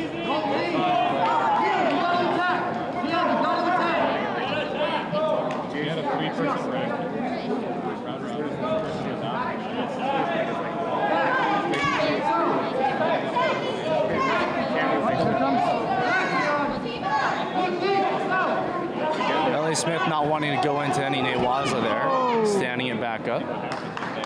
Over on mat 1, we have early finish with Wazari Awasete Ipon. LA Smith with that powerful overgrip.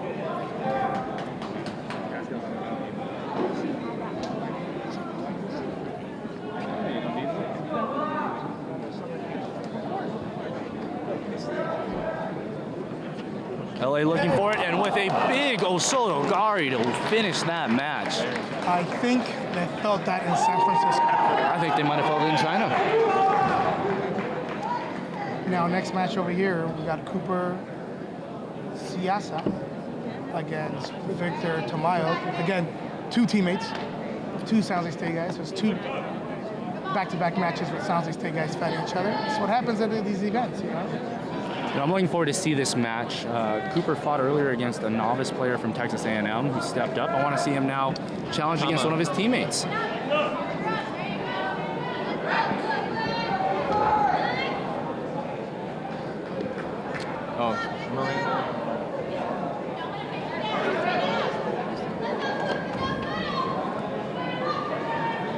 Now, I'm not seeing any real attacks from either competitor yet. I'm seeing Tamayo dropping. Oh, Cooper, good attempt there for an Osoto. Leaves the head behind on the time. I always tell him, you gotta drive that head and get him up balance, you know? A great match. I'm trying to take a bathroom break, but I don't want to leave the action. They got such good competition up here on the floor today. That is the competition for us. Who can stay at the table the longest without taking a restroom break?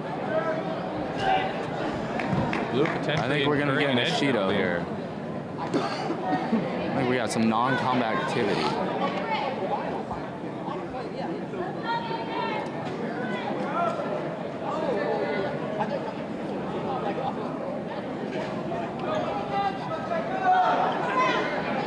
So that's a Shido for Tamayo.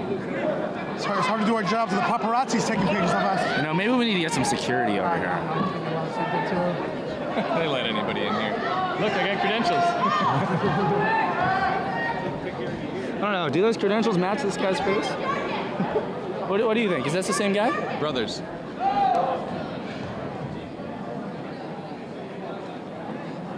Just keep it. Looking for the choke. Is he going to get it? No. Over the chin. It's over the chin. Good call on the referee.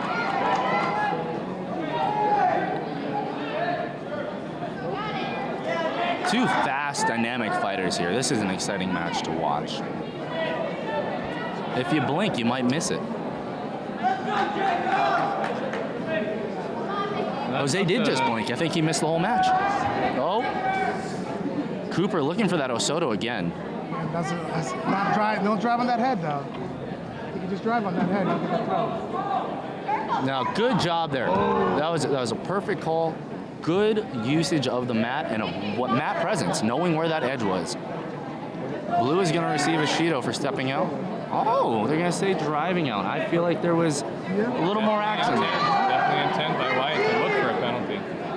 He was looking for it. I think he attacked enough for that to go the other way. But at the end of the day, I'm not an official today. Finish that. Oh, ducking under. Blue's going to get that one. Ducking under with no immediate attack. Can't do that. 3 up, 3 Shidos now for Blue. And still, 3 minutes in the match. Could be a dangerous spot. Cooper looking for that Osoto again. Again, the lack of that drive on that head is the key for that throw to work. But hey, he's fighting strong. He's committed to the throw for sure. What year is Cooper? He's a freshman. He's a freshman, so we've got 3 more years of Cooper, which is a great thing. That's a small adjustment that can be made. And one of that last Shido is taken away. Back down to 2 for Blue. Puts him a little bit out of the pressure that he had before.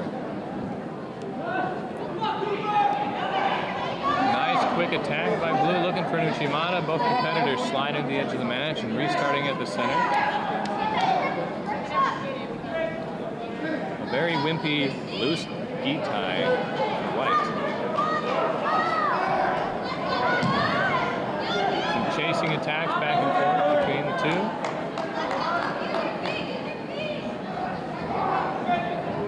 White being asked to tie his belt a second time by the referee because the first one was too wimpy.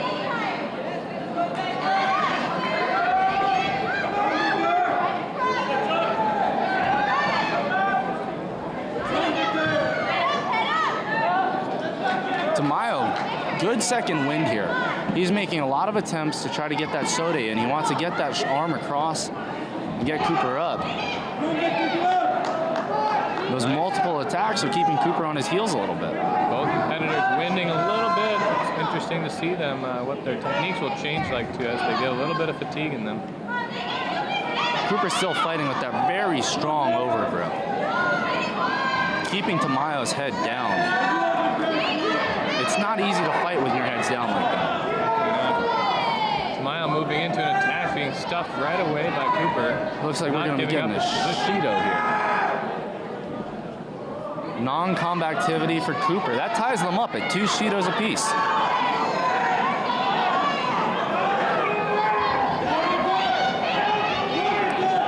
Oh!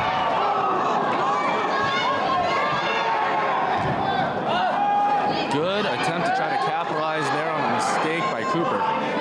90 seconds left in this match, and we're tied up at 2 Shidos apiece.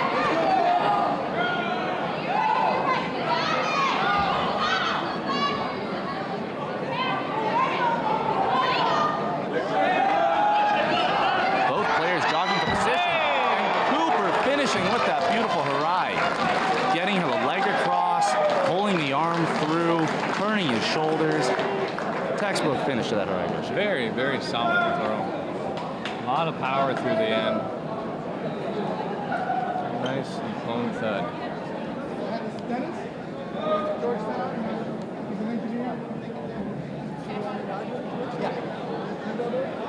Looks like we've got there's a couple of 90-kilo players coming up next.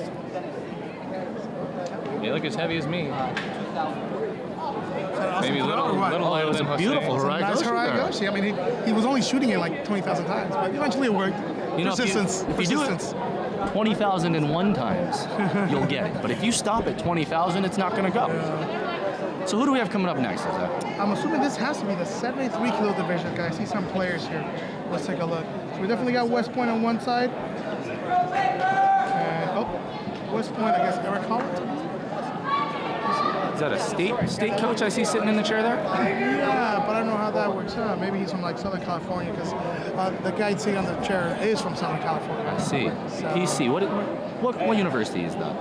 Pasadena College? Pacific College? Referee coming around Princeton to check College? San Jose's sleeve length. West Point might be in a little jeopardy of not a long enough gi there. I like to see the player do the old shoulder roll back, try to make it seem like it's going to fit. Yeah, that was good at that. But at the end of the day, when you're that tall and your arms are that long, it's not going to fly with the referees. Today's crew has done a very good job making sure all of our athletes' skis are up to regulation, that our female and male athletes with long hair are making sure their hair is off of the collar today. Staying on top of this, keeping this a very professional event. So no, that's Moon. I remember him from last year, the West Point player. So we're looking at the start of the 73 black. Start the first match of the 73-kilo division. Men's 73, black belt division. Fun one. We have the winner of this gets Harmick. Harmick from San Jose State is the defending national champion from last year. Ah, well that will be a great match. So overall, it looks like a pretty solid division. I mean, I'm glad to see how it works out. So Moon's in blue and Colin in, Moon in white. Thank you. Colin in blue. Oh, Moon getting forced out there. Moon definitely, remember last year he was fighting with like this aura of confidence of something like a veteran player would. He did pretty well. I mean, he fought in the medal rounds, but I don't think he medaled last year. Well, and there it is. Quick. Oh, Soto turned. But, like I said, everybody shows up to this tournament. You never know who's going to be here. And Eric Collins went out there and then quick win. Showed it his way. Good job. Eric from PC. Next we have Ayesha from Minnesota in the 50.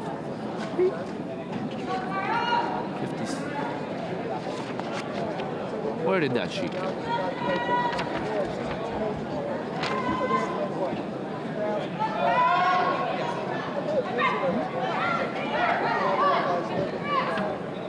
Oh, this is Ayesha versus Sarah Jobin, Minnesota and USF. Sarah Jobin's a strong competitor. Oh, but Ayesha. Ayesha with that big lift, though. Reminiscent of Uzbek Manu. Ah. Big hips. As soon as you get that contact, she won't stop. Drive. Well, you know, it's all in the hips. Look at that. Jobin surviving that Osai Komi. Getting out of it. Here we go. Only 30 seconds into the match. We have a Wazari and a Yuko for Ayesha. Oh, Mate called the forward. No score. Jabin just rising her hips up too much on that, though. She got lucky there was a Mate. And Ayesha receiving a penalty for attacking out of bounds. Is that after the Mate? No, she stepped out. That's always a tough call. That's always a tough stepping call. out of bounds. I mean, it feels like, oh! Almost into the table. Good save by Jabin there not to throw Ayesha into the table. Little heat for these competitors there now. You know, one of the things I have liked with the rule changes, as you notice here, just perfect example there, Ayesha continuing the technique from inside of play, outside of play, this dynamic border we have now. It's not black and white, it's not you stop at the edge, you keep doing judo until Work it! Keep work it! Work it now!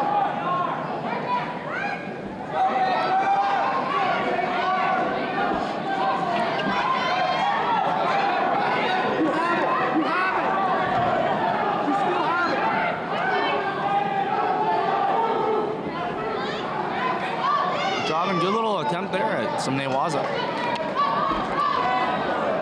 It's a little shaken up at the end of that bout, but here she goes.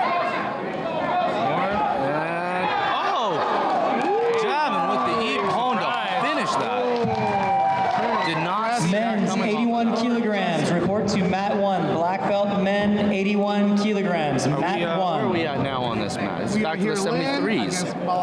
Lynn from West Point and Balayan from Glendale, California. Let's go, buddy. This guy's good.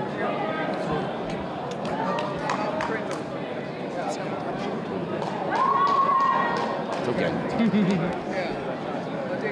I won't tell something. All right, continuing the men's 73 bracket, we've got Lynn from West Point. Lynn in white Alexander Balayan from Glendale. In blue. My experience with Balayan, very explosive young man, quick to the armbar. Watch this. You know what's great out of Glendale is there is a very strong group of Armenian judoka. Many good clubs there that produce great judo clubs. Which club did he start at? Do you know? With Harmika, so highest time. Very strong.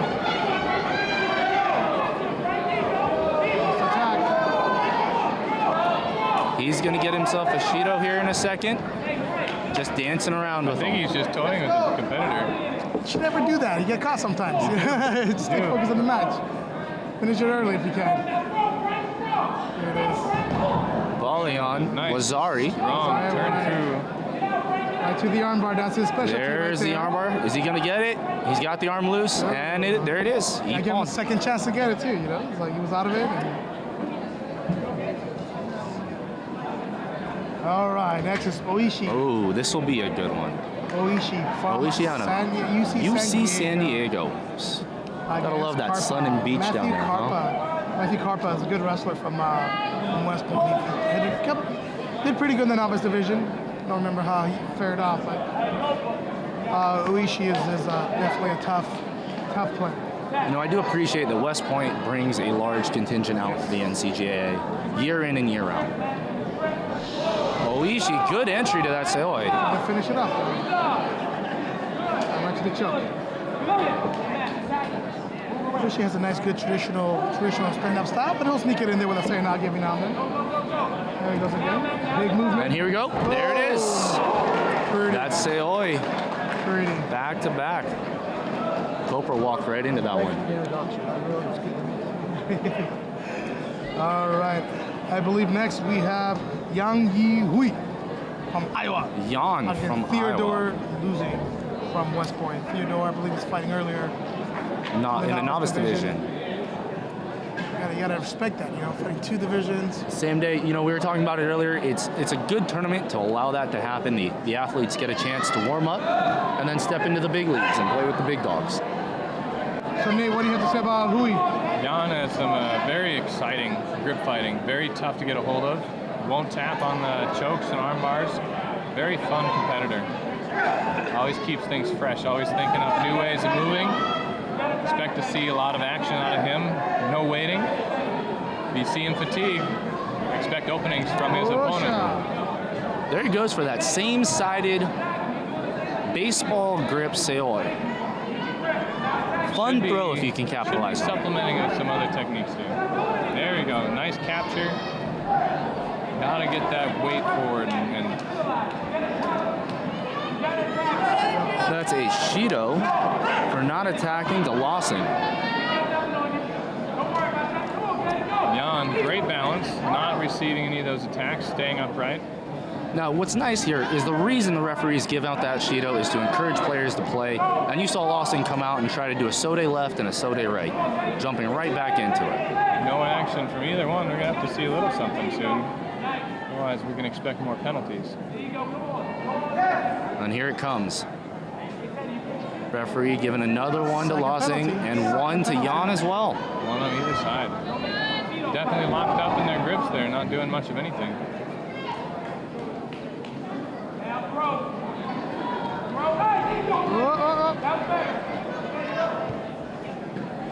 Lawson trying to finish that through. Jan has a lot of great flexibility. Keeps those hips up tight. He's looking to transition here into the Juji Gatame. We'll see if he can get in there. Potentially a choke. Nothing coming out of that Newa's bout. Standing back up.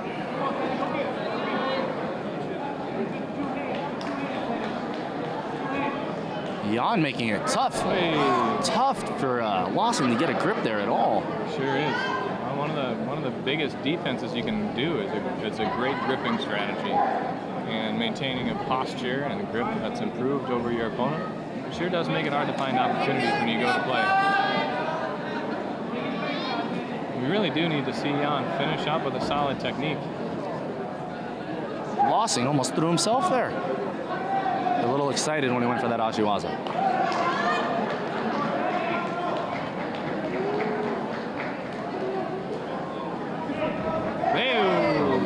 Jan going for another Seoi there, just not turning the shoulders and finishing that. Really, Blue trying to keep Jan out of bounds. Jan trying to capitalize on that push.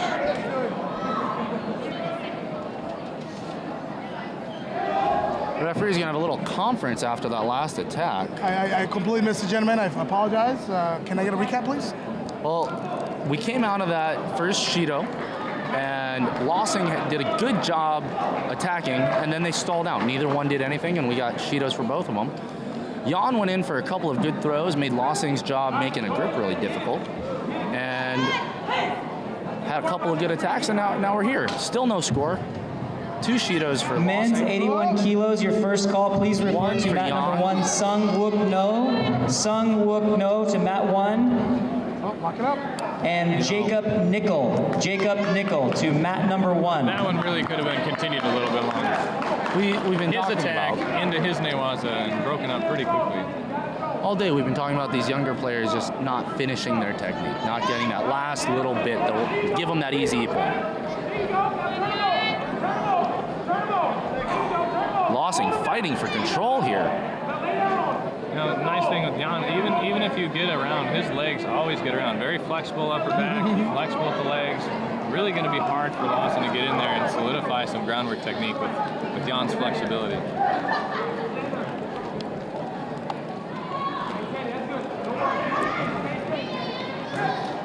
Hopefully we'll see some score coming up here soon. So far, scoreless.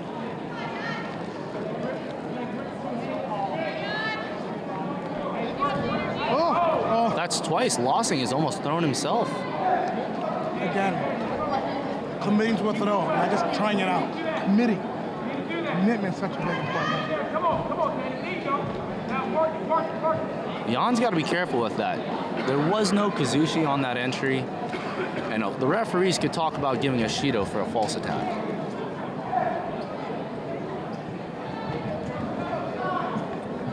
Jan may have caught a heel to the eye in that Newaza bout.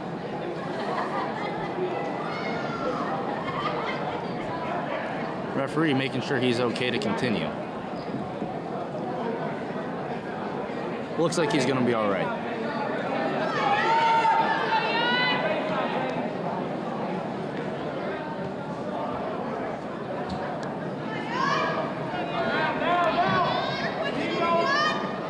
Too, we've got a couple of big boys walking around on the edge. Whoa, there you go. So they drop.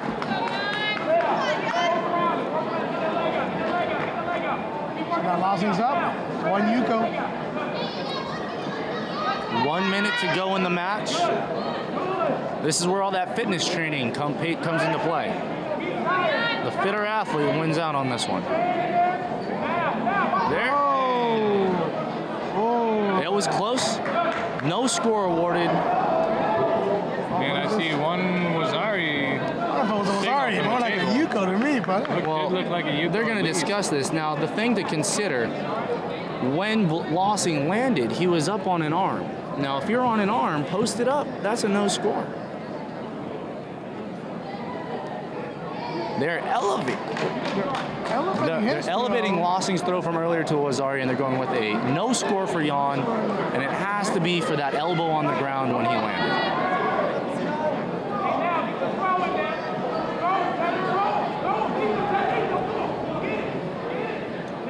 bit of a rolling kind of coughing throw. Work it. 30 seconds. 30 seconds left. That wasn't a great way to waste time if you're winning. If you know how to do it properly, you have to continue to show progress. Otherwise, the referees aren't going to let it go. Locked in. Could have rolled into it. That thing. Really got in right in under the chin. Hard to get out. So be Lawson against Oishi. Coming up next, we have Hannah Sisui out of Long Beach State, California. And she's playing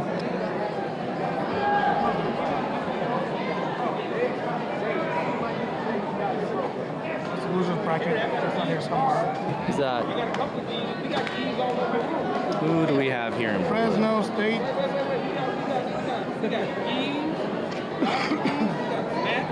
Not Jobin.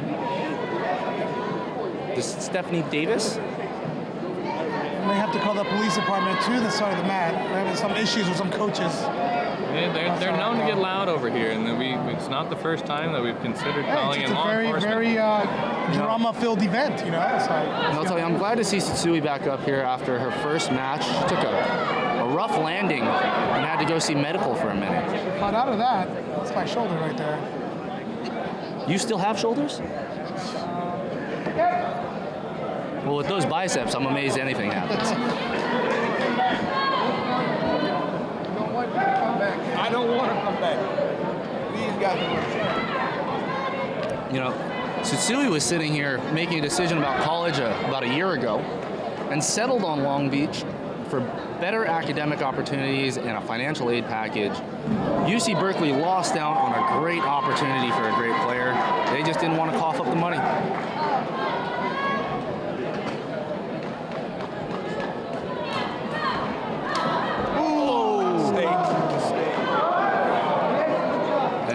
What I was talking about. Never underestimate anything. There's always that one wet spot on the mat. If you hit it just right. I think they're going to talk this one over. They might review that back to Wazari. We'll see what the video replay has to say. Now, Jose, you've been in the game a while. What do you think about the addition of this care system, the change that we've seen over the last several years? Here's the thing. Before, when it was relying on the mat referees, it was cool. You know, sometimes the calls went the wrong way or whatnot. It was quicker. This does take longer, but I think that it's making better calls, better decisions on the throw. And we do have a big match on the far mat there. Raj from San Jose State. They've replaced one Raj with another, from what I Raj actually wrestled at Arizona State. And then had a knee injury and then lost his scholarship, and then now he's at San Jose State. No score even. So they've decided that there was no throw, and it was just a wet spot on the mat, and Susui fell on her own accord. Back here in match number 1. She's going to commit to that throw. 10 or 20 non-committed throws right in that exchange. On the far mat, Arash trying to lock in that choke. Is he going to get it? Oh, she was working it. The referee gave him no time. It was almost in. Here in front of us, Susui trying to get the turnover. Uh-oh, looks like they're... Oh, big boy's falling over there on mat 2. Wazari for Arash. Now both mats are on the ground.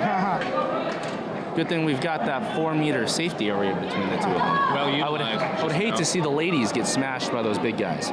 Vice versa. Now, depending on the direction of those throws, those ladies could catapult each other pretty solid into those big guys. And despite the size difference, it could still be a big issue.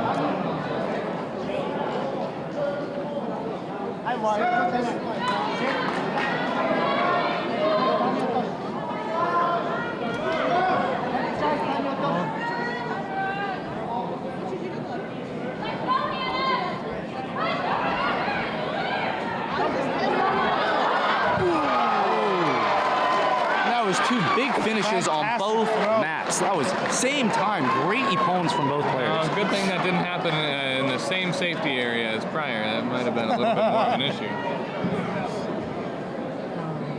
Good throws. Very exciting back and forth. Really glad. A lot of attacks out of Blue. What should she have done differently? You saw, maintain position. It all comes down to the grip. Tatsumi definitely had a little bit of a gripping pattern. She's definitely able to get that overhand grip. But allowed her to, get her opponent's head down. You gotta keep your back straight. When it comes to gripping, if you don't want to get out grip, you cannot put your head down. Keep your back straight. It makes it more difficult for anybody to get over the top grip. Now, she seemed back and forth, maintaining some posture, but really receiving a lot of bad posture through the gripping throughout that last exchange.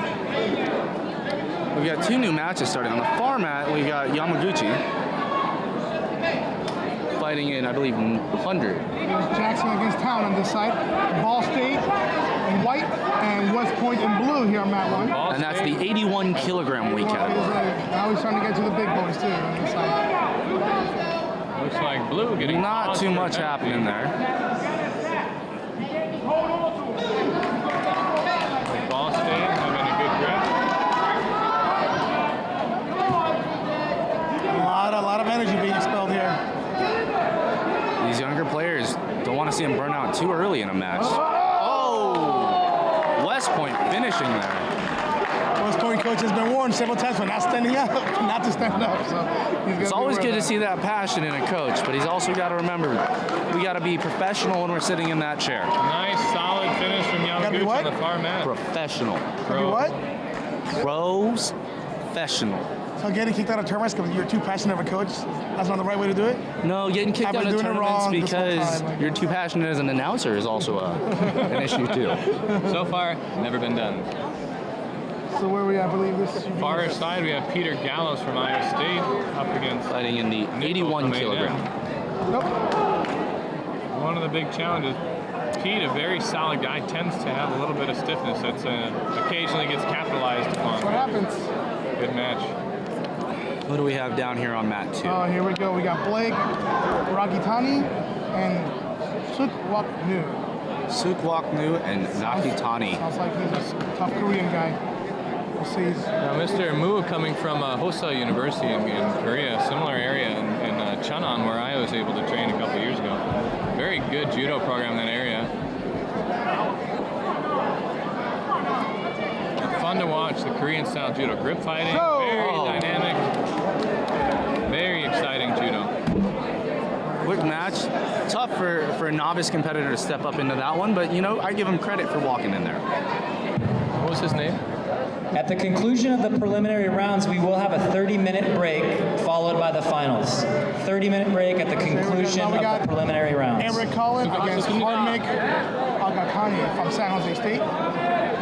So Eric had an impressive win earlier against Moon from West Point. Harmik is a defending national champion of this division.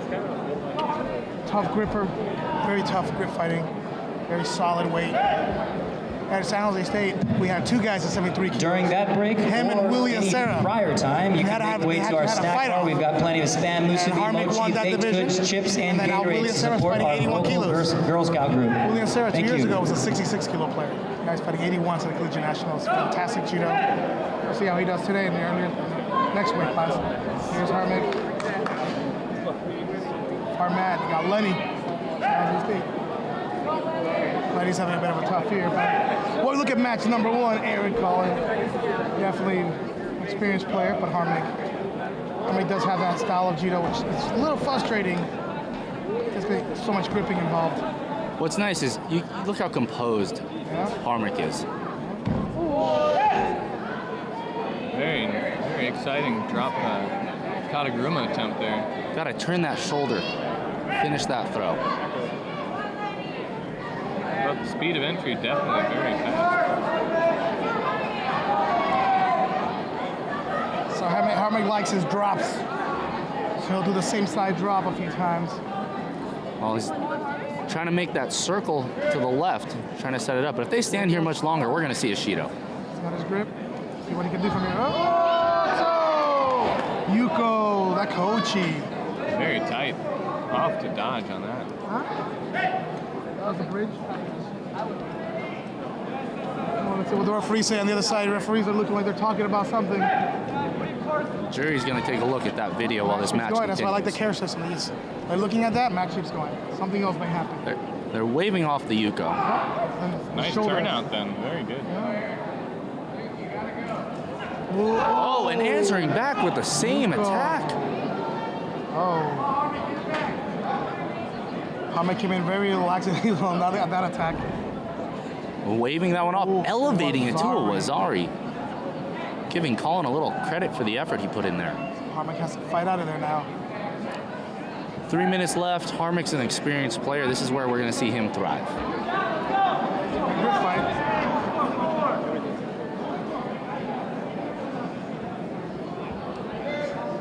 A little discussion by the jury now.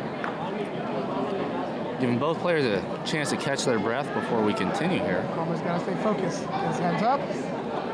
Got to kill those grips. Got to dominate those grips. But hey, Colin has done an exceptional job, you know, considering the lack of experience or the equivalent of experience.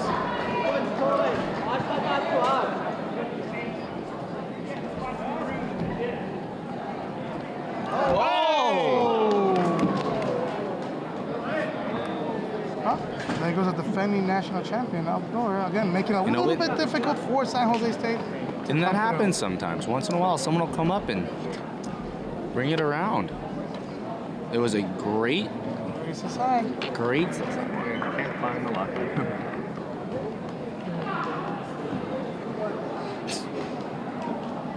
So who do we have coming up next year? We've got Fresno State.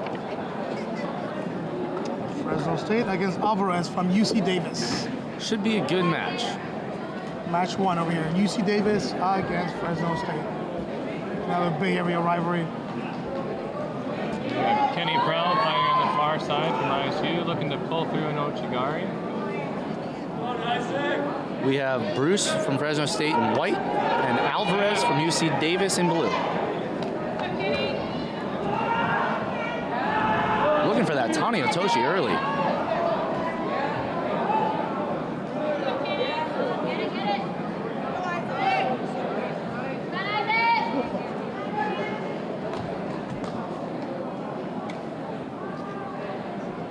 one of those chokes that doesn't really work, but if you get caught with it, you can remember it. No, and even if you don't get caught, then you get annoyed by the ref not seeing it right over your mouth. Well, the thing that's nice for the person applying it is it requires very little energy, and it puts the other person in a lot of pain, and they're sitting there taking a minute trying to recover. The next match coming up in this division is going to be Willie and Sarah. It's Charles K.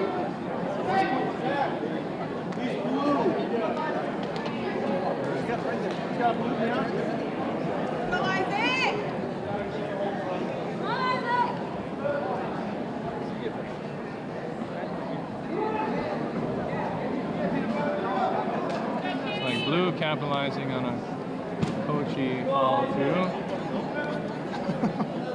My signal from the ref. Oh! That's like, I'll say a good Yuko. Maybe Wazari. Should be a little something. Referee's not awarding it? Okay. No score so far. It's a good attack, though. We're going Shido for Alvarez. Shido for Alvarez. Much unfortunate. Kenny receiving a pin and losing by phone on the ground. Oh, gotta be careful. You're coming in with those straight up attacks with no Kisushi, right? No balancing. Yep. Especially when you enter high like that. That's where you get tossed.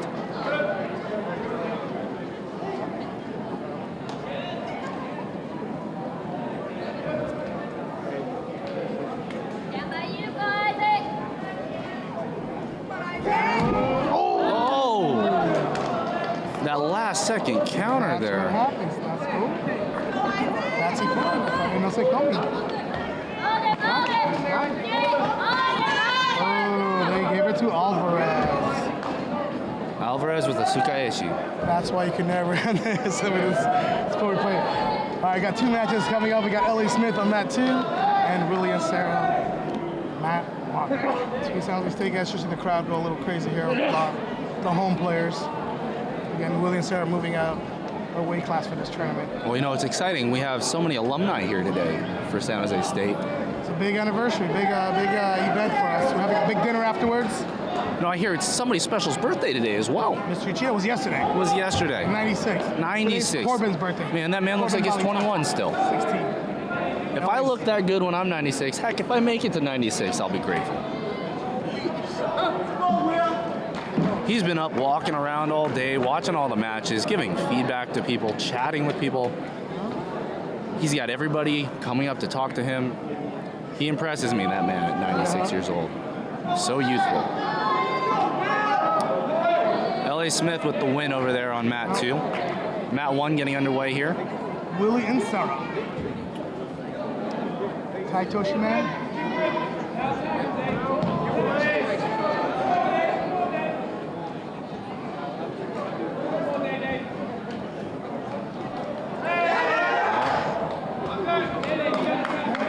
Willie so far setting the pace. White gonna get a Shido for not playing.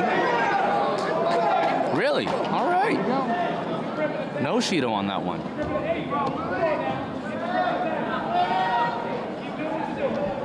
Willie's looking to set up his Taio. So he sets it up with Ashiwaza, with foot sweeps. White. There it is. There's the penalty. And now we see White trying to get something going, trying to be a little more aggressive. Really never too aggressive on the ground, but yeah, he has his moves. He has a few moves there to catch you by surprise. But well, you know, pick your battles. You know, there's that old Japanese philosophy: you win with an ippon, but you're very talented on the ground. You find a way to win there. And see, lock up the upper body. Gotta get that foot out. Is he gonna finish it?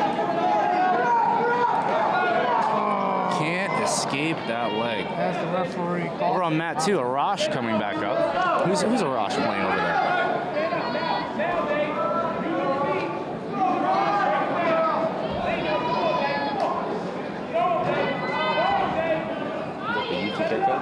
Yep, Mason Piper. Mason Piper. Oh, Yuko. Mason Piper, a novice player. Let's see how he holds up here. If you're not on deck right now, you need to be back behind the line or up in the stands.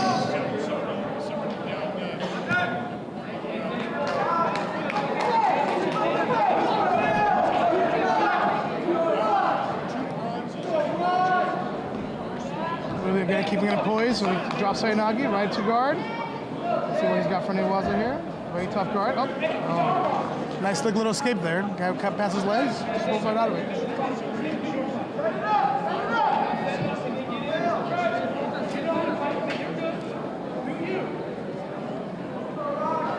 From Matt too, right on left players here. Always exciting to watch that. Makes the players think a little bit more. Oh, an opponent here on mat 1. Willie and Sarah moves on to fight Graves next.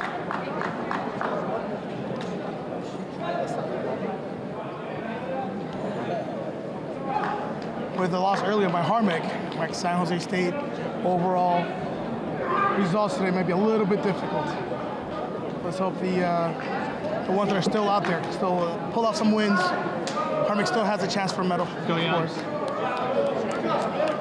Mat 1, we have Moon versus Hye. Should be an exciting match. Moon, I want us. This is Lynn.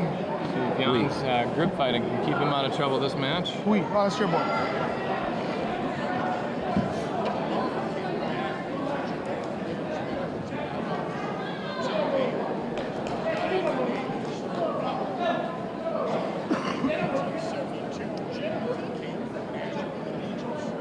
Kicking penalty on White.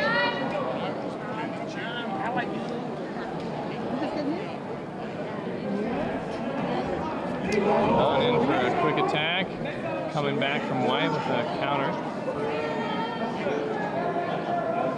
Looking for an entry into Newaza.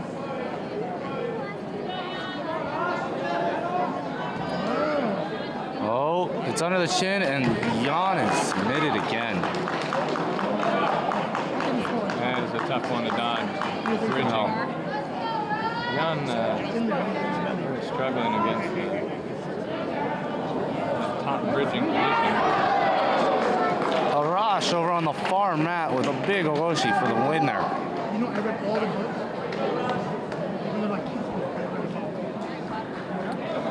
books. Coming up next here on mat 1, we have Hannah Tsutsui and Sarah Jabin. Hannah Tsutsui in white from Fresno State, or from Long Beach State, and Sarah Jabin from University of San Francisco.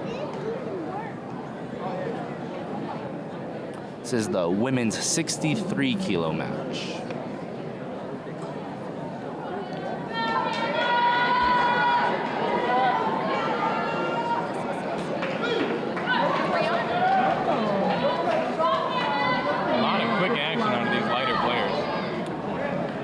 Very aggressive from both of these ladies.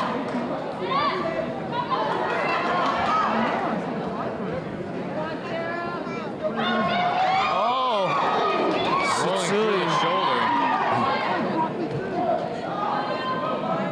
Tough fall to take by Blue. Got rocked a little bit there on the fall.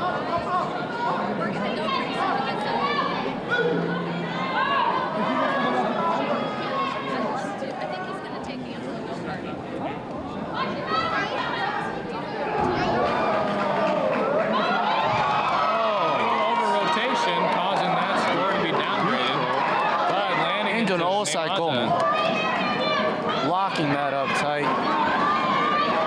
Some high flying action on that last Aragoshi. That was a lovely, exciting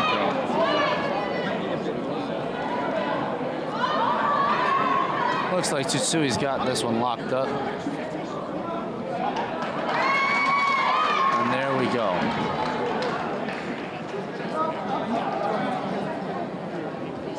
Jobin coming up a little slow from that. Hopefully she's okay. Took 2 big falls on those exchanges.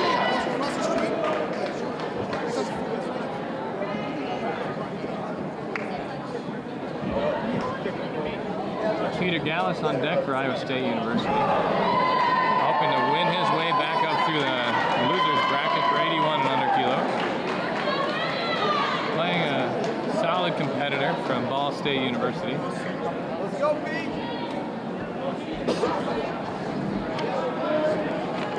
Hopefully, Pete will not be as stiff walking into this one.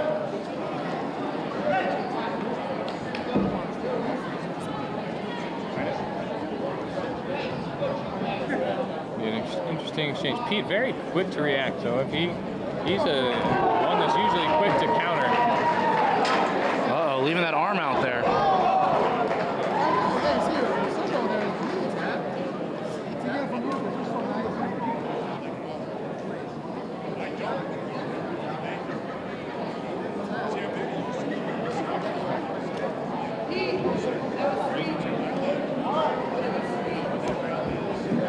I'm wondering what's going to happen out of this one. I saw the referee signaling they might have seen Pete tap, but no icon scored, continuing the match. She's coming right now. Perfectly.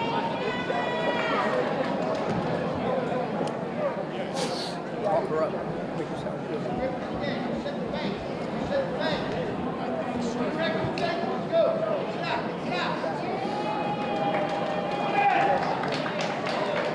So far, no attacks by Pete, looking for him to be a little bit more aggressive. White getting a penalty for defensive posture. Well, we're being joined now by Miss Ann Suzuki of UC Berkeley. Good afternoon. How are you doing? Good. What a lovely ogoshi. So what have you thought about our tournament today?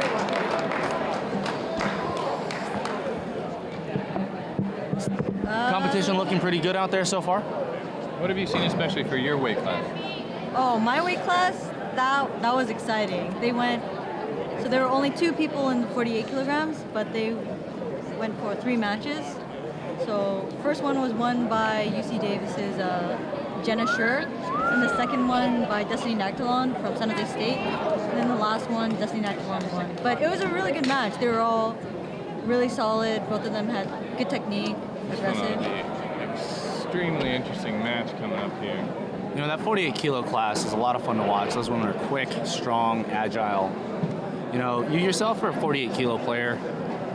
You're a 3-time national collegiate champion, 3-time All-American. You're a U.S. team member. I know you had a little setback earlier this year, and that's why you're not fighting today, but if you have something to say to any of those upcoming 48 kilo players in the Bay Area or the country, what would you have to say? Only the 48 kilo players. Only 48? That's hard. But I think judo, especially when you're starting out, is hardest when you're small, especially because, everybody's bigger than you. So they start throwing you around and maybe you want to give up. But as long as you like judo and you keep at it, I guarantee it's definitely worth it, and, you get better. Take it from someone who started off losing everything, so. So you've had a good career so far in your collegiate years, and you've had some chances here to compete for the U.S. Why don't you tell us a little bit about some of your international adventures? I'm lucky if I make it past the first round. Well, it must be exciting to get to travel the world a little bit and see different people, different competitors from all parts of the world. I guess so. I mean, what's most fun to watch is that, in the United States, you get a pretty good variety. There are a lot of immigrants who also do judo, so, there's a lot of variation in style. But it's really when you go out to an international tournament, you realize, wow, there's so much more to judo, and you've only scratched the surface really. So you've had a couple of opportunities now to represent the U.S. Where do you think you've had the most fun? If you could say one of those tournaments was the most fun for you. Most fun. I have to say my most fun was probably one of my most stressful tournaments. It has to be freshman year NCJAs at Iowa State. NCJAs at Iowa State. Why don't you tell the listeners a little bit about that trip? It was just freshman year, and you don't really know what you're doing, and you decide, let's go to an out-of-state tournament with the whole team.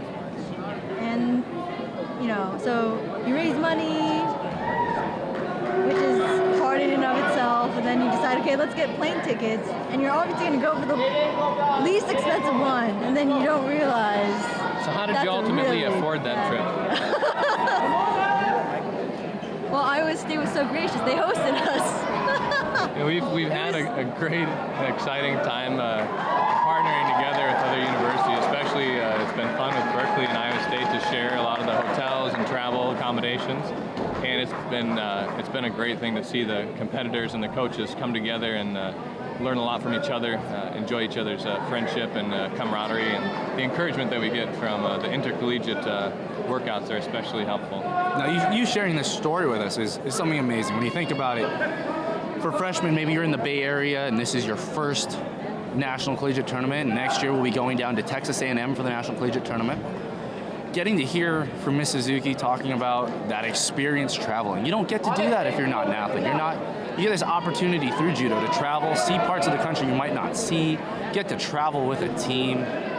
For the freshmen out there, sophomores, juniors, take advantage of the rest of the time you have in college. Yeah, but I mean, my story about Iowa is just, great, but I think you also have a story to share, right?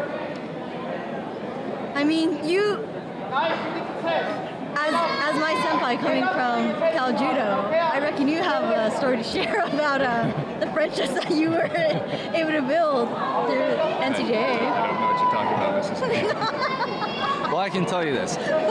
Judo, Jose and I and Nate were talking about it earlier. Judo is a great sport for building relationships, no matter where you go. Oh, beautiful throw there. I think the jury's gonna wave off that ippon though. They're gonna look at the landing. It looked like an over-rotation to me. I would agree. Definitely not a flat back fall. From where we are sitting, and I think we might have had the best view. I did not see back hit at all. So this is against West Point, and additional coaching coming to the side here. Well, let's see what the officials come back with here. But over my career, I would say the friendships I've built through judo are probably the best. Not just with the NCJA. Nate and I competed way back when, and we've been friends as coaches and players. And outside of the NCJA, I've made friends through study abroad and getting the opportunity to train with people in other countries. Judo's an international sport. You can't say that about American football or even basketball. It's not as widely played internationally. And there's definitely something about the traditional roots of judo that allow that camaraderie despite the fact that you don't know the people very well. The way that we train really challenges us to be men and women of character, and it definitely is an easy way to travel with your gi in your bag, looking for a place to train and meet new people. And I've experienced that in Korea and Japan myself, and Germany even. And I found, one of the best things is you don't have to speak the language in the country to understand what's going on when you step on the mat with your friends. Now we've got a new match starting here on mat 1. On mat 2, we have Kenny from San Jose State playing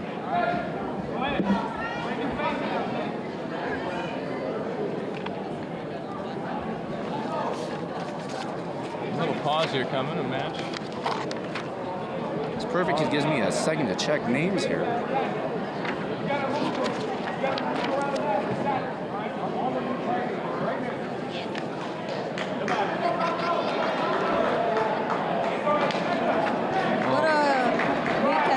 Weight category here on mat 1 is 81 kilos. That's David Oishi. Oh, I'm sorry, not 81. That should be our 73 kilos. Yeah, they look a little too small. We have Bryce Oishi from UC San Diego and Theodore Lossing of West Point here on mat 1, 73 kilos. Now, Ms. Suzuki, you're a graduating senior over at UC Berkeley. What are you studying? I'm studying physics right now. Physics. So for you young players out there, keep in mind you can be a top-level international player and a top student. It's very flattering, but why are you treating me like I'm already old? When you're definitely older than I am. Well, I mean, you're old, but I'm still young. Maybe it's your perspective that it's that saged wisdom from a senior to a freshman.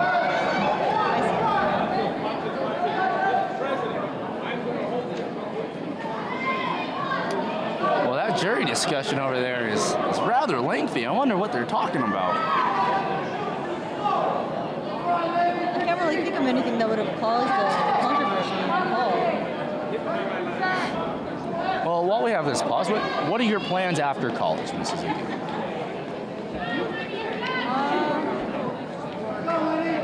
Well, I think I'm going to take a gap year to maybe find a job and see what more specifically where I want to work. Physics is pretty broad, so it's kind of hard to just limit that. And I would recommend the graduate program in physics at Iowa State as a good opportunity, especially with one of our esteemed coaches, Dr. Prowell, as being a world leader in high energy physics. There's something for you to contemplate in your coming years. Well, it looks like after all of that discussion on mat 1, nothing coming to it. Match resuming, only 20 seconds in. Ayesha with the good standing Ippon Seonage. Very nice control there, Kazushi.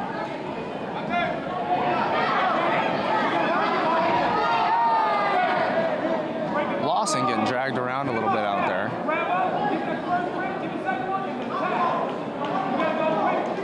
Ayesha looking very composed, good posture as he sets up his grip.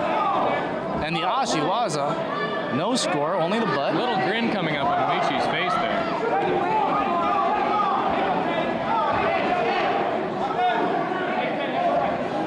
Seasoned player there. No change in balance from Ayesha, looking very strong despite the attacks from Lawson. Awarding a Yuko for that Ashiwaza. What do you think about that call?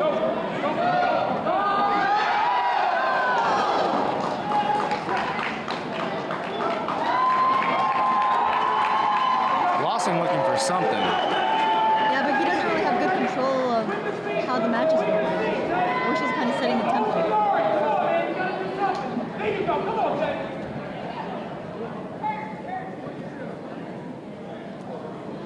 Ayesha looking for the turnover. He almost has it. Climbing up and locking in the Osaikomi, and there it's broken. Fortunately, letting that arm slip through, lost that shoulder control. My guess is he'd rather throw him standing up.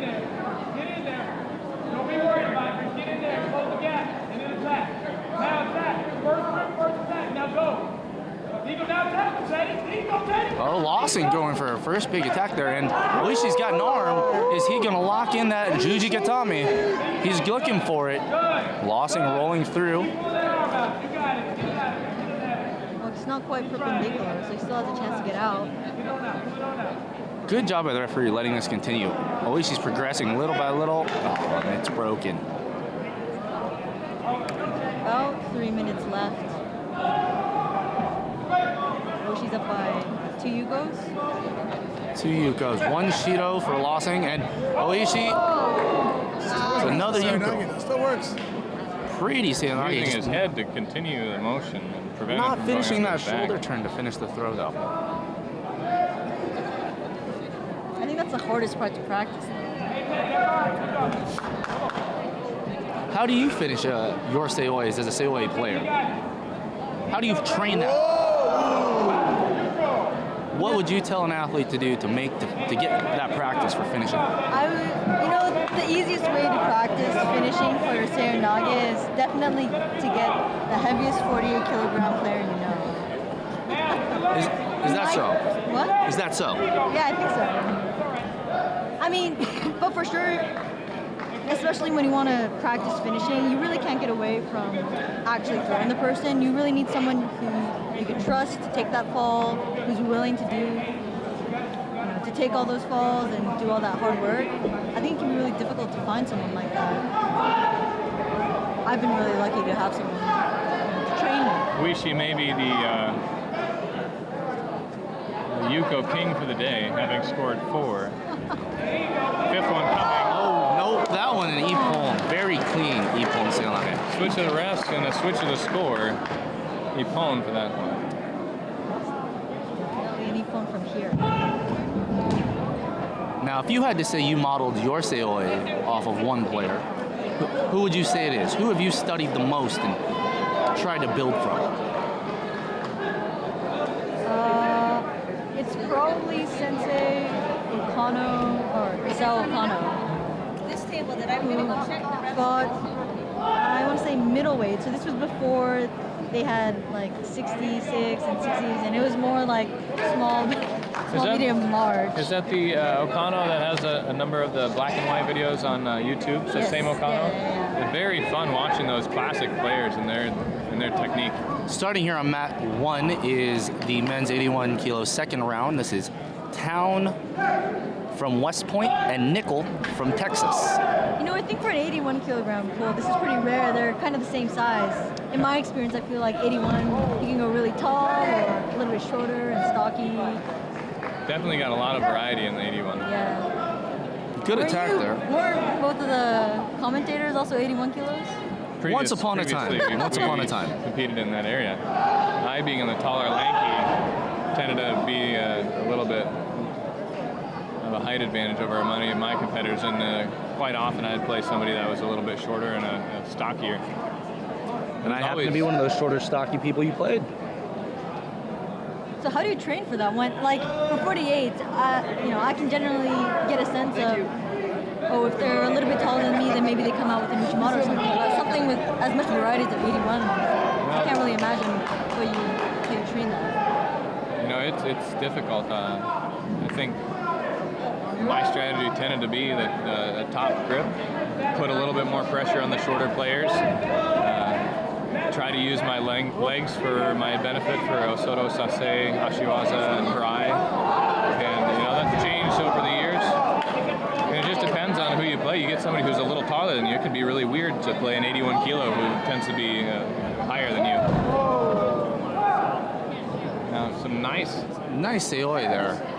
You can really feel the earth shaking. Oh yeah, you know, being in California, we're used to those earthquakes, but that was a big one. I thought Jose might have stepped on the mat and thrown somebody for a second. Well, he doesn't even need to get on the mat. Sometimes it just happens.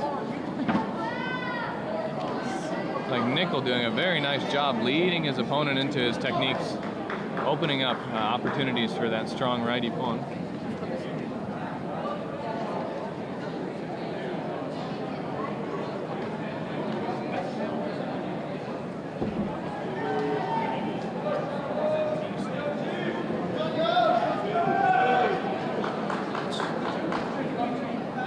Well, so much action, it's only been 1 minute.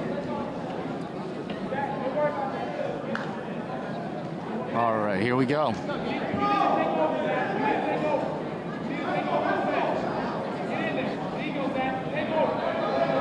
Oh, very good Ochigari.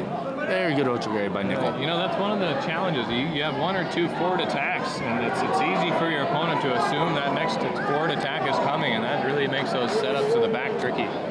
Coming up next in white, we have Songwok No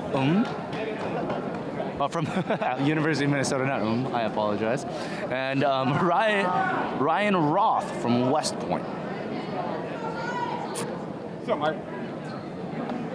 Now, Noah played a very quick, aggressive attack in last, and all we saw from him was a quick drop Ippon, drop Morote, and he was right off the mat again. 15 seconds, I think. Maybe less. We'll see what he gets out of this next match. You know, that Koreans tend to be known for that very aggressive grip fighting style, very good creativity with their seois and their moving hip throws.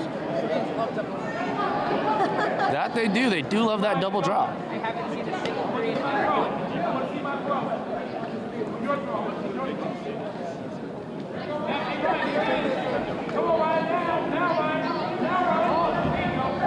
Roth being very aggressive. Yeah, no, it's kind of what was that? Like an Uchimata from a kind of different grip over the top. Oh. Nice. Quick attack, in and Looking out. for that Kochimaki Komi there. Earning him a Yuko. No, very good defending himself on the ground, getting back up to standing. So you love to see that. No standing back up with a big grin on his face, having fun out there. Almost there. Making a nice combination between his drop throw and a Uchimaki Komi.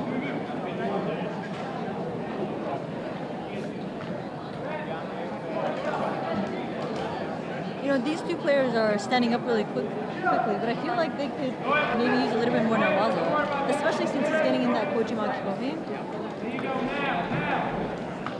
Oh, back-to-back opposite side Seoya attempts there. No Kazushi, but good attempts getting in. And does he have... Looking for the choke. Over the chin, though. The referee sees it quickly and stands him back up.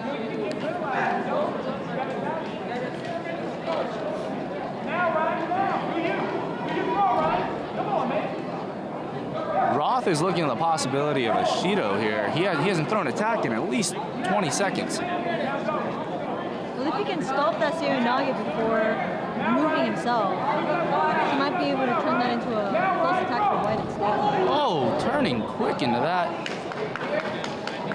No, almost walked into that one. Maybe giving his opponent too much leeway.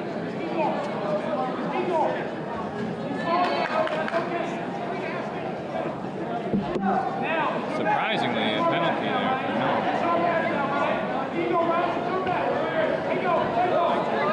Nice pushing, not quite enough to turn him over. There's a modified Kataguruma there. You know, it's been really fun seeing these modified Katagurumas coming out over the years since the change to the leg grab rule. And no, getting tied up with a Juji Gatame. Roth with the win there.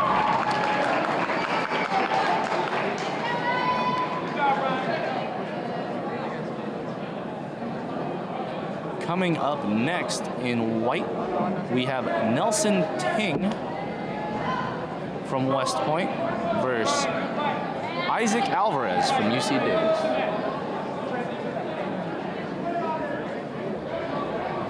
He has pants on backwards. Oh, he's got a weird symbol on the back of the thigh. Still in the 81 kilos. A lot of players this year in the 81. Well, it always is. It's one of the bigger categories we see. 81 and 73. No. These are some friends.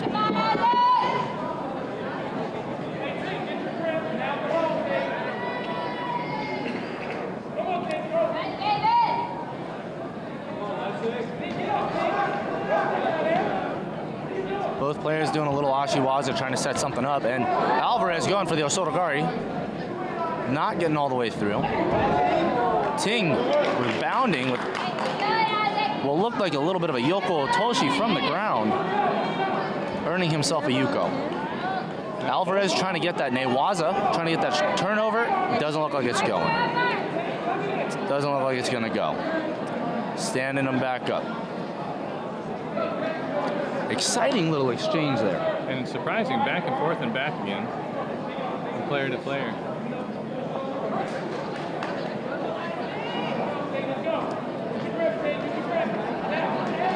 Over on mat 2, we have the 100 kilo match going.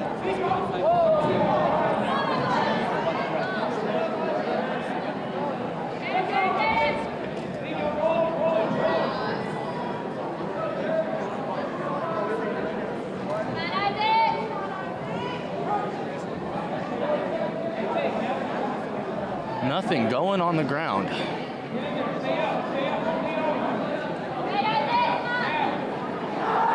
match seems to be, they both seem to be like equally matched. So I think it could go either way. Referees awarding Ting his second Yuko.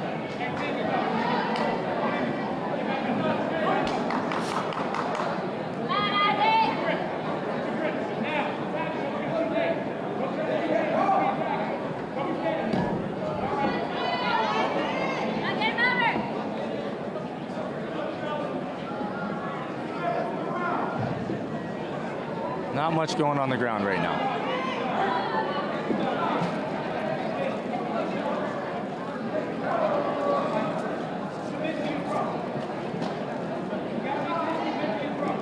Quick mat adjustment here by the referee. A lot of painter's tape out there. This tournament sponsored by Dahmer and 3M. I do like their orange sauce, to be honest.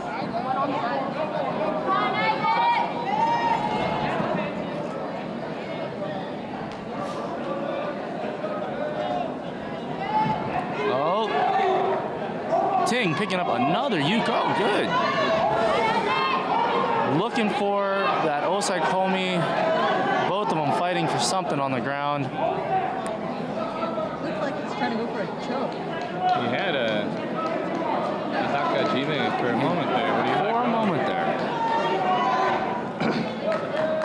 That's a tough one to sink in a tournament. Sure is. Beautiful Nakata. Difficult in play. Speaking of kata, a couple years ago we brought back kata into the NCJA. I think it's been a wonderful addition. We should have at least 1 or 2 entries this year to see kata at the end of the tournament. I think wrap up our competition for the day. It's a good way to close out the day.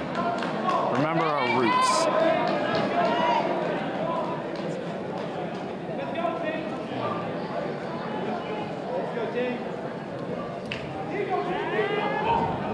Ting again attacking.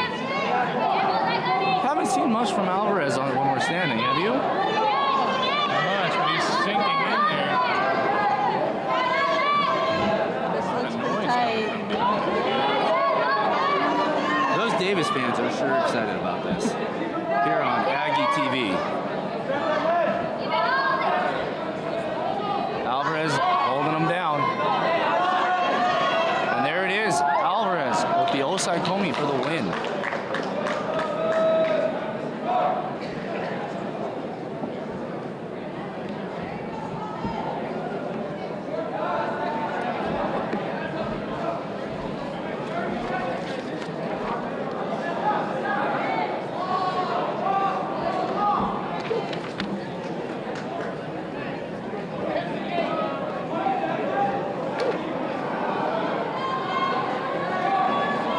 So, with the Olympics right around the corner, Suzuki, who's your favorite in the women's 48?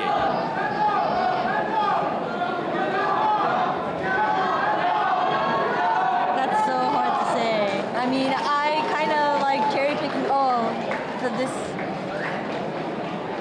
like this player, I like this part especially, or this was a really striking match. I don't really have a particular favorite.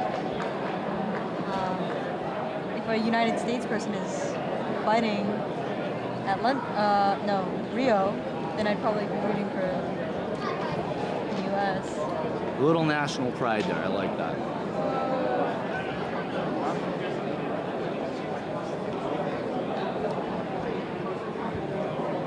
We've got a couple more matches starting here. San Jose State here in blue on mat 1 versus West Point in white.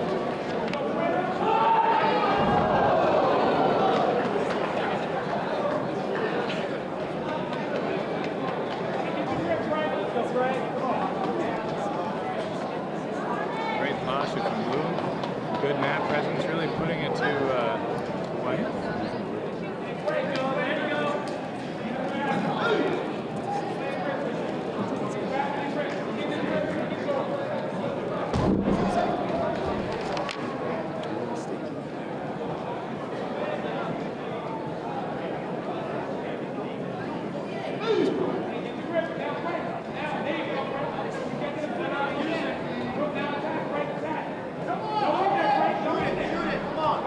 So this is 73 kilos? That's what it's 73 kilo match. Like Blue making some control there. I always feel bad Utilizing for the some match. injuries. There's so many people. You really have to. It's a uphill battle for every 73 people. That it is. It's always a Blue one. getting a little bit lazy here. Really not feeling challenged by White. The opportunity to maintain posture, maintain balance, not really worry about any of the attacks. Looking to finish with Ashiwaza potentially. You know, Agakane is probably a little disappointed with his last match, and he's looking to come back and pick up that bronze for San Jose State. There he goes, locking in the Osaikomi.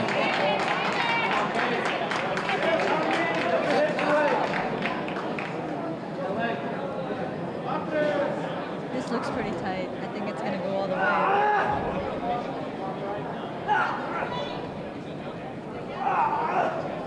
Good effort by Lynn. This one goes to San Jose State. Well played. Well, thank you for spending some time with us, Mrs. Suzuki. Anything else you'd like to share before we let you go? I guess thank you for inviting me. It was a lot of fun. All right, well, good luck with the rest of your semester. Thank you. And your future endeavors. Thank you so much.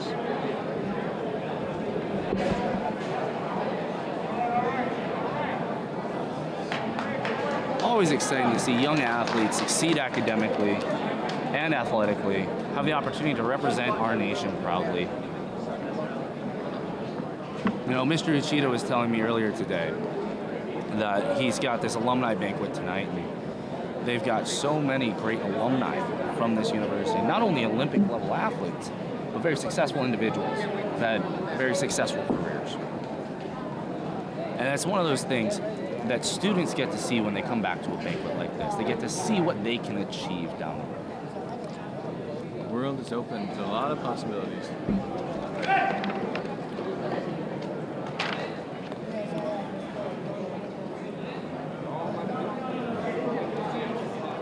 So coming up here on mat 1, we have another 73 consolation fight. We've got Moon of West Point versus Lossing. No. West Point. Moon of West Point versus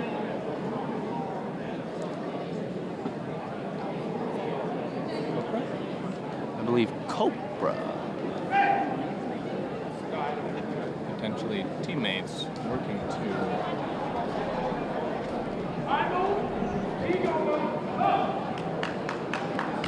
Moon quick off the bat with a drop throw for Yuko. Upgraded then to a Wazari, and a pause and restart up and standing.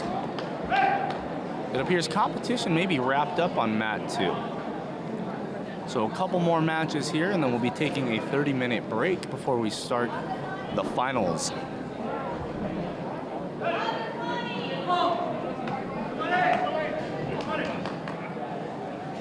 And that is a Wazari Awasete Ippon for Moon.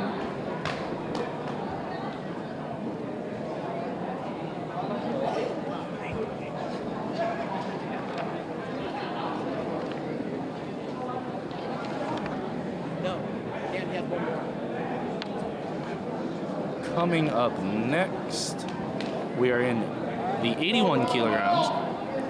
We have Insera of San Jose State in white, and Graves in blue.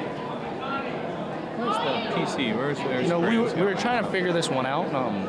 Might have to check with Jose. I don't know if he's figured that one out. There are a lot of PC things in this world these days. What can I say about the Gary Blue? Supposed to be good. He's from PC. Did we figure out where PC was, Jose? Pacific College.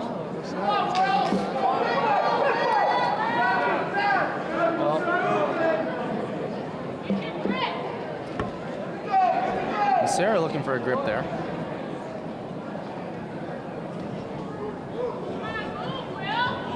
Ooh, and going for a ride. Good throw by Graves. Sneaking it in on Insera. So I think that pretty much eliminates San Jose's some medals. Who do we have coming up next here? That was the last match in the winners bracket. Everything else is losers.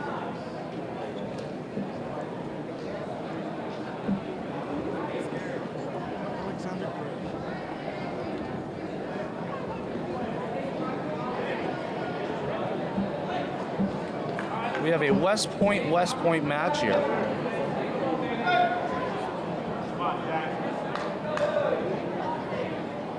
Could go either way. Could go to West Point. On the other hand, it could go to West Point. It'll be interesting to see how this one ends. If I were a betting man, which I'm not.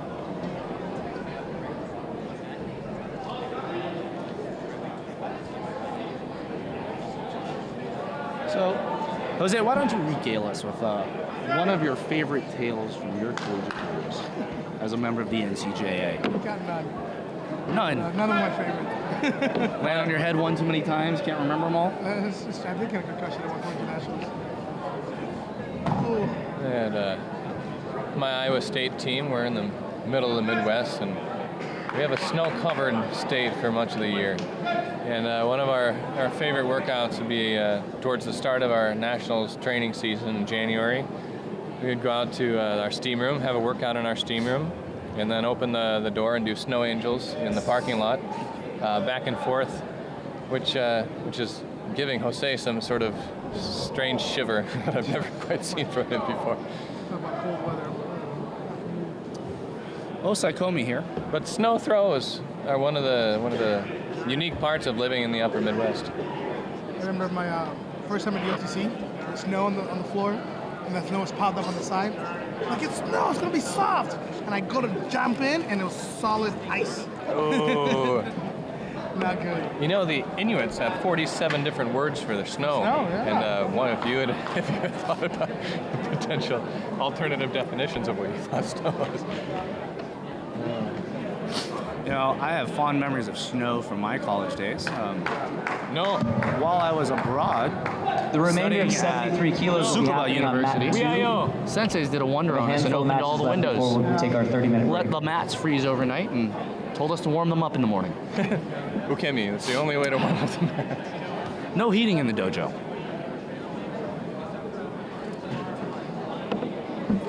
So coming up, we have Sungwook No. Bruce, Fresno State. Bruce from Fresno State. Here we go. Best haircut in the tournament. Well, except for yours. I also wear the classic Jose. Great for judo. Great for life. Josh,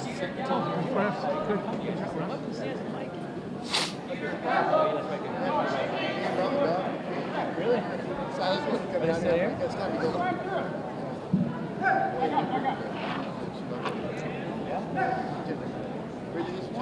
Good friend. Nice to meet you as well. Yeah, no, it is. So do you miss your college days, Jose? Of course I do.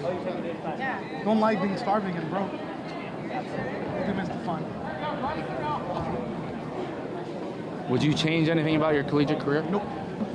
Maybe win more. Win more. Now you also had a pretty illustrious international career as well. Somewhat. Not up to the standards of San Jose State as previous alumni have done. But okay for myself. Storied history here at San Jose State of great international competitors.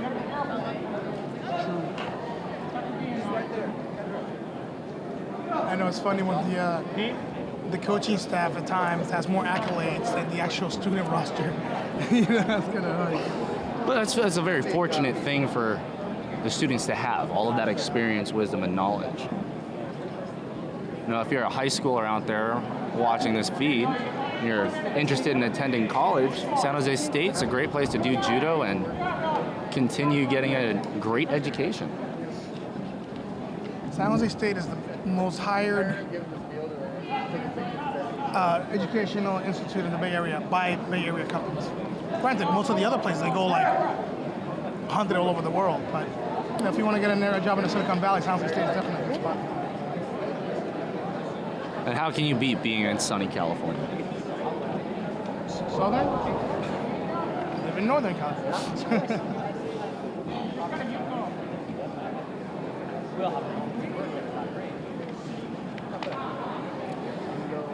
You know, it's fun to see all of the people who come back to this tournament. Shashir Chang over here for Minnesota, coach, was a UC Berkeley alum. What are the current rules for blood time? You see one competitor have a tiny bit of nosebleed. I remember in the days when it was, if the referee touches, if the medic touches you, it was done. It was like 04, 05. I'm like, really? So in today's rules, there is no time limit. You are given one chance to go see the official, have the bleeding stop. If it happens again, you're given a second opportunity. On that third time, you forfeit the match. So if you get a bloody nose, they can put a tampon in it and stop it. If it comes out, they can do it again. But on that third time, you're done.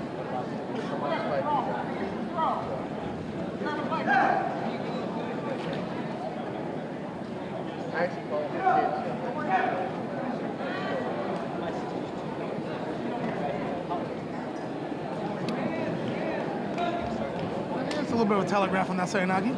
Just a little, just a little. I think they saw that coming from about a mile away. And here we go, number 2 on the blood. That's how you let it go. Oh, right on.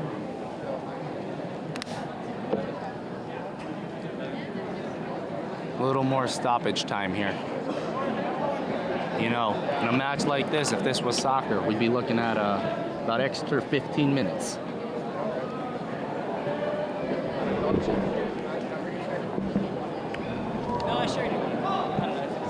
All right, folks, back in the action. As you see, the Fresno State guys being crucified. Just kidding, just kidding. Just having fun. Doing a quick check to make sure he's not bleeding. Yeah, want to see who's watching us. All right, now, looking forward to the finals. I think we only have a few more matches left, and then we're going to have a 30-minute break to the finals. The finals are going to be very exciting. I'm really looking forward to be kind of loud on that one. So am I. I think that's going to be a good couple matches we have lined up for the second half of the afternoon today. You know, and of course, as a unbiased San Jose State alumni, I'm trying to keep track of the points, and right now it's looking kind of tough for San Jose State, but again, exciting, nevertheless, you know. Now, you guys were the men's team champion last year, if I remember correctly? I think the women's, you guys, is it Berkeley? Or No, women's, Miss Ann Suzuki, who was with us earlier, was the female athlete of the year, though. I like how the Bay Area last year had both athletes of the year from the Bay Area. Yoshi Yamaguchi. Yoshi Yamaguchi, who's fighting right now, and Matt too, but he's having a bit of a tough day.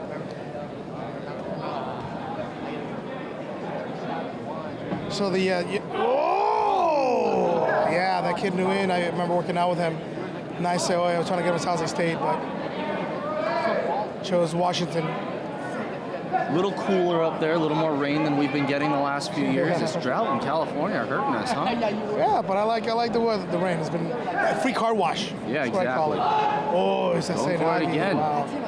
Yeah, I remember working out with him at the high school in a high school event that we went to Washington a few years back, doing a recruiting trip. The kid knew it was not bad. I had to beat him up a little bit just to. But now, obviously, it won't be the same. Now, it's a lot stronger. I mean, if you can pick up Toshi that way. Here we go on this mat one. Oh, penalty. Penalty for Bruce.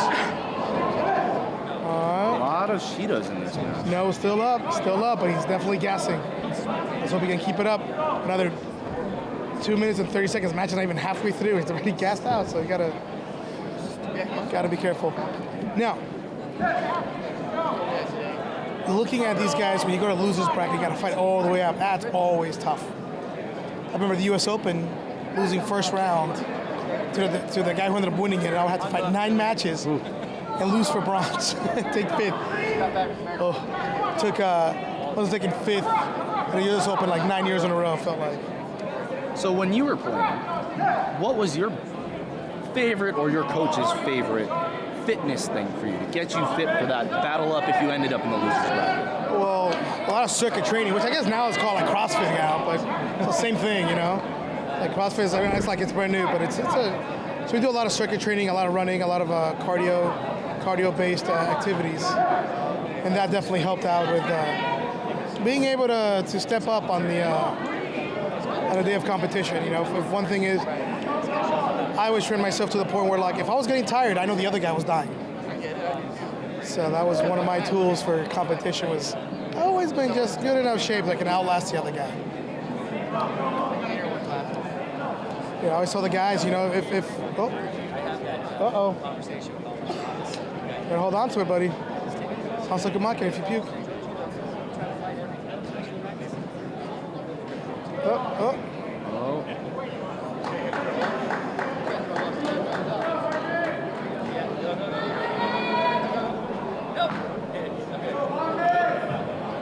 Make up your mind, dude. Make up your mind. What are you gonna do? Make up your mind. You puke, it's Hansakumake. Now, all you have to do is just keep it in. Oh, there we go. Oh, Hansakumake. That's it. Hansakumake. No, just had to wait on that. Unfortunately, this is something that happens on the team. That means it's over, Mike. Mike Barnes. That is it. I hear her singing. his match is over. Unfortunately, it was a good fight, good battle for Bruce. That would have been about bowing in for you, Mike. I got Mike Barnes, San Jose State alumni, behind me, making his comments behind me. I would tell him to sit down, but he's a police officer, and I do not want to be involved. The remainder of the championship bracket for 81 kilos will move over to mat number 2. All right, we'll cheer him on from this side over here. We'll be a little far away, but Bruce, hope you keep it together. Sorry, buddy. Lousy way to go. All right, so now we got 2 former teammates going on mat 2. Harmonic and Alexander, they're both from the same dojo, both representing separate universities now. Here's the coach of West Point team. Let's get him in and get him. There we go. Good fighting, good things. Here we go. Now coming back to match number 1, got a good fight. But let's keep an eye on match number 2. Let's go look at match number 2 on the far side with Harmonic. I don't want to comment on the match. Oh, got a cut over here. How you doing, sir? Hey, how are you? Yeah. Jose Ben Cosby, it's nice to have you. You guys got a strong team this year? We do. Yeah. Come on in, get closer, get a little closer. Let's talk here. Are we talking on the mat? Yeah, we're doing a... Are they going to hear this? No. It's a podcast, so it's a line. Oh, okay, go ahead. All right. So. Good. Yeah, no, man. We were commenting earlier, the great thing I like about the West Point players, and one thing that we've never been able to doubt, me being a San Jose alumni, one thing we can never doubt about you guys is the spirit and the heart that these players come in. Some of your players don't have the experience of some of our athletes, but they step out there, you guys win matches that sometimes you have no reason to be there, but your heart and your determination. That's right. I think the biggest thing, because I used to be on the judo team, but when I was a cadet, but 14 years ago? 12 years ago? Yeah, 12 years ago. That's not too long ago, was it? No. All right. Yeah, I mean, the biggest thing about the judo team is we got 170 cadets to try out. We can only pick like 14 or 15 of them, but a lot of them really want to get better with judo, and they do it for the rest of their life. They do it when they get to the military. They do it while they're in the Army, when they get out of the Army. And so that's what we want to inspire a lifetime sport. And we want them to continue to grow in judo. So we get a lot of old wrestlers. We get guys who are track stars. We get guys who are football players. So it makes a difference. The attitude that they bring to the table here. They want to get better. They want to be good, and they love to play judo. And practices are fun. Practices, you wake up in the morning, and they go to class. They do what they got to do. But it comes 16:30, they're running practice. They're out there sweating. They're running outside, running stairs, hills. They're doing whatever they got to do. And I come in there, I don't have to do anything. I just go like, hey, what do you need me to do? It's a fun team, fun club, fun organization, easy to work with. The school supports us, and I love it. I know your former coach, Hector Morales. That's right. He was also my coach as well when I was a kid. Yeah, I like Hector. I know now he's with Pittsburgh Pirates or Pittsburgh Steelers or something like that? No, he's with the Pirates. He's with the Pirates. Right? I think he's enjoying himself, which he's deserved it. He's earned it. That's going to be great. He still supports the team. He calls up, he checks on us. He's, when he was NCJA president, he continued to check on us. So it's great to have him as an old alumni from the club. And he's always trying to get new coaches in, new blood in the program. So it's great. And also Mr. Dan Lorenzen as well. Yes, Dan Lorenzen. Yes. Sorry, coach. Just looking at the battle over there, mat number 2. These two guys were a former teammate from the same dojo in LA. Now they fight for separate universities. Harmonic in white is defending champion in this division, but he ran into a little rough patch earlier. And that's Alexander's, we tried to recruit him to San Jose State, but chose to stay home down south. But that's 2 teammates that worked out with each other. You can see this such a big fighting battle. And then we have Sarah over here, also San Jose State, of course. I guess it's a great Iowa competitor. But coach, always the thing that's almost most stressful, and I think for all the coaches, is at the end of the day adding up all the points, seeing what team's going to come through. Our biggest fear every year is always West Point. You guys show up really strong. I think too a part of it is the cadets, they have a duty. A part of their duty, they got to do physical fitness, and this is what they've all chosen to do, is to be physically fit in judo, to grow in judo. So, we bring white belts. This is their first time ever doing judo in this semester, and they come out here and they can fight at this level, which is amazing. And it's because they have the heart. And you're talking about young folks who, after they leave here, are going to go to war, and that's a big thing, right? And it takes a certain individual to push themselves in combat, to get shot at multiple times and still conquer the enemy. And these are the guys that we bring in here. So that's why every year they are a threat. And every year they are going to bring a fight that you never can imagine. And I love it because I see the youth of tomorrow, the leaders of our military, are sitting in those stands, right? They don't see it, they don't know it, but I know what they're going to do for us, what they're going to do for their country. Some of them may not come home, some of them may do things that, they will never have imagined. Be Special Forces, Delta Force, all these guys, but that's in that group right there. Those are the guys that are going to do that, and I'm happy, I'm proud, and I'm glad to be their coach. Yeah. You guys, again, here with the good work. You guys got a great program there. Now, you got many players going to the senior nationals coming up? We do. We're only going to take about 7 this time, only because we've got other requirements they got to do. Right. No, financing. The biggest thing is, senior nationals, usually we want to try to take all of our seniors, all of our juniors, as much as we can. But at the same time, we got to make sure they focus on their classes, because their class, they're coming towards the end of their semester. So we got to make sure that our seniors and everybody focus and they get it done. There you go. So we love it, but next year, hopefully, if there's enough time between tournaments, we can try to get them in the senior nationals and try to bring a little bit more folks, and we'll plan it. We'll plan it so that one. Yeah, so that's Ryan Roth on the mat on the far end. He's fighting Nickel. When I used to be down at University of Texas, I was their judo coach down there just a year ago, actually. He was one of those guys at Universal Judo in San Antonio. So he's a great athlete, great competitor. But Ryan got promoted to Shodan in New England at Pedro's club, and Pedro put him in Shodan. So he's a great athlete as well. So it's a great fight. I got right here, you got Matt Day. He's about to fight, and hopefully this is going to be another great match. So it's great to see these guys. They're still going. It's wonderful competitors. Good. Well, Coach, I know you guys are coming up. I know you're excited to get out there on the chair. Thank you very much. Thank you for everything. And if you get a chance, please come back. Come back and talk to us. I love what you guys are doing the program. I love what you're doing with these young men and young ladies out there. I'm so happy to have such straight up young men and young ladies representing our country, and something that we have in common, the love of judo. That's right. Judo and like I said, I've still been doing it since they done them. Everybody, we all continue to do judo. Sensei Reno's been there since I was a cadet, and that's one of those things that we really want to keep growing. And hopefully one day one of these young folks are going to come over and take my spot. So that'd be good. There you go. All right, Sensei, thank you. Nice talking to you. Good luck to you guys. Thank you. You got it. Well, very impressive with the talking to the West Point coach. These young men and ladies that are coming out of this program, I mean, they're the future leaders, not just in the military, but the future leaders in whatever it is, whether there's CEOs or politicians or whatever it is. I mean, they're all very smart young men and ladies. They're all very driven, all very hungry. And again, like I said, they're, coming in here with this, mentality they have is amazing. Growing up, my coach always said judo was 75% mental, 25% physical. I told him, no way, because I was always very tired coming off the mat. But you know how it is. All right, so now back to match number 2. We got this young man, Graves, right here. He's an amazing fighter, fighting against Alvarez from Davis. Alvarez is having the tournament of his life, beating some really, really impressive judo players. We'll see what he can do with Graves.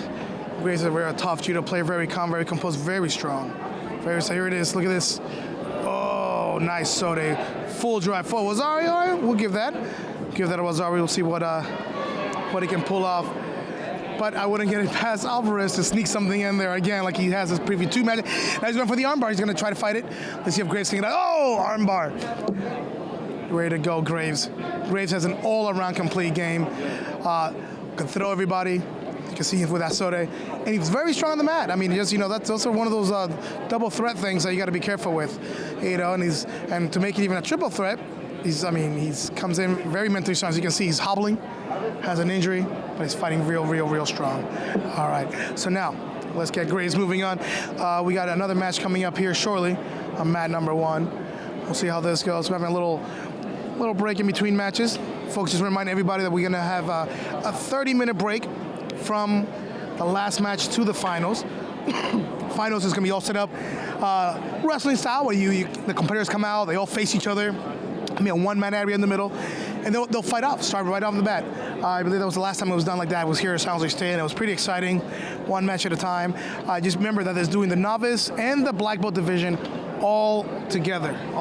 So now, over there in the far mat, we got one of our Korean good judo players against Alexander. Alexander had a tough match with one of his teammates. Unfortunately, he beat his teammate, who's our defending national champion, Harmick. But here we go, fighting back on the grips. I got Mr. Dylan Blackburn back with me on the mic. Now, Dylan, we just saw that kid Graves fight out there again. I don't know what that guy's eating, but he's got the triple threat. Well, can I get some of it? Oh, tell me about it. He's got good throws, amazing newaza, and has mental willpower like no other. He was hobbling out there. He has one injured leg, and he's still out there to perform. You know, so that comes from good coaching, having good supportive people around you who teach you how to drive, how to finish, how to fight through it and win. That's going to be an exciting final for the 81. Oof. Nickel versus Graves. Nickel versus Graves. I look forward to seeing that one.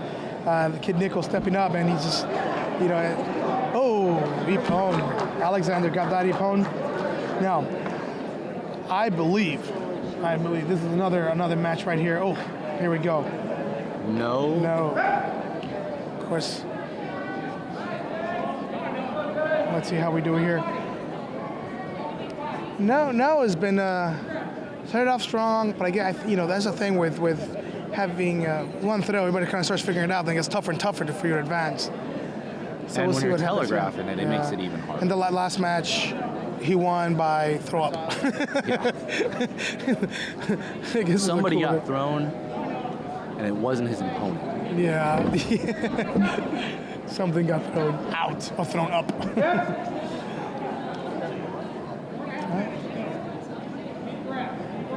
Is this our last match before we take a break here? I'm not exactly sure. I mean, I have to see the bracket, but I mean, I know. Like I said, we're taking a 30-minute break after the finals. The finals are going to be very exciting. I mean, from what I saw from the novice division, those guys did a fantastic job. I think mat number 2, I think, is done over there because everyone's shaking hands with the referees. But and then I believe we're following that with a little bit of kata at the end. Yeah, I believe you're doing the commentating for that, correct? Oh well, I thought you know better than I. I like kata. I think kata is a good requirement for belts. I like the intricacies of kata because it forces you to really learn how to do the technique properly. I do agree on that. It's very difficult. Yes. And as a spectator sport, well, maybe there might be things that we can add on later on. Maybe some glow sticks or something. I think it's good to have that balance. I think all of your competitors should know the kata at least. But that's the one thing that I got to wonder. Like, Taekwondo does a great job of promoting their pumse, which is their forms, and also promoting their fight. I mean, trying to find a way to do that with judo. But when I take experience with Taekwondo players, kata and judo is so difficult because you got your partner with you. It is. It's not only just you, but it's your partner. And they're both doing different roles through kata. Not just relying on yourself. Yeah. Have to have a good uke. So now they both have the grip. Now the one thing here now is you can see that when the day is definitely wearing on, a little too tired to attack. You got the grip. Your mind sees what you want to do, but your body's not reacting. And there you go with that seoi, back to seoi. Worked great the first match. And everyone's seen it now. Now we need to see him pull something out of his bag of tricks. Let's see what he does here now. And here they go again. Locked back up, left on right grip. So now here's the thing. So compared to white, you know what he's going to do. He's not telegraphing it, but you know what he's going to do. There it is again. Compared to blue, he's completely telegraphing, even though he's doing different attacks. Now I think we're going to see a Shido for white because those last three, I didn't see any Kazushi. The last one, he lost his grip, so that was like, Oh, they're giving him the one-hand grip. The one-hand grip. Oh. So blue's up now. Blue's up 2 Shidos to 1. The match were to end right now, he would win the match. But again, you got to fight every second of every match. Oh, Yuko. Blue getting himself a point. Good call. I like the referee then, waited for that. He was about to say Ippon, but Mate, but he waited and made the right call on that. That dynamic border, it makes the sport more fun. Yeah. Here's no sucking it up now. Let's see if he can keep it together. And he's down. And when you're down, man, that clock, attacks like that, I'm not going to do it. When you're down, that clock seems to run very, very fast. When you're winning, that clock seems to be going very, very slow. So two different, match not even halfway through, 2:34. And if No expects to pull this out, he's got to do something now. So I don't see him lasting the whole half of the match. He looks a little bit tired here at the end of the day. One thing we know about West Point is, I was just talking to the coach. These guys are physically fit, ready for anything. I mean, these guys go to war for us. Well, last year when we were out at West Point, I was walking to the gymnasium and I watched them jumping out of a helicopter. Now, why jump out of a perfectly good helicopter? When you could land it and walk out of it, right? But I guess, hey, that's why they do what they do. They're amazing, and I'm just a spectator and get to live. Oh! Good attack, face plant. No going for that opposite side, Ippon Sonata this time. That's why these young men and ladies at West Point do what they do, and I'm very grateful for that because it allows me to live the life that I like to live here, and and I hope if someday is there any way that can, repay, not with my life. I mean, some way. Because they're amazing. I mean, they honestly are amazing. Coming out here, doing this judo thing, on top of their obligations as far as school goes and what they're going to do for our countries. I was saying earlier, they're going to be great leaders of this country, whether it's military, whether it's CEO. And look who we have coming up. Oh, my God. Here they come, Hillary and Daniel. We have two good friends of mine, ladies and gentlemen, coming up. Let's give us some seats right here while we do our podcast. Here he comes. Come have a seat, guys. Come have a seat. Two of Nathan's former athletes. They trained with me a little bit at Belmont, and here they are, guys. Hi. What's up? How you guys doing? Not too bad. How are you? I miss you guys. It's great to see you. Oh man. So yeah, we're doing a podcast. UC Davis is holding a podcast. We're talking about every match going on. Now, this next fight, we got to do it in Spanish. So, Bobby first, over here. Bobby, how you doing? Yeah, do the podcast. Oh, you are? Yeah. I got my peoples here. That's all right. No, I'll see you in a little bit. So what's new, guys? What's missing judo? Judo's missing you, for sure. Yeah, I'm missing judo, yes. Gotta come by. I'm expanding my dojo. So at 7:15? 7:15, but eventually we're gonna have classes Still in the same all location? day. Same location. We're expanding. We're adding a new wing to it.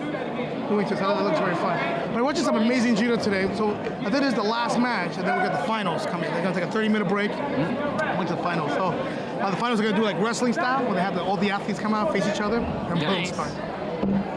Okay, there it is. Yeah. So this whole time, this Korean guy has been giving a tough match, but he's a Seinagi guy. One move. And as the matches goes on, they've been figuring it out. West Point player here is definitely in good shape. But, looks like a wrestler. Yeah, these are. So what's new with you guys? You guys made millions yet? Living in the Bay Area, Silicon Valley? Not yet. That's still the plan. Doing a lot of CrossFit. Hey, I can tell. You guys always look fit. So I got called last minute to do this job, and I made sure that last night I went out and got my mind straight. To focus, yeah. To focus, make sure that this is happening. I had Mr. Blackburn and Nathan over here were commentating with me for a little bit, and we had some very interesting things, different thoughts on a lot of things. Not disagreements, but just different thoughts on perspectives on judo. Ideas. Yeah. What does it all mean? And of course, as much as I try not to be biased in this arena, being a San Jose State alumni, I'm very nervous. San Jose State is having a tough day today. Oh, Wazari. Oh, I totally feel bad for discrediting No. That's his name, No. When the match was halfway through, he was gassing out, and now he's coming back. Now he's up by Wazari, up by Yuko. See what he can pull off here now. I'm looking forward to see what the finals are going to bring, because this is a tough division. 81 kilos, real tough. Got two tough judo players in that division. 73 kilos looks tough. 66. They look a little tired. Yeah.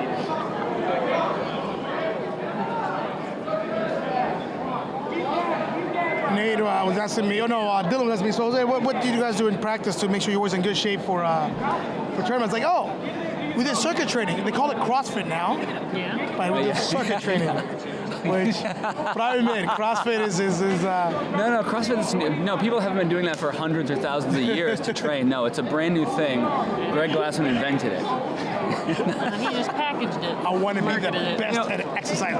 Right, but I mean, I love it. Don't get me wrong. Don't get me wrong. I love it. For the cult following and everything, instructor now, so that's what I do. There you go. Yeah. No. If nothing else, you're getting people out we there. would take, when I was a coach at San Jose State, granted on top of us doing our circuits, there's a fitness place down south. Once a month we would go there and do circuits. I mean, do CrossFit with us. And man, I'll be honest with you, I don't care how many pull-ups you do, trying to pick up a tractor tires, it's not the easiest thing in the world. Yep. And then we're like, man, this is hard. And then Marty Malloy goes on there and moves it for us. We're like, that's why you're an Olympian. And that's why you just do this. Yeah. What's the problem?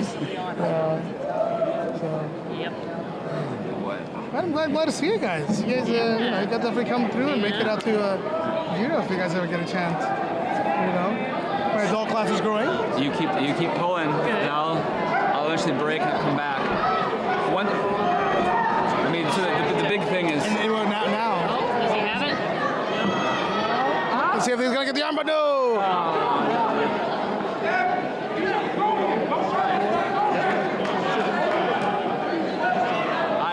I need some work to. That's okay. Hey, believe me, you know more than my students. They're my dogs. Here we go. Oh, it's getting exciting. Here we go. We're on to 10 seconds left. 10 seconds left. Let's see.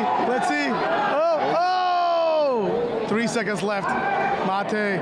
Oh, this is what's great about collegiate judo. Two guys giving it their all. 3 seconds left. Let's see what happens.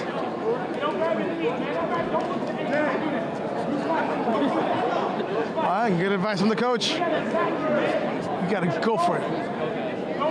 They're both ready to be done. I do like the West Point coach. He's just like me. He's been warned several times for standing up and being too animated. At least he gets warned. Me, I get kicked out of tournaments. Sorry. When's the last time you got kicked out of a tournament? At Senior Nationals. And I walk back in.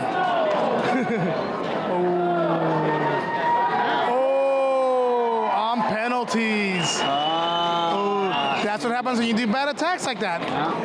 Now next coming up, we got Willie and Sarah. Willie and Sarah is a 73-kilo player, moved up to 81 kilos for this tournament for San Jose State.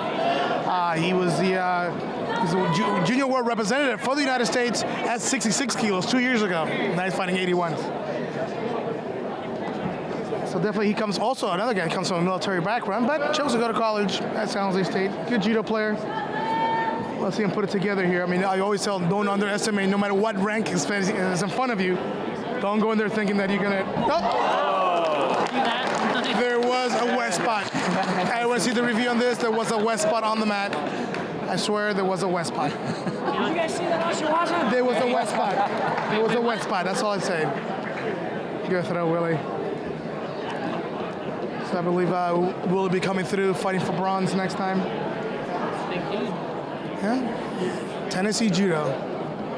Tennessee Judo, another good supporter of NCJA. Always shows up with the team. I do not remember them during our day. Yeah, well, I mean, well, they got a good, you guys know the one of their referee, the coaches, the guy blowing his nose right now, the referee blowing his nose. He's always at all the collegiate nationals. I believe he's the secretary of NCJA, so he's. It does look like there are more competitors than there were during our. 130, and then a lot of them are fighting two divisions, so it's 155 athletes. Which is very impressive. I mean, the nice thing also too is being here in the Bay Area, keep in mind that we have the largest concentration of universities doing judo in the Bay Area. Yeah. Right? You got Stanford, San Jose State, Davis, San Francisco City College, University of San Francisco, Berkeley, Sac State, Fresno. The easiest to travel to. 2 different airports to pick from. And not all programs, even the ones here, don't have an established program such as Iowa State did or San Jose State, where you were able to fund the athletes to go. A lot of times, this unfortunately falls on the athletes to fund themselves. And then as we grow our sport and make our sport more well-known, more universities take personal interest on that, and eventually, get a good alumni clientele that would donate. I think that's what you guys are reaching that point. your program's been around for long enough. San Jose State has a big supportive alumni program. I mean, I'm just looking around here, and half of the people here are all San Jose alumni. And then there's a big dinner tonight, so if the team loses, we're going to hear it all from these alumni. The team wins. Jay, we didn't lose. You know what? What is happening? When I was team captain, we never lost, all right? That's what I'm going to say. Now, whether I won or not, that's a different thing. But as team captain, I made sure my team never lost. So, but, it's tough. Like any other dojo, it goes through waves. It goes through waves, up and down. It's a rebuilding year. It's a rebuilding year, yeah. But I mean, I think that we have good enough quality players that should be able to, dominate out here.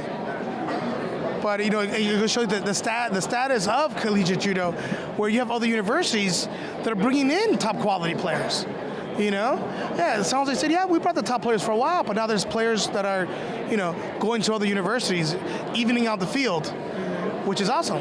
I love seeing that, because that means that overall, world universities or any championships with college students, we're producing good athletes out there. They're not all just coming from one university; they're coming from all over the place. So you gotta love that. You gotta love that. Now, I think we're taking a little break right now. Let the athletes breathe a little bit. As we get down to less and less competitors, the matches happen more frequently. So you got to give them your little rest rounds. So we got to see how Willie just fought next, and he's fighting the next match. So you got to give him his mandatory. I believe it's 5 minutes, if not 10 minutes. So we got to see how this is going to go. So listen, I got to talk to you guys because I want to figure out how to do the seafoam for my car. I know you guys did the seafoam for your car a while back.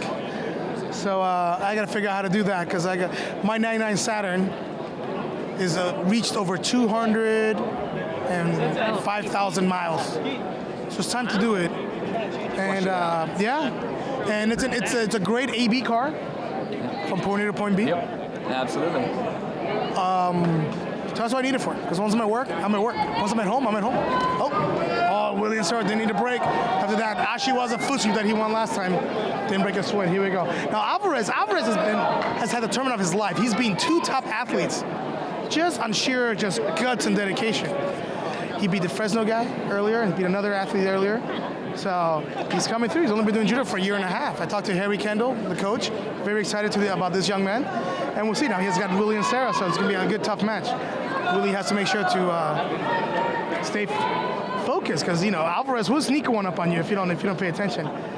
Is Willie getting his grip? Oh, see that? A little telegraphing there with that deep coaching, but gotta stay away.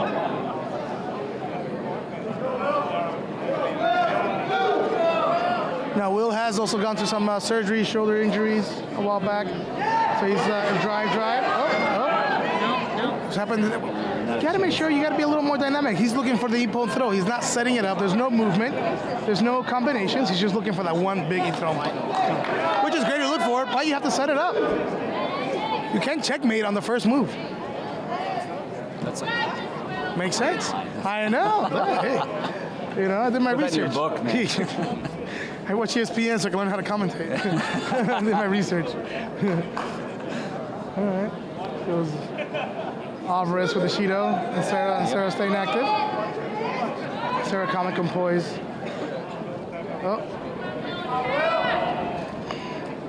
Alvarez looking more. Oh! Yuko for Sarah with a nice drop, Saranagi. Huh? No, waved off. Well, the referees had a better view than I did. From this angle, it looked pretty amazing. But, hey, that's why I'm not a ref. I want to thank all the refs coming out today, especially head ref Dave Williams. Did a great job officiating today. Let's see, and Sarah try to set it up. And Sarah's very, very stagnant. Got to be careful. Got to be careful.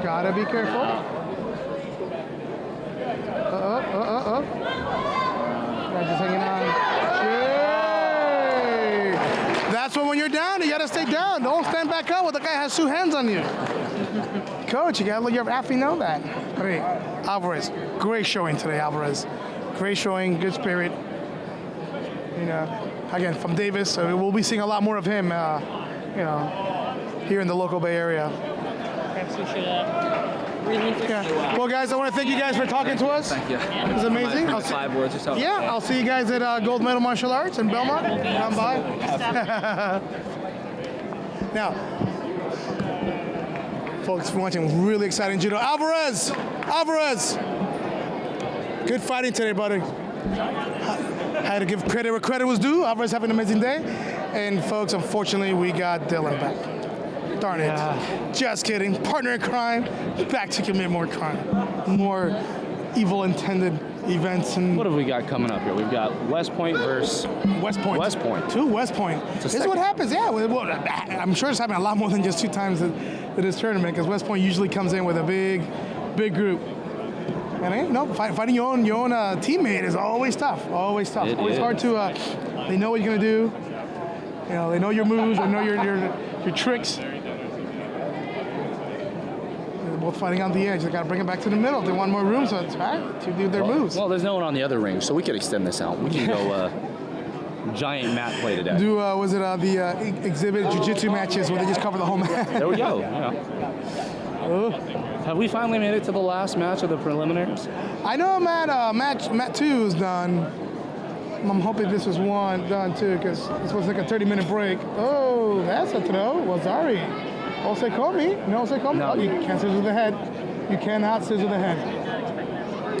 Osekomi, there it is. Oh, good way. Good awareness. Now let him get that leg. Moving in that circle. Gotta keep the hips low. They gotta bench press you right off them. Those West Point guys are strong. They are. Just give your teammate a hug. Hold on to him.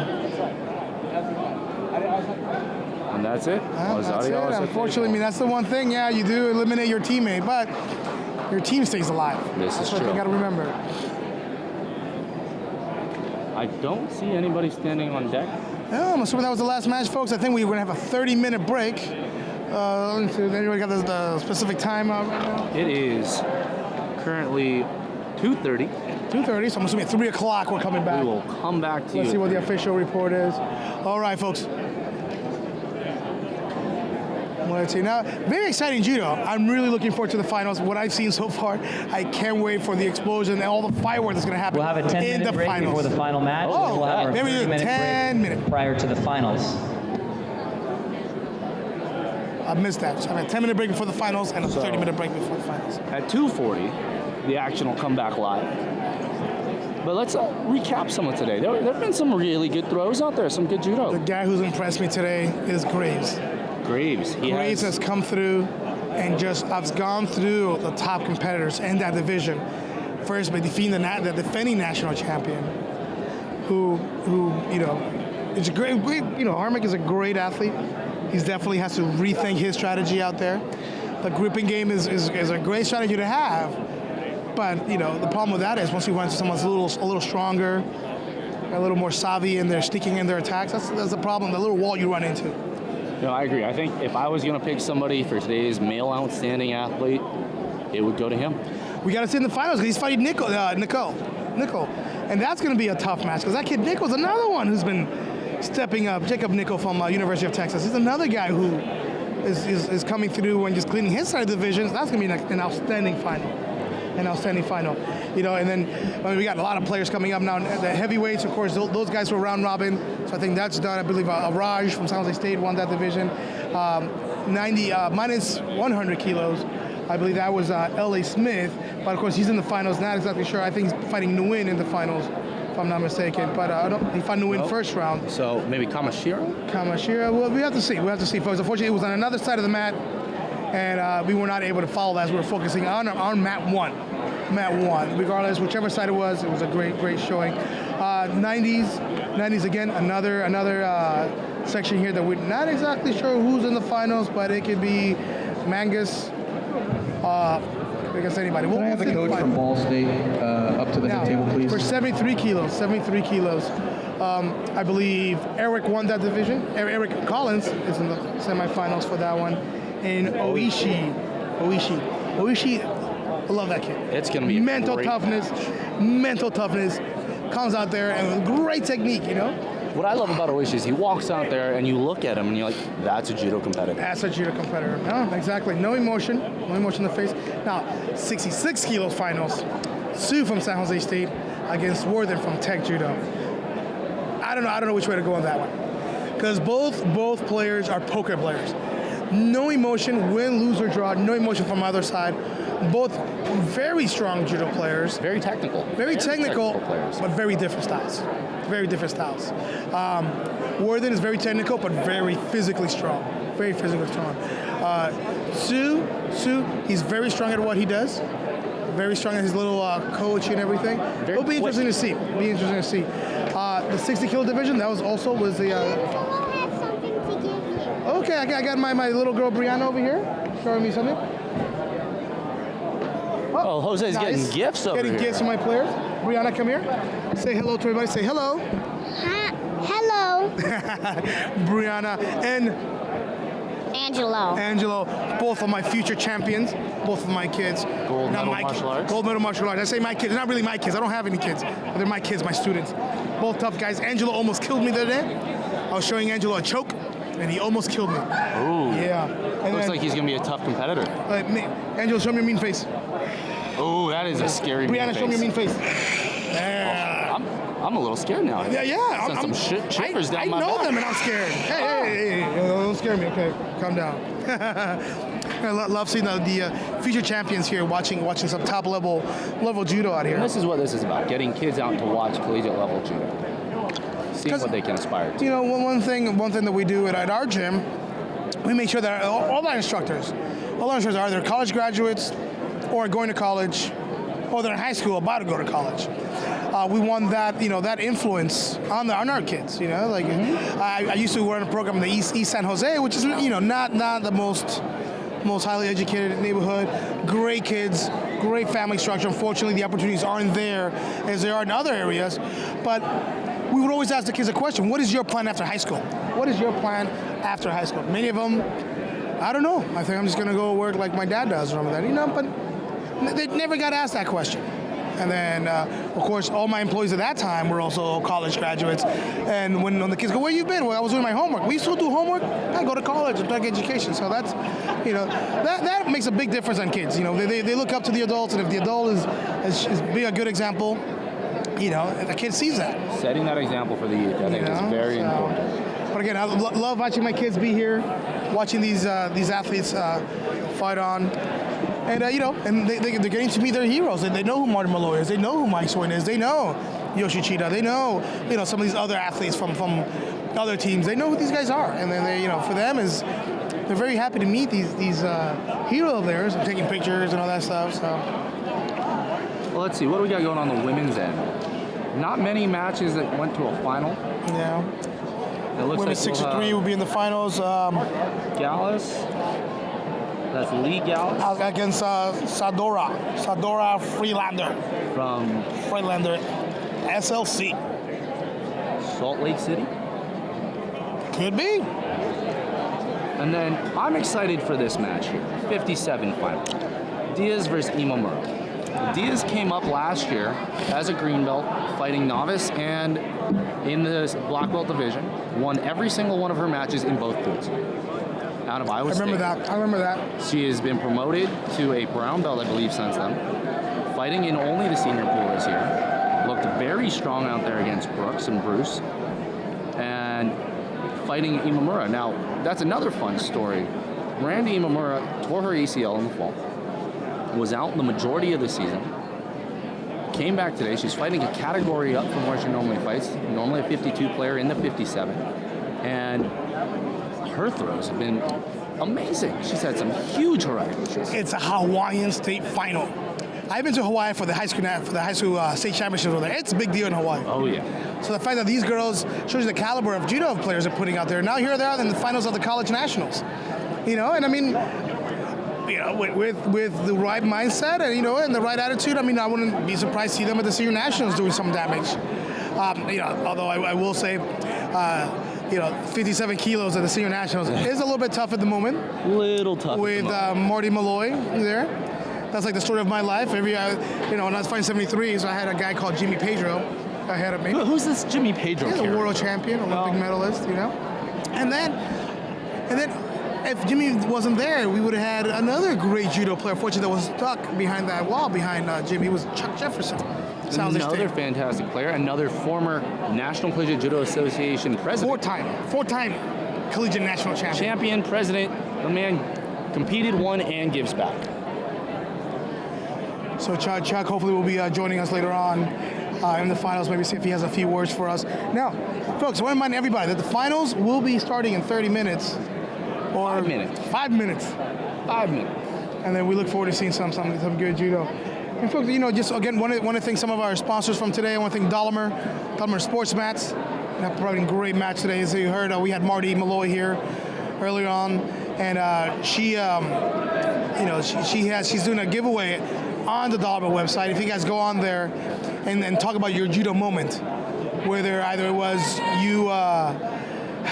your first day on the mat or getting promoted, you know, and the winner of that gets to spend a whole week at San Jose State hanging out with Marty and some of the another group of top judo players. What a treat that would be. So now, here we are. We're going to be fighting for a bronze medal match right here. So you got Willie and Sarah against West Point. Really looking for a good tough match here. Those West Point athletes, can never count them out. You know, they are definitely on the up and up. You know, once Hector Morales left, they're still able to produce good quality players. And again, like I said, you cannot doubt their fighting spirit. Fighting spirit. Cookies? Oh no, thank you, birthday boy Corbin Bali Tuk Tuk, who's 16 years old today. Up and coming star in the Bay Area. Up and coming, good player. Corbin, at the age of 14, enrolled at Open University, trained with San Jose State. This past year, he won the San Jose Buddhist, the black belt division at age 15, one of the toughest tournaments in America. Looking forward to seeing his collegiate career. Straight A's. Saw his grades. That one. Hey, we got and Sarah in white. Oh! With a quick attack, following it right into the let that happen. Let that go. Little early call. Lucky break for West Point there. Here we go. Can't call it back. Gotta go. Let's see Willie real focus here. Gotta watch out with the underhooks. Oh. Sounded like something might. Patch ripped. No patch. Patch from Willie and Sarah. That is the World University game patch that just ripped out of Willie's back. Looks like he's down to a USA judo patch. Uh-oh. Let's see. All right, right now, West Point coming real strong with that grip. Willie has to get those two grips on him to make it happen. Willie saw that happen. Going for the clock choke, Get it. Oh, it's in there. You just gotta keep running it. Get it in. Oh, referee's letting it go, still going. Oh. Just a little too long trying to get it in. Yeah. West Point had his fingers in there locking it out. Yep. Kudos to him for being quick and seeing that coming. There you go.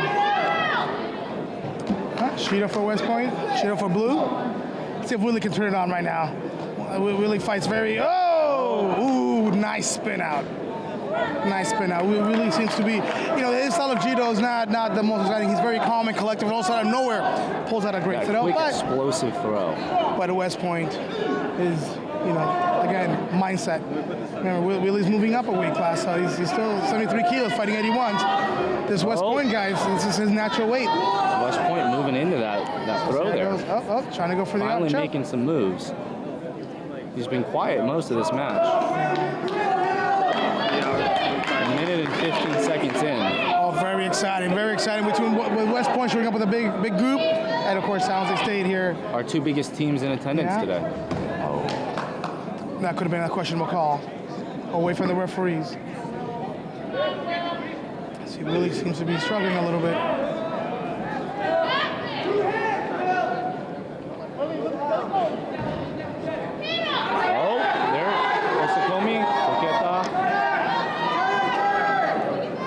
Trying to muscle it through. What a great match. What a great, exciting match right here. Good way to start our finals bracket here. Yeah. Okay, this is for bronze medal, the 81 kilo division. Bronze medal, the 81 kilo division. Let's see what Willie can do here. switch. Oh, almost threw himself, but no score given because the other guy didn't. It wasn't his technique. It was just And Sarah still leading by Shido. Uh-oh. Sarah getting pinned. Osekomi by West Point. Osekomi by West Point. You hear the crowd going crazy. That pin is locked in. Oh man. That is locked in. I'll tell you right now. I'll tell you what. That's not gonna boast well for Willie. Not gonna boast well for Willie. And West Point with third place finish. Good job to both competitors out there. Tough fight, Willie. Gotta suck it up and get ready for Senior Nationals coming up soon. Next week, Senior Nationals in Irving, Texas. If you're in the area, make it out there. Come check out many of the San Jose State players competing. Heck, a lot of the good players from here. Yep. Good tune-up tournament for that week. That tournament. This concludes our preliminary rounds. We'll have a 30-minute break followed by the finals. Now we have a 30-minute break. Now we have a 30-minute break, folks. Just want to thank you guys for hanging out with us.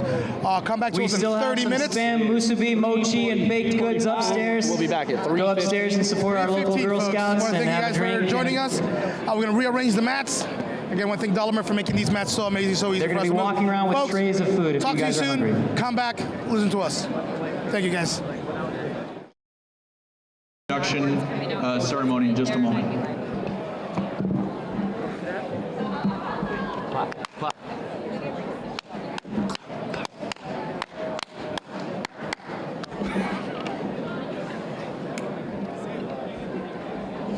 I'm not sure that we're good on that. Are we live? Yes, we are. Well, welcome back. Welcome back, everybody. Looking for the finals. I like this little break that we had. We definitely have a great lineup of matches coming up today.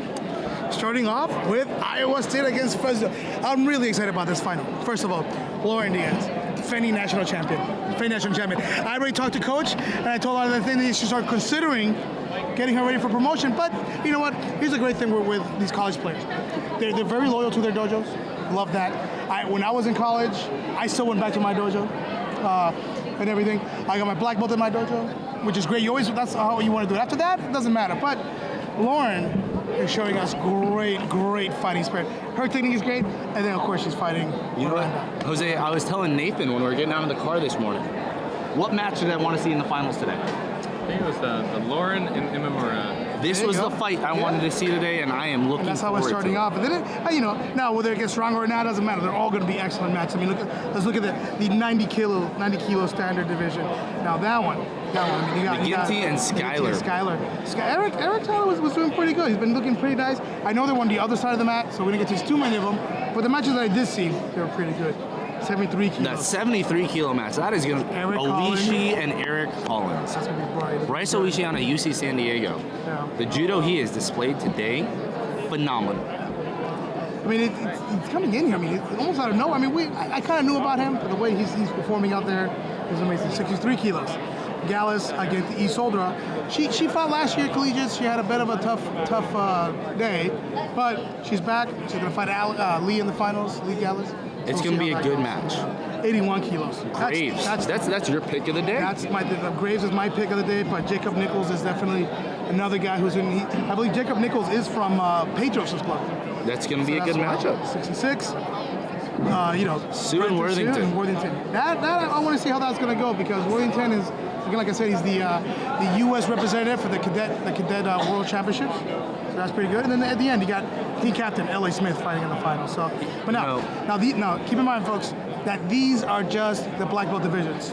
Now it's exciting to see here. I know you, as a San Jose State alum, super excited to see 3 San Jose State players sitting there. No, I'm not excited. I want to see all of them in the finals. I'll be serious. I'm gonna be selfish in that aspect. But I mean, 3 in the finals, and again, like we were talking earlier, I like the fact that San Jose State is not quite dominating, but that the other universities are definitely stepping up.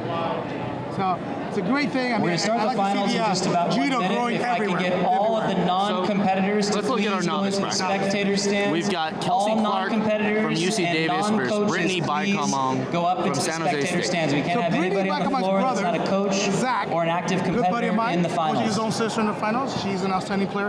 At the Senior Nationals, when they were in Reno a few years back, I think she won her novice division, like brown belt and below that time. So she's a good judo player. I think she's going through some injuries, but we'll see how it goes. In the men's 60 kilos, we've got Freddie Luna of West Point and Brian Overhosler of UC Davis. Those guys weren't too bad. I saw them fighting on the other side. So I look forward to see how those guys are going to go. I mean, look, lightweights, I cannot compete with the speed that they have. But didn't you have that speed when you were a young player? Yeah, when I was like 10. That was that weight class. To be 10 again. So moving down the list, we've got a 66 kilo. Thiago Santos. Thiago did outstanding in the novice division.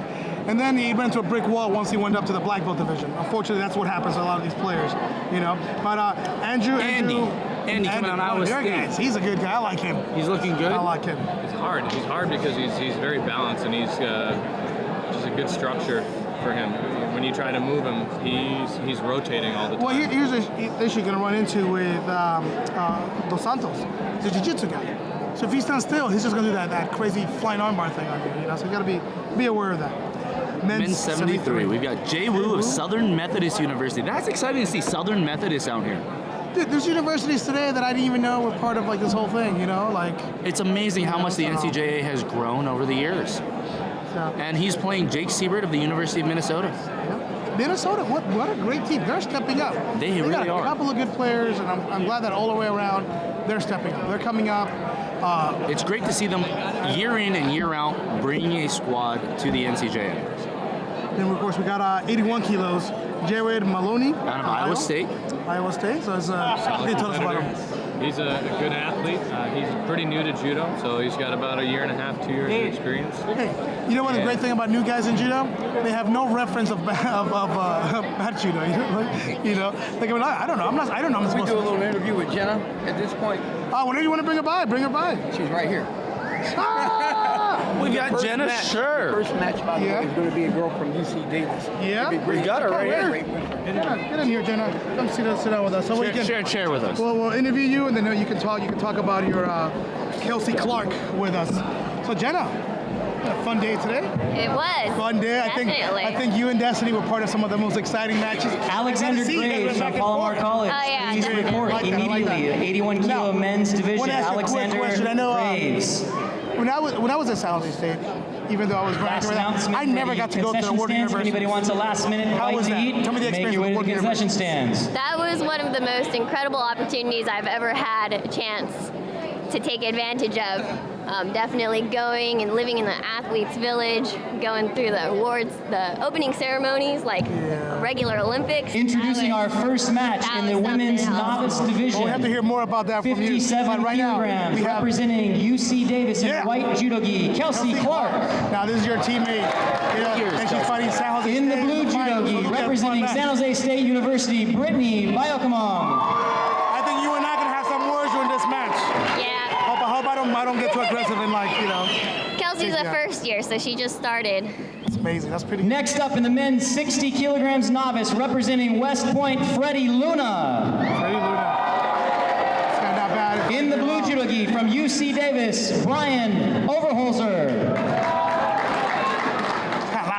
It is a little loud in here. Okay. And that's a good thing. The more we grow, in the 66 kilogram men's novice, representing UC Davis, Thiago Batista dos Santos. I like this kid. I like this jiu-jitsu guy, huh? Yeah, I like this kid. In the blue judo gi, Andrew Rodenbaugh from Iowa. A jiu-jitsu and a wrestler in the finals of the Collegiate Nationals. Men's novice, 73 kilos from Southern Methodist University, Jay Wu. Jay Wu. I am excited to see Southern Methodist. And in the blue judo gi from the University of Minnesota, Jake Siebert. Yeah, go Jake. I kind of wish you guys had 81 kilos, novice division from Iowa in the white judo gi, Jared Maloney. And in the blue judo gi from the University of Tennessee, Knoxville, Blake Ragianti. Blake, not bad. Blake also fought in the black belt division. There've been a lot. In the of young men's players novice stepping up division, in both 90 categories. kilograms from West Point in the white judo gi, Aiden Baxter. Also from West Point University in the blue judo gi, Kyle Werner. 100 kilograms plus men's novice from West Point in the white judo gi, Jaron Villegas. Big guy. In the blue judo gi from UC Santa Cruz, Aviv Alor. UC Santa Cruz getting a program together. Yeah, Ayesha's oldest son helps on that. Next up, our championship divisions, the black belt divisions, 57 kilograms from Iowa, Lauren Diaz. Younger. In the blue judo gi from Fresno State, Miranda Imamura. This is the match I am really excited to see. This is a good 90 kilograms, men's championship black belt division in the white judo gi from West Point, Ishmael McGinty. In the blue judo gi from Schenectady College, Eric Schuyler. This guy competed nationals all over the place. Men's 73 kilograms from Palomar College in the white judo gi, Eric Collin. Here's the man right here. In the blue judo gi from UC San Diego, Bryce Oishi. Women's 63 kilogram black belt division from San Jose State University in the white judo gi, Alicia Galles. In the white judo gi from Sarah Lawrence College, Isadora Freelander. Another university, exciting to see Sarah Lawrence College represented here today. 81 kilograms championship black belt division from the University in Texas in the white judo gi, Jacob Nickel. From Palomar College in the blue judo gi, Alexander Graves. Now, is that a relation Men's to 66 kilogram black belt division from San Jose State University in the white judo gi, Brenton Sue. In the blue judo gi from Farley Dickinson University, Brandon Worthen. And in the men's 100 kilogram championship division from West Point, Mason Kumashiro. And in the blue judo gi, San Jose State University's own L.A. Smith.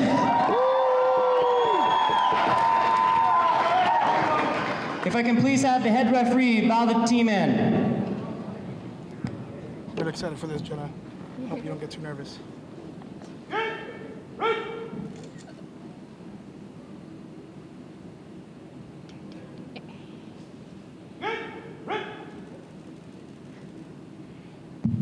Please clear the mat. All right, ready to get started. So, Jenna, now we're going to start off with your teammate, Kelsey Clark. Kelsey Clark. Referees, please take your position. Our first match in the women's 57 kilogram novice division in the white judo gi, UC Davis, Kelsey Clark. I see you as in the blue judo gi from San Jose State University, Brittany Biokamon. I know you're very soft-spoken, but tell me, how's your experience, or how's UC Davis and your experience in judo has shaped you and helped you out and other things besides judo? That's a tough question. I know, loaded question. Definitely, it has given me the confidence to question things that should be questioned and the desire to change things that should be. There you go. Oh. And the confidence to follow through. There you go. I mean, everybody else will make a comparison. There's nothing tougher than judo. So if you can compete in judo, you can pretty much, compete respectively in any other areas of life. I noticed that for me, the hardest thing in judo was always cutting weight. So during college, when I didn't have no money and I was starving, I was like, I just gotta make weight. So now you're graduating pretty soon, right? I am in June, hopefully. Mathematics, if I remember. That was what it was before, right? No. What was your major? Exercise biology and Japanese. Oh, Japanese. Oh, I know a little Japanese. Ichi-ni-san-shi. Very impressive. Now, what's your GPA, if you don't mind me asking? 4.0? B plus average. That's all right. That's all right. A people work for B people, No. So, now, with your teammate out there, you get nervous watching your teammates? Of course. I know it's like coaching. Coaching is hard because you want to be out there for them. You can't control what happens on the mat, right? But with teammates, and you say she's only been doing it for 1 year? Less than. Since she arrived at UC Davis. Oh man, she's here in the finals, and she's fighting the San Jose State girl who's being coached by her brother, who's been at San Jose State for quite a while. So that's good. They're fighting real strong. I'm really glad of the program you guys have going on over there. You know, the coach of yours, you know, he's pretty awesome. He Like is. her, you know, so. Hey, folks, just want to remind everybody, this is a 2016. Oh, wow. What? Well, folks, 2016 Collegiate Judo National Championships here in San Jose State. We're in the finals. It's the first final of the day in the novice division. And Kelsey Clark has a pin on Brittany Big Ong Mong from San Jose State. Oh, and Davis gets her first national title this year. And your champion from UC Davis, Kelsey Clark. Nice. All right. Well, I'm assuming you want to go give your teammate a big hug, huh? Yes. Yeah. Thank you for Thanks having for talking me. to us. Thank you.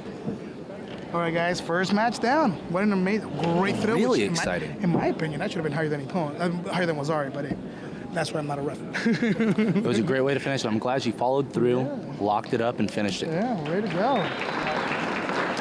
Nice. Now, folks, here comes the finals of the Our next 60 match in the men's novice 60 kilogram division from West Point in the white judo Freddie Luna of West Point. In the blue judo gi from UC Davis, Brian Overholzer. Another UC Davis player coming in. Yeah, this is exciting. Let's see how this works out here. Very exciting. Now, Davis, they're always in the hunt for the novice title. Yep. That's that's something they're very happy about. Granted, they don't have the pedigree some of these other programs have, but what Harry Kendall's doing with that program, I'm very impressed. Very impressed. I like how he's able to get those kids to give their heart and soul into it. On top of going to school, you know. Yep. Davis is not an easy school. Oh, it's gonna be an Uchimanov. No, it's great how much Harry's given back to the NCJA as well.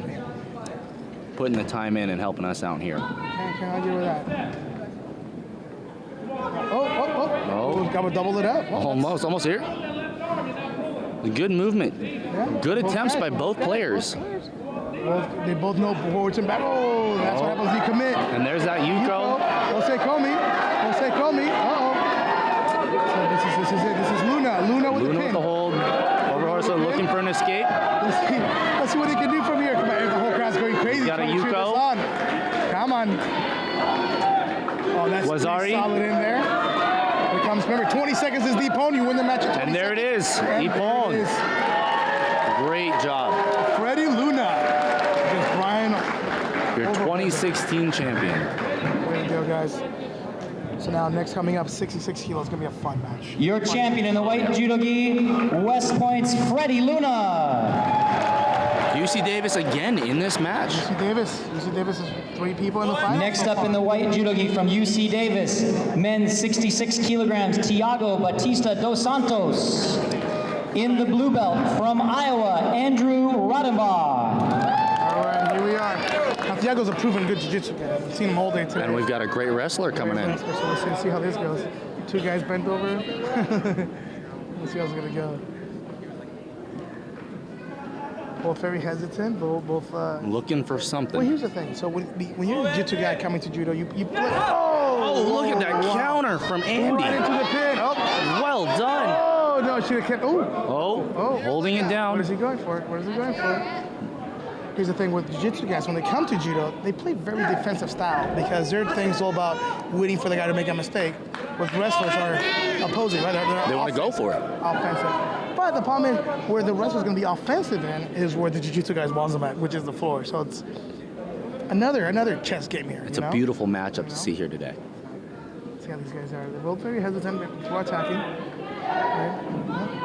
And there's a penalty coming for both guys right now. So let's see Both being a little defensive. Switch sides, guys. There we go. There we go. We get it. Oh, only one penalty awarded. But hey, Andrew is being aggressive. Was aggressive on the mat. Was aggressive on the takedown. Here's the thing with the lack of experience with the grips, right? I mean, Not sure what to do from here. How to fight that grip. Oh! That's a little. I think they're discussing that. That to me is a Wazari. We'll see what the officials say. Let's see. It looks like the jury's going to let this one ride. Well, we'll see what Ralph Palmer, our respected referee, is going to say. Your champion in the blue belt from Iowa, Andrew Rodenbaugh. Iowa State with the W. Iowa.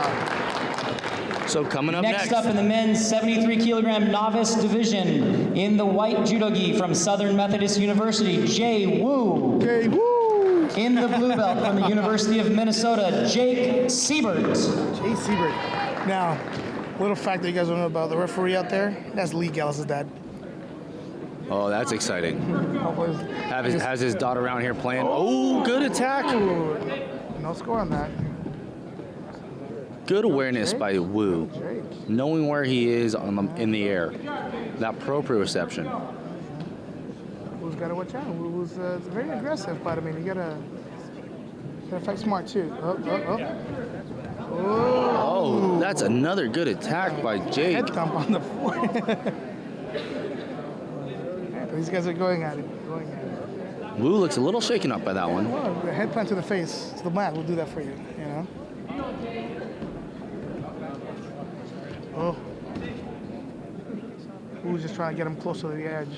And do just that little bit.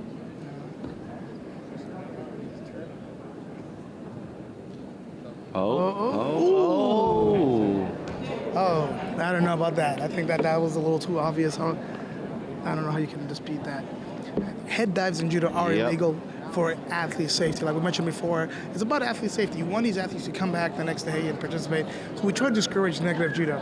When you come in a technique and you go fall head first onto the ground, you know, in that situation it worked out with the other athlete was not putting his weight on. But in order to discourage that, we have to give penalties. Your champion in the white judo gi from Southern Methodist University, Jay Woo. It happens. But you know what? Athlete safety, Jake gets to go home healthy.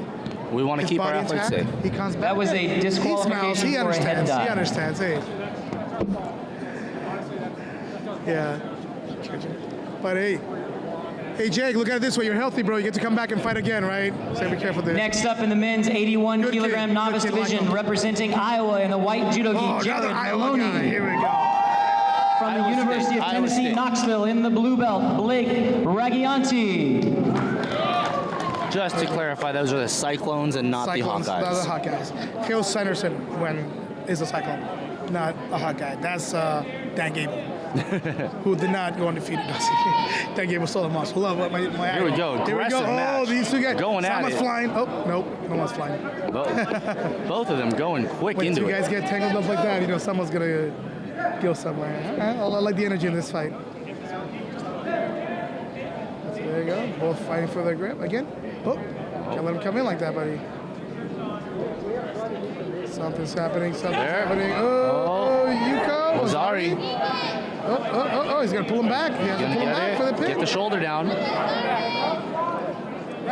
Oh, go for the arms. You're going to go for the arm bars? Get the other leg over. Get your other leg in. Oh. You can see the progress there. That was pretty impressive. Good mat awareness, but now he's got the choke. Tough choke to get, though. That scissors choke is not an easy one. Kata hajime. Thumbs up. Cross choke. Kata hajime. No. Gayaku. My bad. That's gayaku jujujimi. When you have your thumbs up, it's gayaku. You're right. Thumbs down is name jujujimi. Switch up and down is kata jujujimi.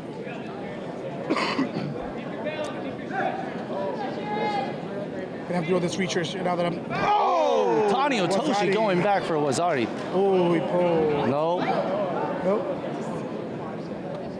He called it. Mate. So we've got a Wazari each. A Wazari each. Good awareness by the referee to acknowledge that.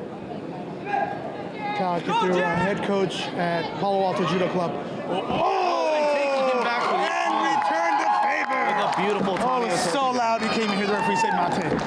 Oh, wow. Beautiful finish, and that is a win for Iowa State. And your champion from Iowa, 81 kilogram, Jared Maloney. That's a good fight. I like both good techniques. Both, you know, got the same technique. Next up in the men's novice 90 kilogram division, in the white judo gi, from West Point, Aiden Baxter. In the blue belt. Also from West Point University, Kyle Werner. I've got a question for you, Jose. Yeah. Who do you think's going to win this one, West Point or West Point?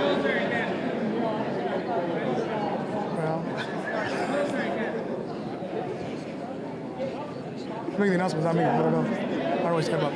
But, no, hey, the guy from West Point, the guy with the military haircut will win. All right. I'm going to put my money on white. Yep.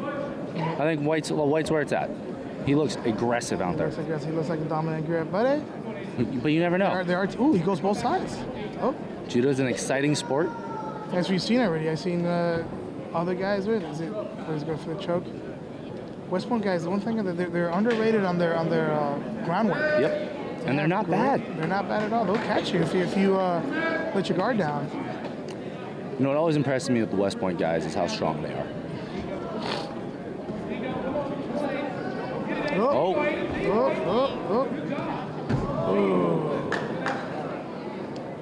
Good no call there. Good call, good no call. Both guys going very strong. I mean, you know what? And I wouldn't doubt it. These guys can keep up that pace for 5 minutes. I believe it. You know. I believe it. Neither of them looks tired at all after that exchange. Yeah. Hair still looks amazing. Oh. Ooh. Hair still looks amazing. So Ralph Palmer. Ooh. Ralph Palmer taking charge of the match. 2 Shidos for blue now. Within 2-second period. It is. Someone's gonna go. Oh. Almost saw a leg block there. Ooh. That's, I don't know from this side. I'm again I not think referee. they both fell down. Oh, but we're going blue into the Osaikomi. There we go. Oh. Holding it down.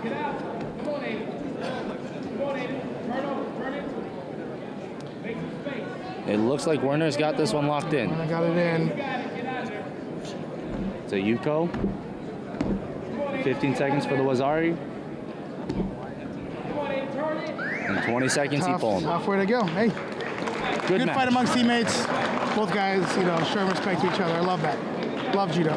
I always said, hey, on the mat we're enemies, off the mat we're friends. Exactly. Dylan, thank God you and I never had to go out there and fight each other. I don't think I'd ever walk away from that one. I might eye gouge you or something. I know. You're a dirty player. I always throw opponents, man. That's where you're not looking. Your champion in the 90 You see me fall on my back and they call it the win. United States Military Academy at West Point, Kyle Werner. He's maybe ahead of it about that. I like our young coach over there from West Point. I like him. I like his energy. Next up in the 100 kilogram plus from the United States Military Academy at West Point in the white judo gi, Jaron Villegas versus in California. I don't know the from false UC Santa Cruz. This one could set the big one off. Yeah. West Point is a big boy. I don't know where you find green belts that size. But They're ready to rumble here. The referee is not small either. It's a big match all around. Big match all around. Oh! That could have been a bad shoulder right there. His arm was out. It's impressive to see a big guy move that fast. Yes. Very impressive.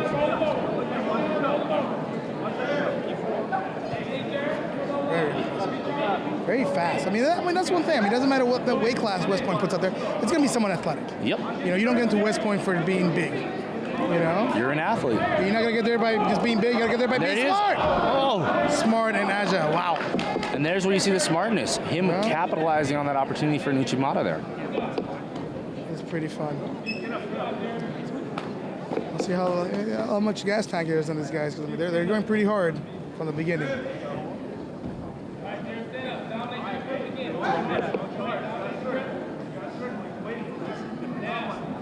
Oh, there you go. Mixing in some foot sweeps. Get the guy off.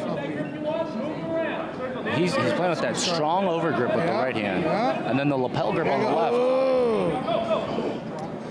Trying to work that Makakomi, that Leo White style Makakomi. That Leo White style Leo White Makakomi. made that throw. Famous in this country. Leo White, at one time or another, defeated every single top player in the world. Not all at one tournament, but he beat every single top player in the world. Yeah. Great he's still involved with judo in the U.S. Oh! Wazari. Osaikomi. Oh, is he out yet? Nope. Nope. He called it Coqueta on that. Let's see what happens here. Oh, both coaches very animated, very excited. Let's see. Oh my God, how's that shoulder back there? There it is. Osaikomi.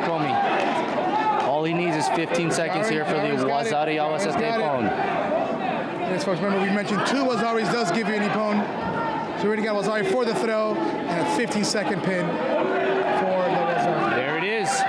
There it is, West Point again. And that wraps up our novice division. Novice division. That was some great novice championship matches. Shoulder injury.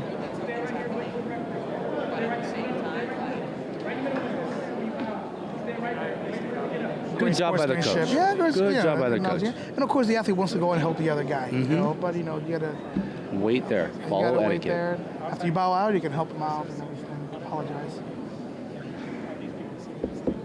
Vive Elrod. Your champion from the United States Military Academy at West Point, 100 kilogram champion Jared Villegas. There you go. All right, here it comes. Folks, now here we come to the finals. My favorite match. I've been looking forward to Our this next matches in the 6:30 championship this morning. division. Women's 57 kilograms in the white judo gi from Iowa, Lauren Diaz. Now, Lauren Diaz in is the a blue strong judo Seoi gi player. from Fresno State, Miranda Imamura. And being Imamura, she's an Uchimata Harai Goshi specialist. So this is going to be a fun one.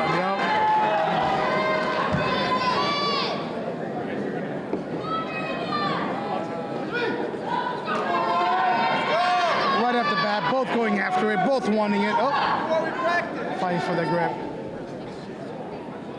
Oh, and there it is. Miranda Imamura with a big harai.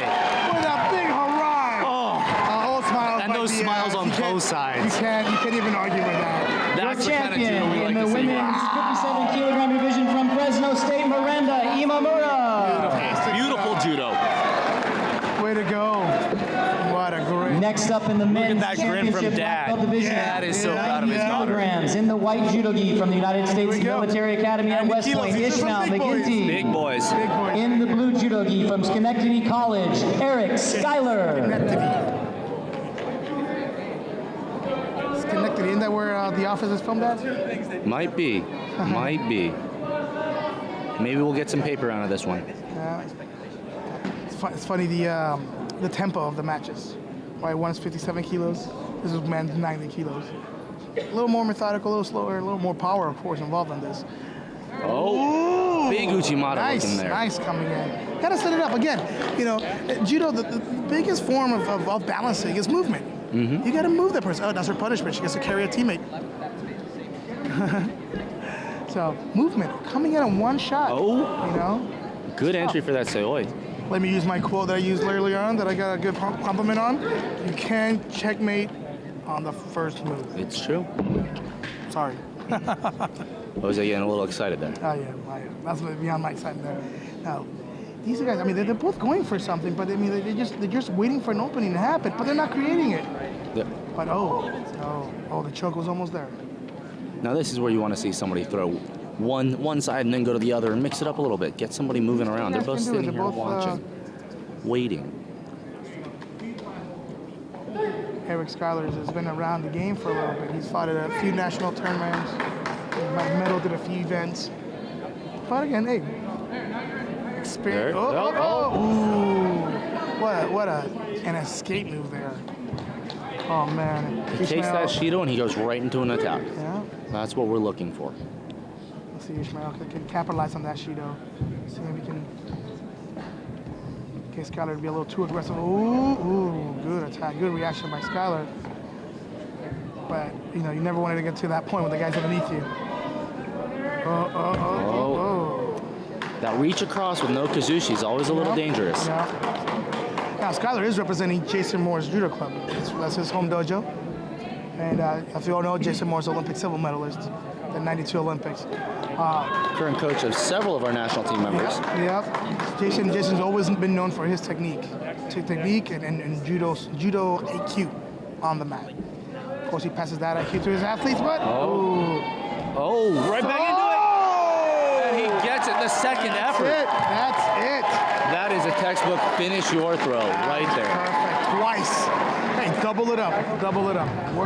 Really worked the first time. Come back again. Their defense is down. So now it's getting interesting, the team points. It is. Your 2016 champion of the 90 kilogram division from the United States Military Academy at West Point, Ishmael McGinty. While Jose does a quick check here. Next up in the men's 73 kilogram black belt division in the white judo gi from Palomar College, Eric I still have faith in Collins. San Jose State. In the blue judo gi representing UC San Diego, That dinner Bryce tonight. Oishi. All the alumni's there. You know, it's gonna be tough. There you go. Here's a fun match I want to see. Yes, David Oishianos, UC San Diego. The reason why I like this match because there's no West Point guys on there. Bryce Uishi. Eric Collins. Guys. Shoo. Eric Collins from Palomar College. Very aggressive. Right into the Iwaza. He will keep you off balance. You know, Ushi's gonna have a tough time trying to adjust or trying to settle. What I've seen from Eric all day today, constant movement. You know, it might not be followed by an attack, but it stops you from attacking. And again, that's when the defense of offense. Palomar College, located in San Marcos, California. Impressive. Good old California battle here. There you go.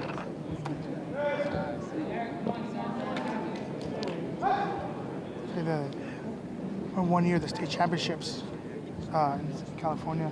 Oh, could have rivaled any national finals between Chuck and all these other guys right here. Can we get her, work her in at some point? Bring her in? Yeah, we're gonna see, folks, if we can get the Miranda Memorial coming After that big throw, that big right goes for the win. Beautiful throw. And of course, Dad was there. Make sure that she was happy. So. She's the winner of the. Come on in, sweetie. Slide in, right there. Great throw. That was amazing. Come on, have a seat. Have a seat. Beautiful finish, man. Thank you. Just finish watching this There you go, final get to look your at own. these guys. Oh, thank you. We were. Oh, there you go. 1 second here. Eric Collins wins it. He's Bryce. Oh, she. Now, it's very impressive without her eye. I remember last year at West Point. It was coming through. It was coming through. I'm glad to see it today. Finally. Yeah, definitely. We were literally waiting. We were talking about it. We were waiting for that fight. We thought Your champion in the men's 73 kilograms from Palomar College, Eric Collins. What your mindset was going into that fight. My mindset basically was like, it's been 3 years. Next up in the black belt division, 63 kilogram women's from San Jose State University, Ayesha Gayez. Like, this is my year. I gotta take it.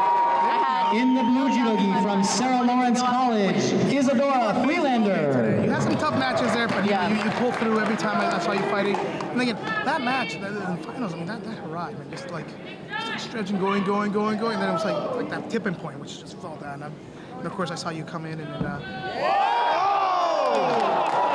similar to that, but yours just lent her back, you know? So, and then of course, run into coach / dad's arm. Yeah. Oh, yep. He's always been there for me, so I'm just You get glad. to eat dinner tonight, right? Oh, yeah. Definitely, yeah. Right. Now, next weekend, Senior Nationals. Yep, I'll be there. You'll be there? Yeah. Oh, man, I think this was a great step for you. I think you're going in there with a lot of confidence. Yeah, definitely. You know, as Lee Gallis here from San Jose State does her thing. Yeah, she's great. Yeah. Well, I mean, her workout partner is Marty. So if you ever get a chance, you got to come over to San Jose State. No, Get your definitely, hands on Marty, you know? Yeah. I mean, I wish seniors wasn't next week.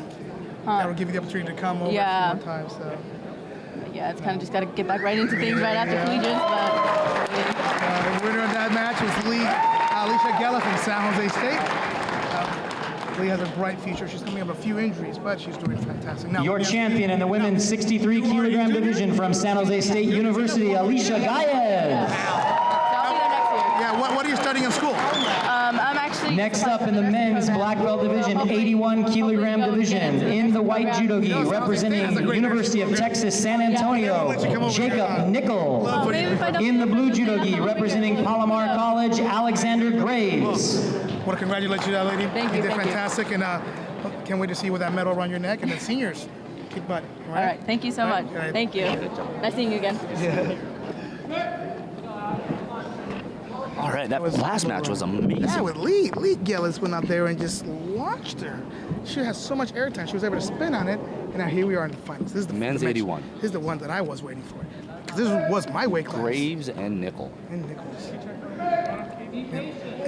I'm not gonna pick anybody here, even though it's a Graves, good fight so far. Graves is being coached by one of my former athletes, Brent Yoshikuchi. Both calm, both know what they want, both going for the grip. I don't see this match going 5 minutes. Somebody's gonna throw somebody. But if it goes 5 Or minutes, we hey, could, it'll be a see a treat. golden score here. Yeah. Just a lot of good judo. Have we seen a golden score today? I don't think we Not have. in this match. Oh. What balance by Graves. What balance. Let's see Nichols. See Nickel coming in. Staying strong, going after it. Yes, Harry Kendall. We have another winner from the category from West Point. Yes. Ismail, come on in, buddy. Have a seat. Have a seat right here. Well, sorry, could have been any opponents. We have Ismail here from the West Point Military Academy. How are you feeling, buddy? I feel good. Feel good? Yes, sir. How old are you? 18. 18? If I was 18, again, I'd still be a little kid. Not a grown man like you. How's life at West Point? Tough training there, huh? Yes, sir. Yes, sir. One thing I was talking to your coach earlier. The most impressive thing about West Point is that you guys always come with good fighting spirit every time. And that was outstanding technique I saw with you today. I saw your poise coming in once, coming in twice, and finishing. Your winner in the 90 kilograms division from the United States Military Academy at West Point, Kyle Werner. It was very impressive. I was very impressed. So, take us through your mind right now. What's going on through your mind between the match? Now, I will be talking through the match, so don't let me interrupt you. But go ahead, tell us your mindset today. Mindset today was just coming in the 66 kilogram giving it my men's best division, shot, in having the white confidence judo in my heat from skills. San Jose State University, I know I practice Brenton hard and Su. work hard. In the blue judo hard heat outside from the Farley dojo. Dickinson University, Brendan Worthen. Just having that confidence, but not just enough, not to be overconfident, but enough to trust yourself that all the training you've been put through, all the training you've done is going to culminate to this match, this particular match. Exactly. I like that. Now, are you going to seniors next weekend? No, sir, I'm not. I understand how that is, with school and everything, and you guys' all the requirements that you guys have to meet there and everything. Yes, sir. Now, where's your hometown? Fayetteville, North Carolina. North Carolina. Who's your coach over there? Sensei Ron Hansen. Ron Hansen, yes, sir. I'm sure that name will click into my head right now. Now, hey, yeah, man, I want to congratulate you. Great showing today. Thank you. I wish it was the War University year. We get you on a team somewhere, but you're 18. You have plenty of opportunities to make a lot of teams, and hopefully in the next year or so we'll get you the senior nationals, maybe get you some international tournaments. Yes, sir. Again, good job today. Good Thank job. you. Appreciate it. Yeah. Oh. Thank you, sir. If I was 18 and looked like that, oh man, I might be applying for the NFL. I don't know about you. All right, I have a few more girlfriends. Now here, this is a very technical match right here. Worthing against Sue from San Jose State. Worthing, of course, Billy Worthing's son. Worthing is a former national champion. Here's his son fighting out there. Let's see. Now Worthing is very strong, so I want to see how Sue's going to do this. See, oh my God. Look at the strength. Stands right up with it. That was very impressive. So now, so you can see, but both aren't overly aggressive on grips. They're both very tactical gripping, right? But Brenton. Oh. Sure. Worthing's aggressive. Very aggressive. And Sue staying calm. I'm interested to see how this match is going to go the rest of the way. Winner, gentlemen. Okay. Oh, yeah, that's my boy. What's up? Now we got, have a seat. Have a seat right here. Squeeze on it. Next we got Alexander Graves. The only problem I have with you is I don't like your coach. Just kidding. Hey, buddy. Great showing today. You did a great showing today. Saw you beat some top-notch guys early on and everything. So walk us through your mindset. What was your mindset leading up to the tournament? Your mindset before the match, your mindset during the match and after. Talk to us. All right, leading up, I just thought just train hard, work on everything that I felt was weak, and strengthen my weaknesses, and just make my all-around game better. Before the tournament, I went in thinking I've beaten tougher guys than anybody that'll show up. I've already fought Jacob Nickel a couple times. Which he's not bad, but you definitely took it. Now, I did see you limping early on. As you watch this match right here, Brenton trying to go for that pin against Worthing. Worthing's a tough player. Let's see if that light comes out. Now, is your foot okay? Is your leg okay? I saw you limping. I actually just heard it last night. Kind of crackled and popped everywhere. I can't straighten it or anything, but it should be good next week. Impressive. I like your spirit out there. Now, how old are you? 19. 19. And these young guys. Are you fighting seniors next weekend? Yes, I am. Let's hope if that foot gets a little better, But That'd be good. we're very impressed with you. You were the division I was looking to look. Oh, there you go. Eat by Worthing against two. Now, 81 kilos was my weight class when I used to compete, so I was really looking forward to you guys. You guys definitely brought it up. You guys looked really amazing. And, Awesome. Now we got the last match coming up, but Alexander, I want to congratulate you. Thank you. Good luck next week.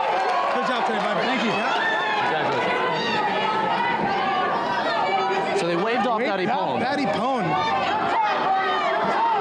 We'll see. Sue's still alive here. Worthing's definitely taking it to him. I'll keep sending them over to you guys Yeah, as they come off. All right? So I'm going to leave this chair right here. Okay. That's Sensei Harry Kendall from UC Davis, sending us guys to interview. Western Regional Director for the NCJA. I want to thank him for, of course, having the UC Davis guys set this up for us. Oh, and Worthington with the finish. Can't argue with that. Worthington beating Quentin Yosekuchi in the finals. It's a good fight. Right now, it's pretty close with West Point and San Jose State leading on the point roster. I guess we'll have to wait and see after this next match. This might be our last match of the day. Match of the day right here. 100 kilos. This will be very exciting. Let's see. Your champion in the men's 66 kilogram division from Farley Dickinson University, Brandon Worthen. Up next, our final match of the evening in the white judo gi, representing the the United States Military Academy at West Point, Mason Kumashiro. Oh, he's got a scary name. In the blue judo gi, representing San Jose State University, L.A. Smith. This is gonna be a fun one. Here is the fight, ladies. Here we go. Couple big boys getting at it. Big boys, let's see, both very agile, both very explosive. L.A. Smith with a quick grip.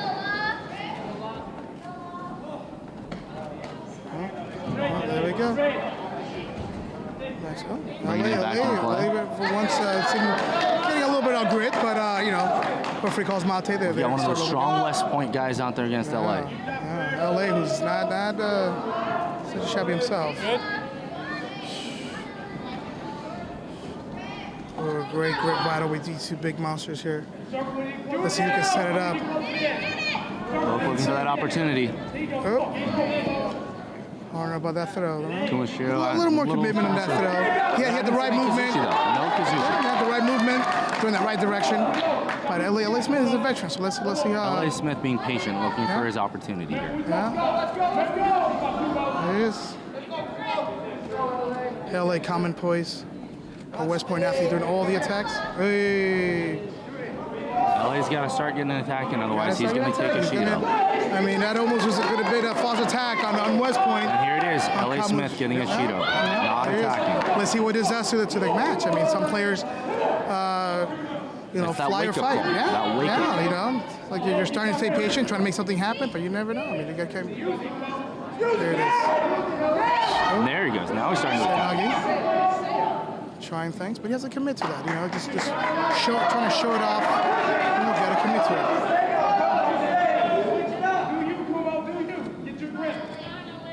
There's LA with a grip. Let's see what happens.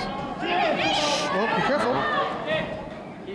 Very scary. Trying to bring your hips in. Yeah, trying to bring your hips in on a guy like that who's standing still. We're going to get countered backwards. But this is it. Let's see what happens. There it is. There we go, gripped up. LA's looking for something. LA's gonna get a Shido. He keeps bending over. He's reacting, not setting the precedence. Up. They let it slide one more time. There you go. LA's a veteran. LA's been around the game here for a while, so let's see what his game plan is. Oh, sure. Oh. Gets his attack in. At least that'll buy him another couple more exchanges. Let's see. Kumashiro's been looking a little defensive lately as well, so we'll see what happens here.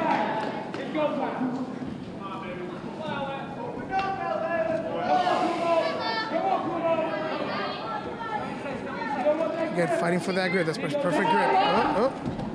And there we go. There's an attack from Kumashiro. LA's got to turn it on. I mean, I think this guy's bringing some problems for LA simply because of his height. A little shorter and just as strong. Of course, the shorter they are, the more muscles they got, right? So it's like one thing to Neither one of these are a small boy. Both big boys out there. Drive. Ooh. That's where you get to see some of that speed from LA. Yeah. A little smaller, a little quicker. Let's see LA turn it together. Put it on. Both players are coming coming strong. We're about 2 minutes into the match. Very exciting match. No scores, just a Shido at the moment. Try to get. The grip is so vital. I mean, nobody wants to give up that ideal grip, right? Because I mean, at this level, I mean, these guys get that grip, and they're for sure going to come in strong. See, LA. Mate called before that attack. Mate attack, which I mean, it wasn't going to be no score, but it did look pretty though. Yeah, it was a good entry.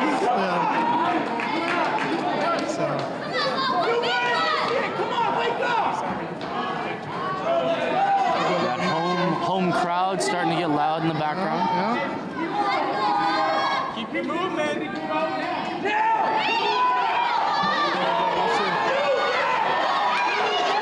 crowd's going crazy. The battle of our two biggest squads here today. Yeah. But both guys being trigger shy. Oh, penalty. And now we're even. Now we're even. Shido apiece. Now even. We're halfway through the match. 2:25. Still left to go on this match. Let's see if Alec can turn it up. Well, let's see if West Point can turn it up. Alec got to be careful showing up those hips. Oh. He's trying to go for that counter, which you got to be careful. I mean, unless you're comfortable with that, you don't want to make the mistake of getting countered on your own counter. You know?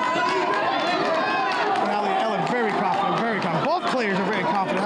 Exciting like match for at the end of the day. Grip by LA, two grips. Let's see what's going to happen now. Oh, what do we got here? What do we have here? See where the penalty goes. I mean, both players. Oh. Stepping out by Commissioner. That's why you got to find the middle. Yep, 2 minutes to go. Oh, I see our guy Mason. Mason's starting to slow down just a little bit, but he's still strong though. I mean, again, like Kumashiro looking for that Uchimata.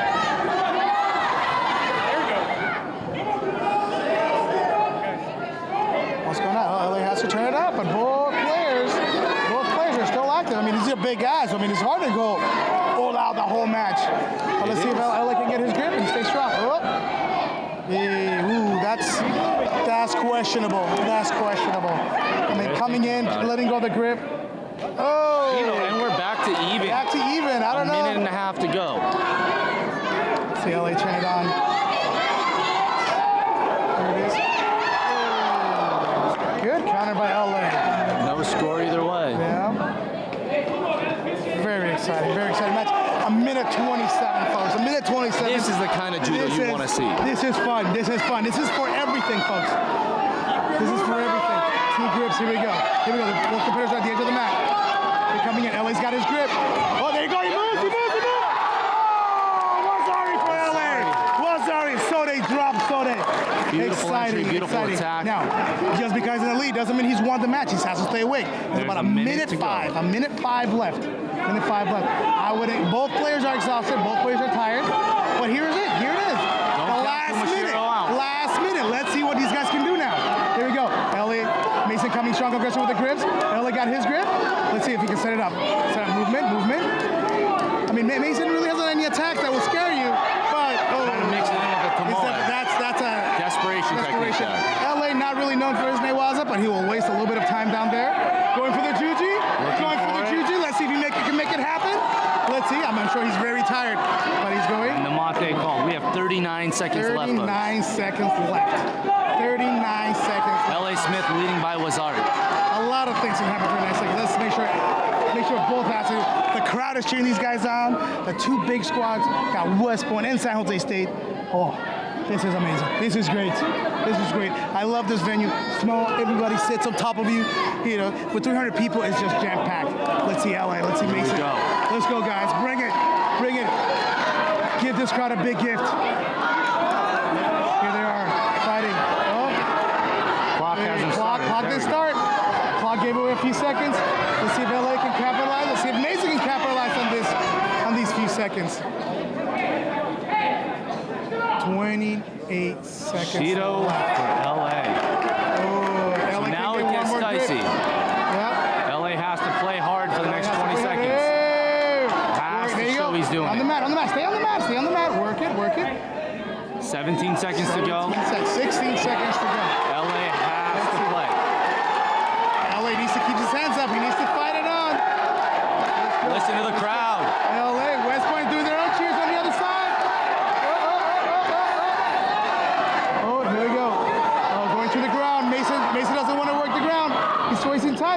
being very smart. 3 seconds left. LA needs not to move backward. He will get a sheet if he moves backward. Mason needs to turn it on right now. Mason needs to get his good. And LA. There it is. LA. San Jose's team captain. But you know what? I got to give it up to this kid Mason. What a way to finish today. Got to give this kid Mason. He fought the whole match. Of course, can't expect guys like this Both to last the whole athletes, fight. phenomenal. So you got to give credit to both. 5-minute round. Very Takes impressive. a lot of character to make it through that. I think I was very impressed with West Point this year. One, they almost went through a whole... Your champion in the blue judogi from San Jose State University, and coming in here and doing a fantastic job, giving San Jose State a run for their money.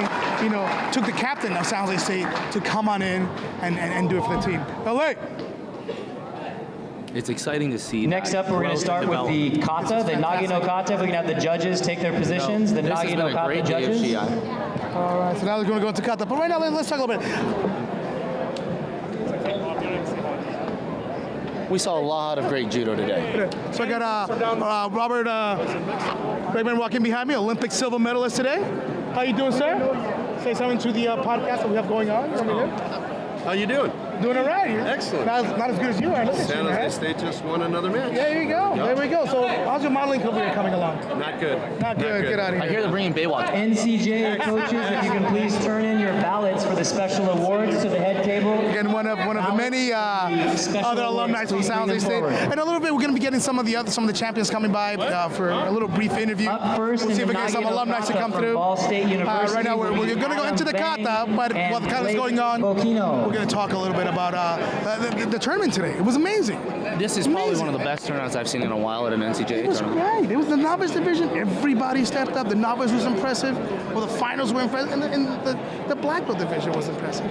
You know, I love the fact that some of the guys came in here to the novice and black belt. Some guys got close to 8-9 matches in.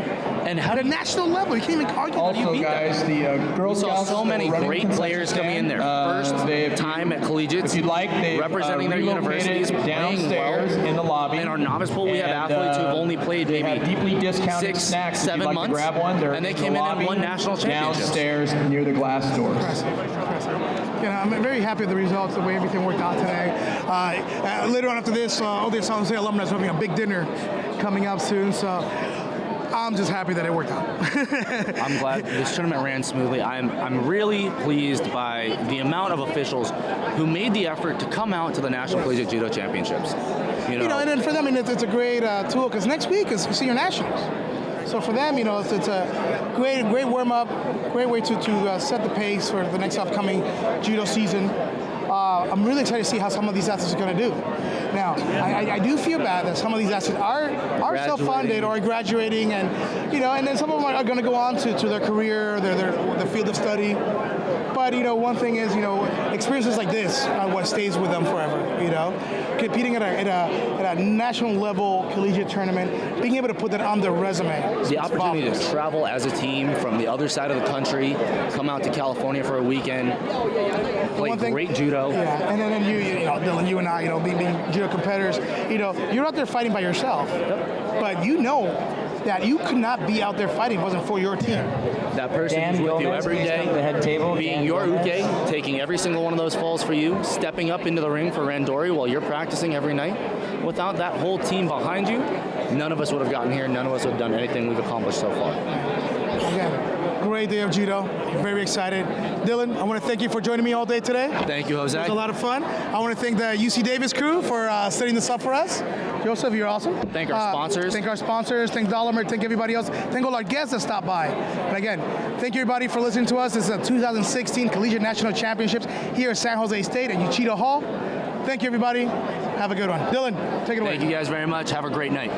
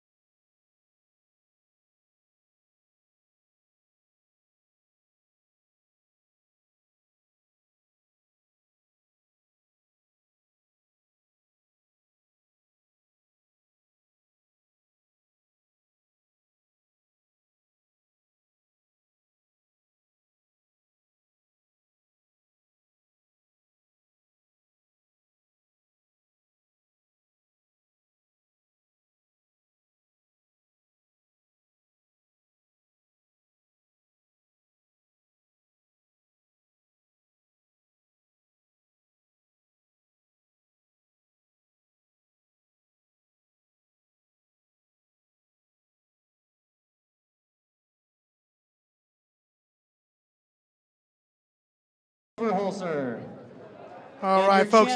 Now here we are. Medal. The medal representation. We're doing the novice 60 kilos division. So let's see some of these players doing a fantastic job. They did a great job today. I think by far this is one of the best collegiate nationals I've seen. Of course, the ones I was a part of were amazing, but these are definitely good quality players today. So let's take a look. We have the 60 kilo novice division coming up as I sit here and wait for the medal presenter to come up. So here next to Masaki. Masaki, how are you doing today? Fine, thank you. What is your opinion on the quality of judo that happened today? I think it's good. And then very competitive. Yeah, very nice, very nice. I mean, I don't know. I think if Mike Swain would have been in college now, he probably would not have placed of the high quality of judo that happened here. You know, Kevin Asano, okay, he might have had a chance, but and Bobby Berland, I gotta let him know he can win on looks alone. Cannot win on looks alone, buddy. All right. Sure about the time that I choked Mike Swain out. He thought he was hot stuff. He won the World Championships. We came back home. I had to show him that he's really not that good. As we watch our players get their medals here. Asano was here for, 7 or 8 years? I don't know. trying to get his degree. He never scored on me once. I didn't see video of this. All right, congratulations to our athletes. 60 kilogram division. Great athletes, great presentation, guys. West Point wins this one. Amazing talent. Now, as we come up today, I want to again thank everybody who came out today. As we come up to the next weight class, 66 kilo division. Olympic team member and senator Ben Campbell. San Jose State alumni. We'll be presenting the medals. He is, I believe, the state congressman for the state of Colorado.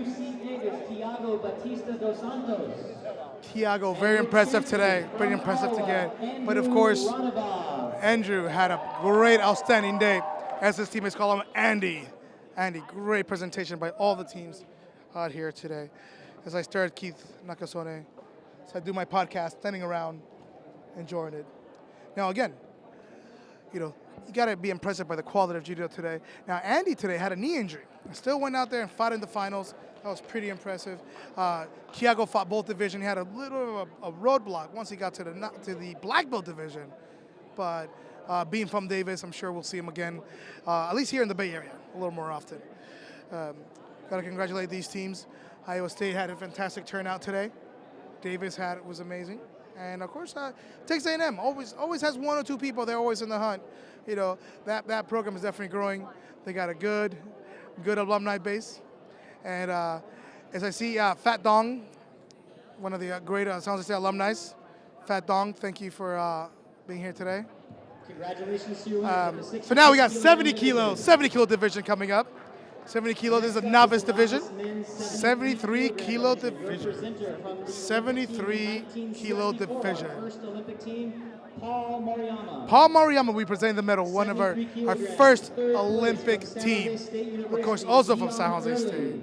And here we got, so Dion Early, third place, San Jose State.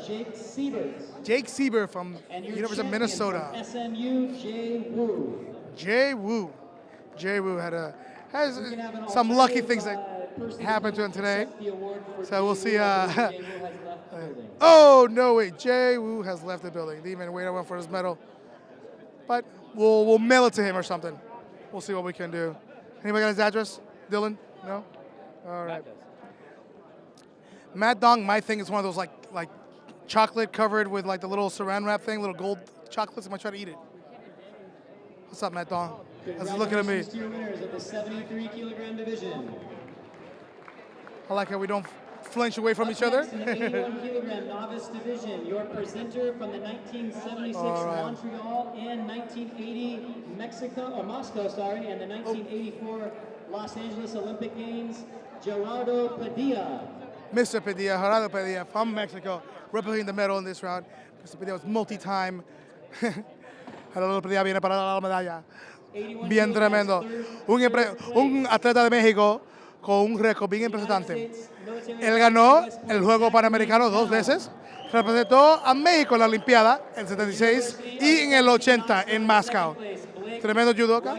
Y le damos las gracias a él por su representación aquí para el equipo de San Jose State y representando la medalla en la división de 81 kilos del Novice Division.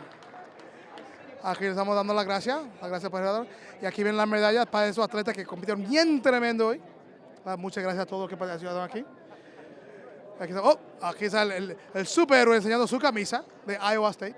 Muchas gracias a todos. Otro tremendo que tiene un gran guipón. Un guipón bien tremendo en la final. Muchas gracias. Somos un Urenagi que vino bien fuerte. What the Oishi laugh in my Spanish translation. Judo would be a lot more fun if we did it in Spanish. 81 kilo novice, gotta thank those guys. 90 kilos coming up next. Let's see, our next presenter is Dave Long. Dave Long, one of the staples as a referee in USA Judo, sitting back. But here we go. Ooh, third place from Sac State. Third place goes to Sac State. Second place goes to West Point. Aiden Baxter definitely had a good showing today. And unfortunately, he lost to his teammate in a real tough finals match. Your champion was 73, Kyle Warner. Me and Dylan had a debate about who's going to win this final. I got it right. West Point won. Maybe next year West Point will have a shot at it again. We'll see. The novice division always strong. Again, just can't hear enough from all the spectators talking about the good quality of judo today. I was very impressed. You know the quality is good when the referees are not involved, because the referees allowed judo to happen. I was very impressed with the Newaza that was allowed. Very happy. And a few questionable calls. The referee made the right choices. I'm very happy for the good quality of refereeing. As I stand here with Mr. Jim Pennington, San Jose alumni. But now as we go to the next division, 90 kilo novice division. In second place from the United States. So Keith Nakasone from San Jose State presenting the medals. Keith Nakasone, one of the staples of San Jose State. West Point, your champion, Jare Pare. West Point representing again in the novice division. It's a great program coming along. They have a nice regime change, not that the bad one was bad either, but they did have two changes in coaches, and I think it's much better. And, we'll see what the future has for us. As I stand here and I look at Willie and Sarah. And he had a tough day today, but we got seniors next week, and I know this is going to motivate him to destroy some of his opponents. And we'll see how Lenny does. Lenny might be too busy trying to hit on girls, but congratulations to the winners of the minus 100 kilogram division. And our regional pescatarian, Cooper. He had a pretty decent showing today. We'll see what happens next week. I think he'll get his readjust his mind. Now the men's 100 kilo plus novice division. Another San Jose State representative, Lalo Serna de México, para la medalla en esta round. UC Santa Cruz para el segundo piso.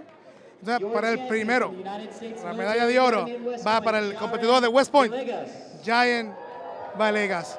Le damos la gracia, un tremendo showing hoy. Y vamos a verlo cuando Lalo le da la medalla. Y son atletas bien tremendos. Y Lalo, te damos las gracias a ti por también un gran patrocinador de judo aquí en la Universidad de San Jose State. Muchas gracias por todo. Y aquí estamos con los gigantes de la división Novice. 100 kilos, eso es 220 libras y más. Puede ser que el ganador parece que pesa más de 250 libras, que sale como 110 kilos. Un hombre bien grande, ¿sí? ¿Verdad? La verdad. Y aquí estamos, Jim Pennington, díganos lo que usted piensa de la competencia hoy. I'm here with a Mike Swain story. At the Senior Nationals once, he was presenting medals to the women's lightweight, and he'd give them all a hug and a kiss. And then maybe another weight or two up, gave them all a hug or a kiss. And then I told him, hey, they want you to present to the heavyweights. He ran out of the building. I didn't want to give kisses to the we got that on record. Here we and go. World Judo Champion Mike Swain. Mike Swain. We just heard a funny story about Mike Swain. But of course, he was the face of judo for the United States. Here we go, Leo Matthews receiving his bronze medal. Second place from UC Davis, Come On Wu. Mr. Wu had a fantastic day. San Jose State University, Bernice Fan. Bernice Fan winning first place from San Jose State. Again, San Jose State coming out real strong. Just want to thank Mike Swain out there for doing his part, promoting judo across the United States. And Mike Swain for providing the match to us from Dahlinger. Our main sponsor to us. So great smile from the champions. Great smile from the medalist. 48 kilo novice division. Fantastic, fantastic. Up next is the women's novice division, 52 kilos. 52 kilos, tough division. Three-time Olympic team member. Ooh, three-time Olympics. 84. Wow. Silver medalist, 1988 Seoul. I want to say 1992 Barcelona, and coach of the 2004 Bobby Berlin. Olympic Games. Do I win this one? Oh, man, I'm good. I'm good. Probably the most handsome guy in USA Judo. Araceli Sandoval. He's a motivational speaker. Second place from Texas Sandoval. Justine Carrasco. Second place, Justine. And your champion from San Jose State University, Nicolette Yee. Nicolette Yee, San Jose State again. First place, novice division. Fantastic turnout.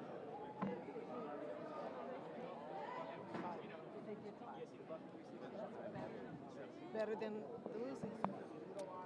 I don't know if that's much better. I don't know if tying is any better. Huh? In Jose's books, that might be worse. What? You can't tie. It's like kissing your sister. It's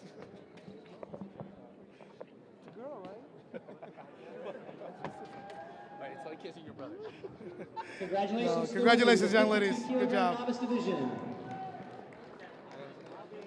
Up next is the women's 57 kilos. Women's 57 kilos, as we know, in the United States, that is a tough division where there is the novice, which is black belt, 57 kilos, which is led off by Mighty Malloy from San Jose State. Now we have Olympic silver medalist from Hawaii, Kevin Asano presenting the medal.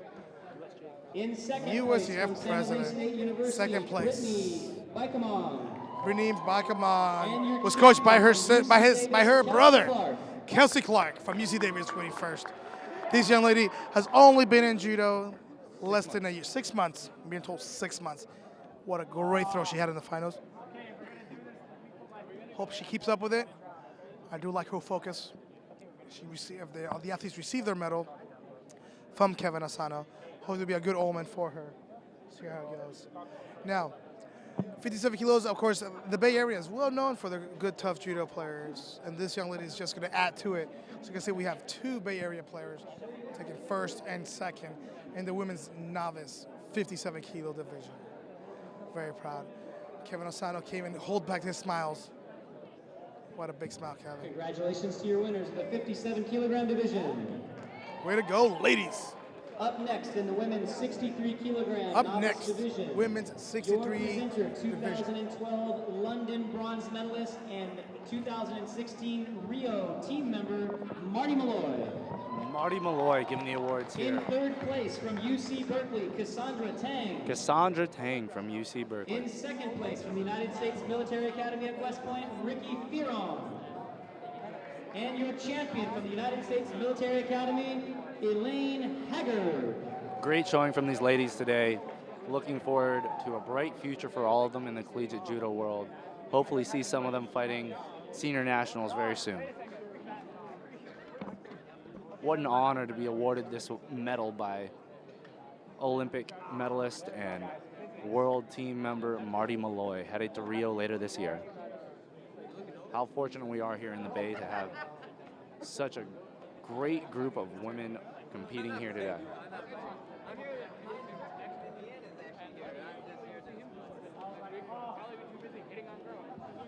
Congratulations to the winners of the minus 73 kilograms novice division. Next up is the women's 70 kilogram division. Our presenter will be the inventor of the wave, Crazy George Henderson. Crazy George Henderson presenting this award today.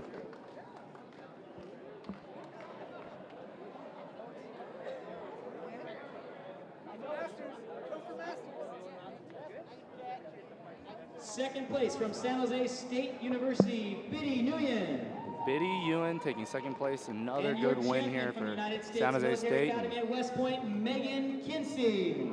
And another one here for the U.S. Marine Academy. Two very strong programs here in the collegiate world, represented well today. Congratulations to the minus 78 kilogram champion.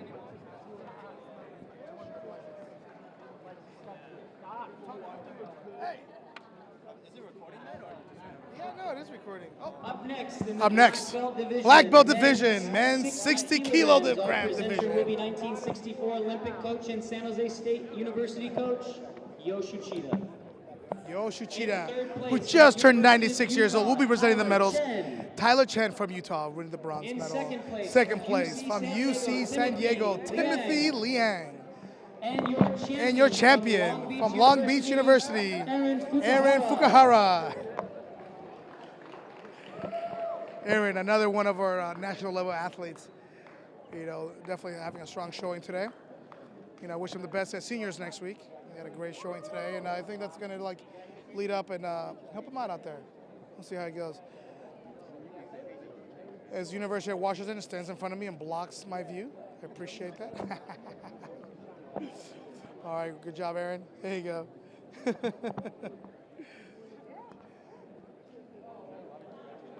Aaron's one of the other competitors that makes California a real tough state. Just overall, not just in the college level, but high school level, senior level. Congratulations to the winners of the black belt division. Wish Aaron good luck next weekend. 60 kilograms, black belt Going division. in reverse, we had one that was missed in the novice 78 kilogram plus. Our presenter will be Senator Ben Campbell. Oh, Senator Ben Campbell will be presenting the medal In third for place, 78 plus A&M, novice Gabriela division. Wolf Third Gonzalez. place, Gabriela Wolf Gonzalez from In Texas A&M. place, Second place from Texas A&M, Patricia Rendell. And your champion from Iowa State, Amelia Neuf. Bronze medal. Great job. Folks, I apologize if you heard an echo. Something's wrong with the mic system.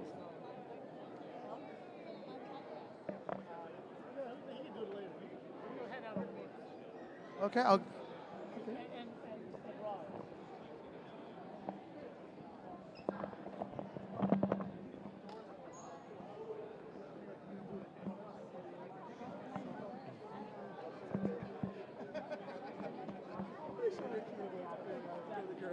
Good representation in this category from our Midwest contingent. Congratulations to the champion of the women 78 plus.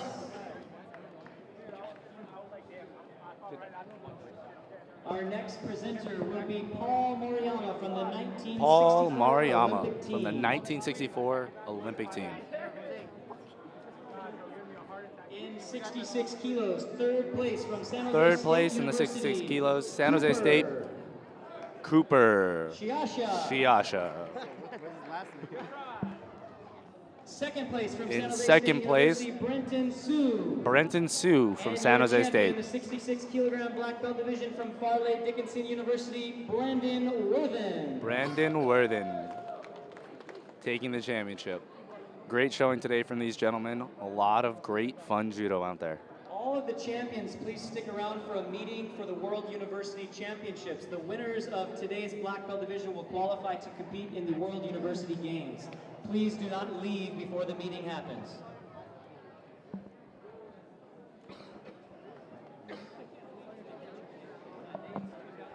World University Games next year held in Taiwan. The winners of today's tournament have all qualified to compete in the World University Games and represent the United States of America. Congratulations to the winners of the 66 kilogram black belt division. Up next, our presenter, San Jose State alumni, Christian Arona. Christian Arona presenting this award, San Jose State alum. Men's His daughter played 73 today. kilogram division from Glendale, Alexander Bayan.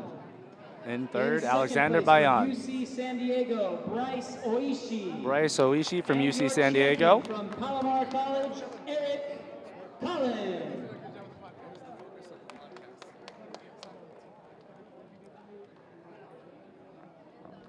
Jose got a little bit microphone shy, so I'm going to take over here for a little bit. Local San Jose State student, personality here, Jacob Baker. We're going to come and interview L.A. Smith, team captain San Jose State. L.A., how do you feel? How do you feel standing out here, winning your gold medal match and bringing San Jose State to the top? How do you feel? Haircut looks good, by the way. You can't see the haircut because he's not here. Give me a second. Hold on. I appreciate it. I just got this done yesterday, actually. Much needed. But definitely a tough match, tougher than I wanted it to be. But glad I could pull it out. You know what? The entire room was actually, their heart was beating while you were fighting. I don't think I've ever had my heart beat and my pulse race more for someone else's match than that. And we're standing here with a local freshman. Thank you very much, LA. Local freshman, April Fair here, won in her first place division in 70 kilograms. April Fair, how do you feel? Feeling pretty good today, Jacob. All right, well, we're going to have to pass the microphone because I don't know whose podcast this is, and I feel bad taking over. Lee Gallus, ladies and gentlemen, Lee Gallus. We're standing here with a local San Jose State student.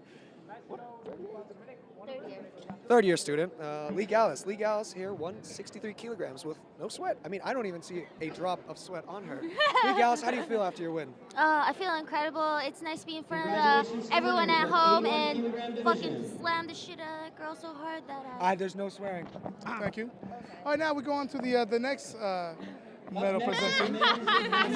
Men's 90 kilograms. The world judo champion, four-time Olympian Mike Swain. So let's see, men's 90 kilo division. As we get ready for the medal presenting in this division. Hello, Elaine's mom and dad.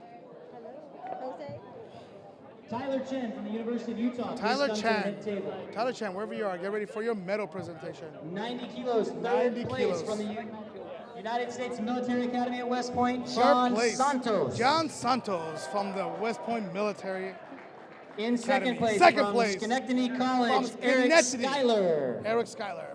And your champion and from your the United champion States for the United States Military Academy at West Point Ishmael is McGinty. Ishmael McGinty. We had the honor of interviewing that young man earlier on today. An outstanding young man. Outstanding young man. Just want to thank him for spending his time with us. And no, this is live. So thank you, folks. I want to thank the athletes for showing a good show today. Again, I can't say that enough. Congratulations to the winners of the men's 90 kilogram division. 90 kilogram black belt Next division. in the negative 100 kilogram division, 100 your presenter, 2012 Olympic bronze medalist and Rio team member, Marty Malloy. Marty Malloy, Olympic bronze medalist and team from the player. University of We're presenting the Washington, medals Denny today. Nguyen. Denny Nguyen, a young man that In could have came second to South place from the State. United chose to States stay home and Military watch. Academy at West Point, Mason Second place. Kumashiro. Mason Kumashiro had a very impressive day today. And your champion And your from champion, San Jose State University, L.A. Smith. L.A. Smith from San Jose State, winning the medal for gold, winning the gold medal today for San Jose State. Team captain, world team member, and probably one of the most inspirational young men on our team. Thanks again. As we get ready for pictures, it's Marty Malloy giving the medal to her current team captain. Congratulations to the men's 100 kilogram champions. Big smiles all the way across. All three have a very big future. Of course, LA has already won the senior nationals and the college nationals. Next up in the New England men's definitely has 100 potential. kilogram plus, our presenter is national judo champion Rod Conderegas. Rod Conderegas from Obukan Judo Club and from Oregon. In We're in the middle. From the Third United place. States Military Academy at West Point, From Jaran West Point, Villegas. Jairan Villegas, another young In man who's second definitely had a place good from the show United today. States Military Academy Second at West place. Point, Brad Mikisinski. Brad from West Point. Mikinski. And your champion, from San Jose State University, Arash Valizada. Araj winning the gold in the big man division. Can all three fit on that podium? I don't know. That podium, I'm sure there's a weight limit on that podium, but they all look good. And again, folks, just I want to thank everybody who came here today to watch this show. I want to thank all the referees and all the officials for stepping up. I want to thank UC Davis for setting up this awesome podcast. Congratulations Then we're going to do it to the again. men's 100 kilogram plus. Now we're going to go into the women's division. Your next presenter for the women's 48 kilogram division, Olympic silver medalist Bob Berlin. Bob Berlin, again, presenting the medal, Olympic silver medals. In second World place from University UC champion, Davis, Jenna Scher. Jenna Scher. We had an interview with her earlier. And your champion Second from place. San Jose State And first University, place. Destiny Nagtalan. Destiny Nagtalan from San Jose State. We had a hard-fought 3 matches between those 2 young ladies. Again, 2 very local players, both with very great future. Again, looking forward to see how they're going to do the nationals next week. Both promising to be graduating soon, make a lot of money for their respective schools. Hopefully they donate, because that's what keeps our college programs alive, is the support of awesome alumni. Congratulations to the winners of the minus 48 kilogram black belt division. 48 kilo black belt division.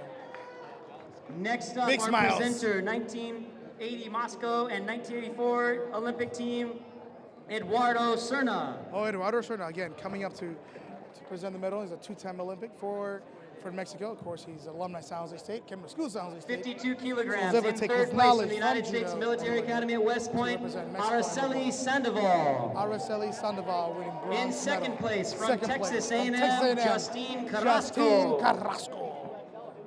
And your champion from San Jose State from San University, Jose State Elaine University. Ramos Tanjung. Elaine Ramos Tanjung going for her 2nd collegiate national title back-to-back. Amazing.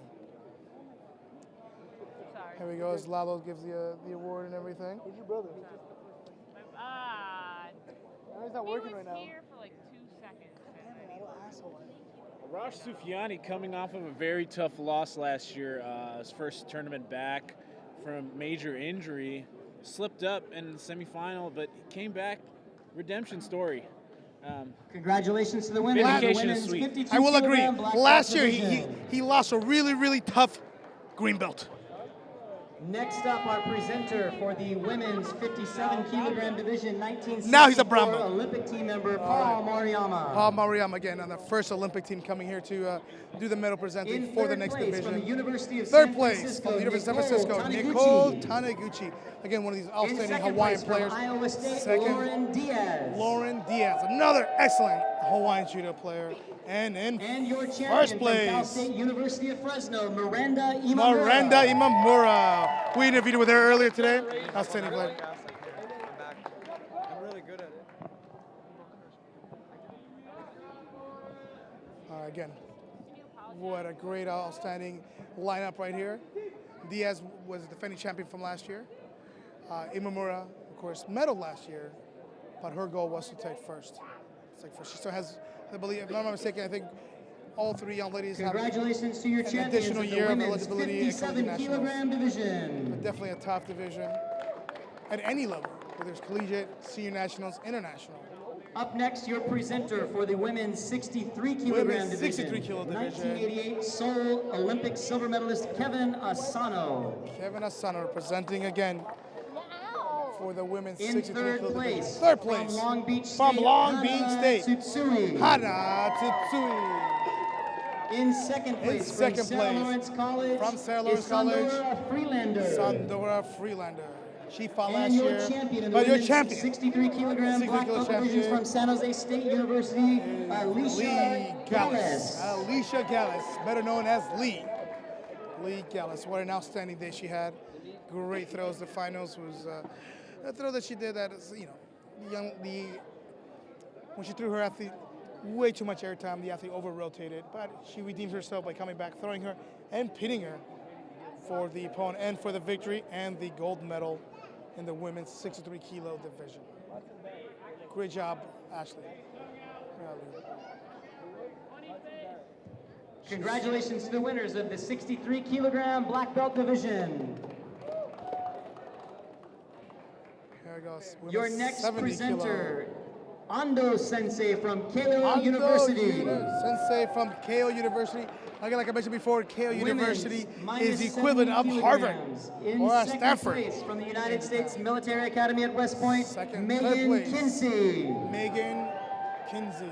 And your 70 champion kilos. And your from champion. San Jose State University, April Fair. April Fair, who comes from a good dojo in Wisconsin.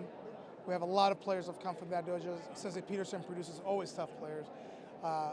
April's following two of her brothers that came here, followed by a former teammate, Corey Geyer, and of course, Josh, the Mouth Resnick. Congratulations to the winners of the 70 kilogram division. Now we have, next coming up, we have the women's Up next, under. your presenter is 1964 Olympic team coach Yosh Uchida. Yosh Uchida, we're presenting the In the women's minus under 78 kilogram 78 division, kilo your division. champion, Your champion Kendra is? Carelli from Iowa State. I believe she might have been uncontested, but nevertheless, she's a national champion. She likes her medal. She's very proud of it. She trained really hard to get here. She trained so tough that no athlete wanted to challenge her. Good job, April. Your next very division is the tall. women's 78 kilogram plus. Your presenter is our own Marty Malloy from San Jose State Marty University. Malloy, we representing the medals for the In women's third plus place from 78 kilos. Texas A&M, Third place, Texas A&M, Gabriela Gabriela Wolf Wolf Gonzalez. In also second had place from second Iowa place State from Iowa State University, Della Rivera Rivera Casanova. She's a Casanova. And your champion, And your champion from Texas A&M, Patricia Rendell. Outstanding, outstanding. These athletes were phenomenal today. Glad to see the sport of judo, expanding and it's, just champions come in all sizes. And these young ladies today showed great spirit, great heart, great heart.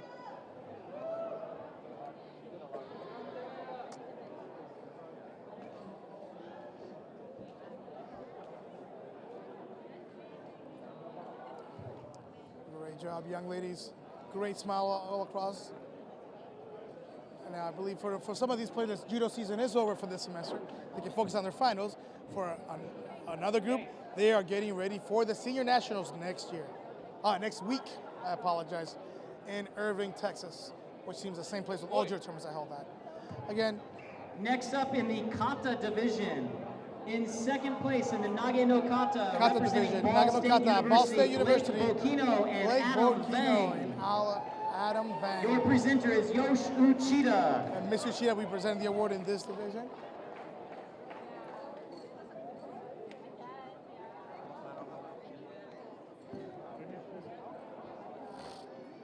Second place.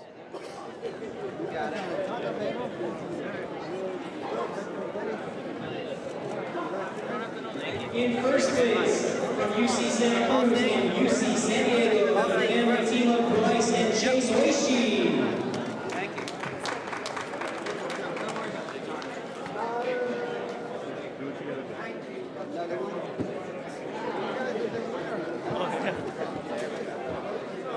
I'm from Torrance, but Santa Cruz. Next up is the Katame no Kata. Your presenter will be Katame no Kata extraordinaire Dan Kikuchi. In first place, the family team from San Diego and Santa Cruz, Bryce and Chase Oishi. Stand next to them, we can look at it. There we go.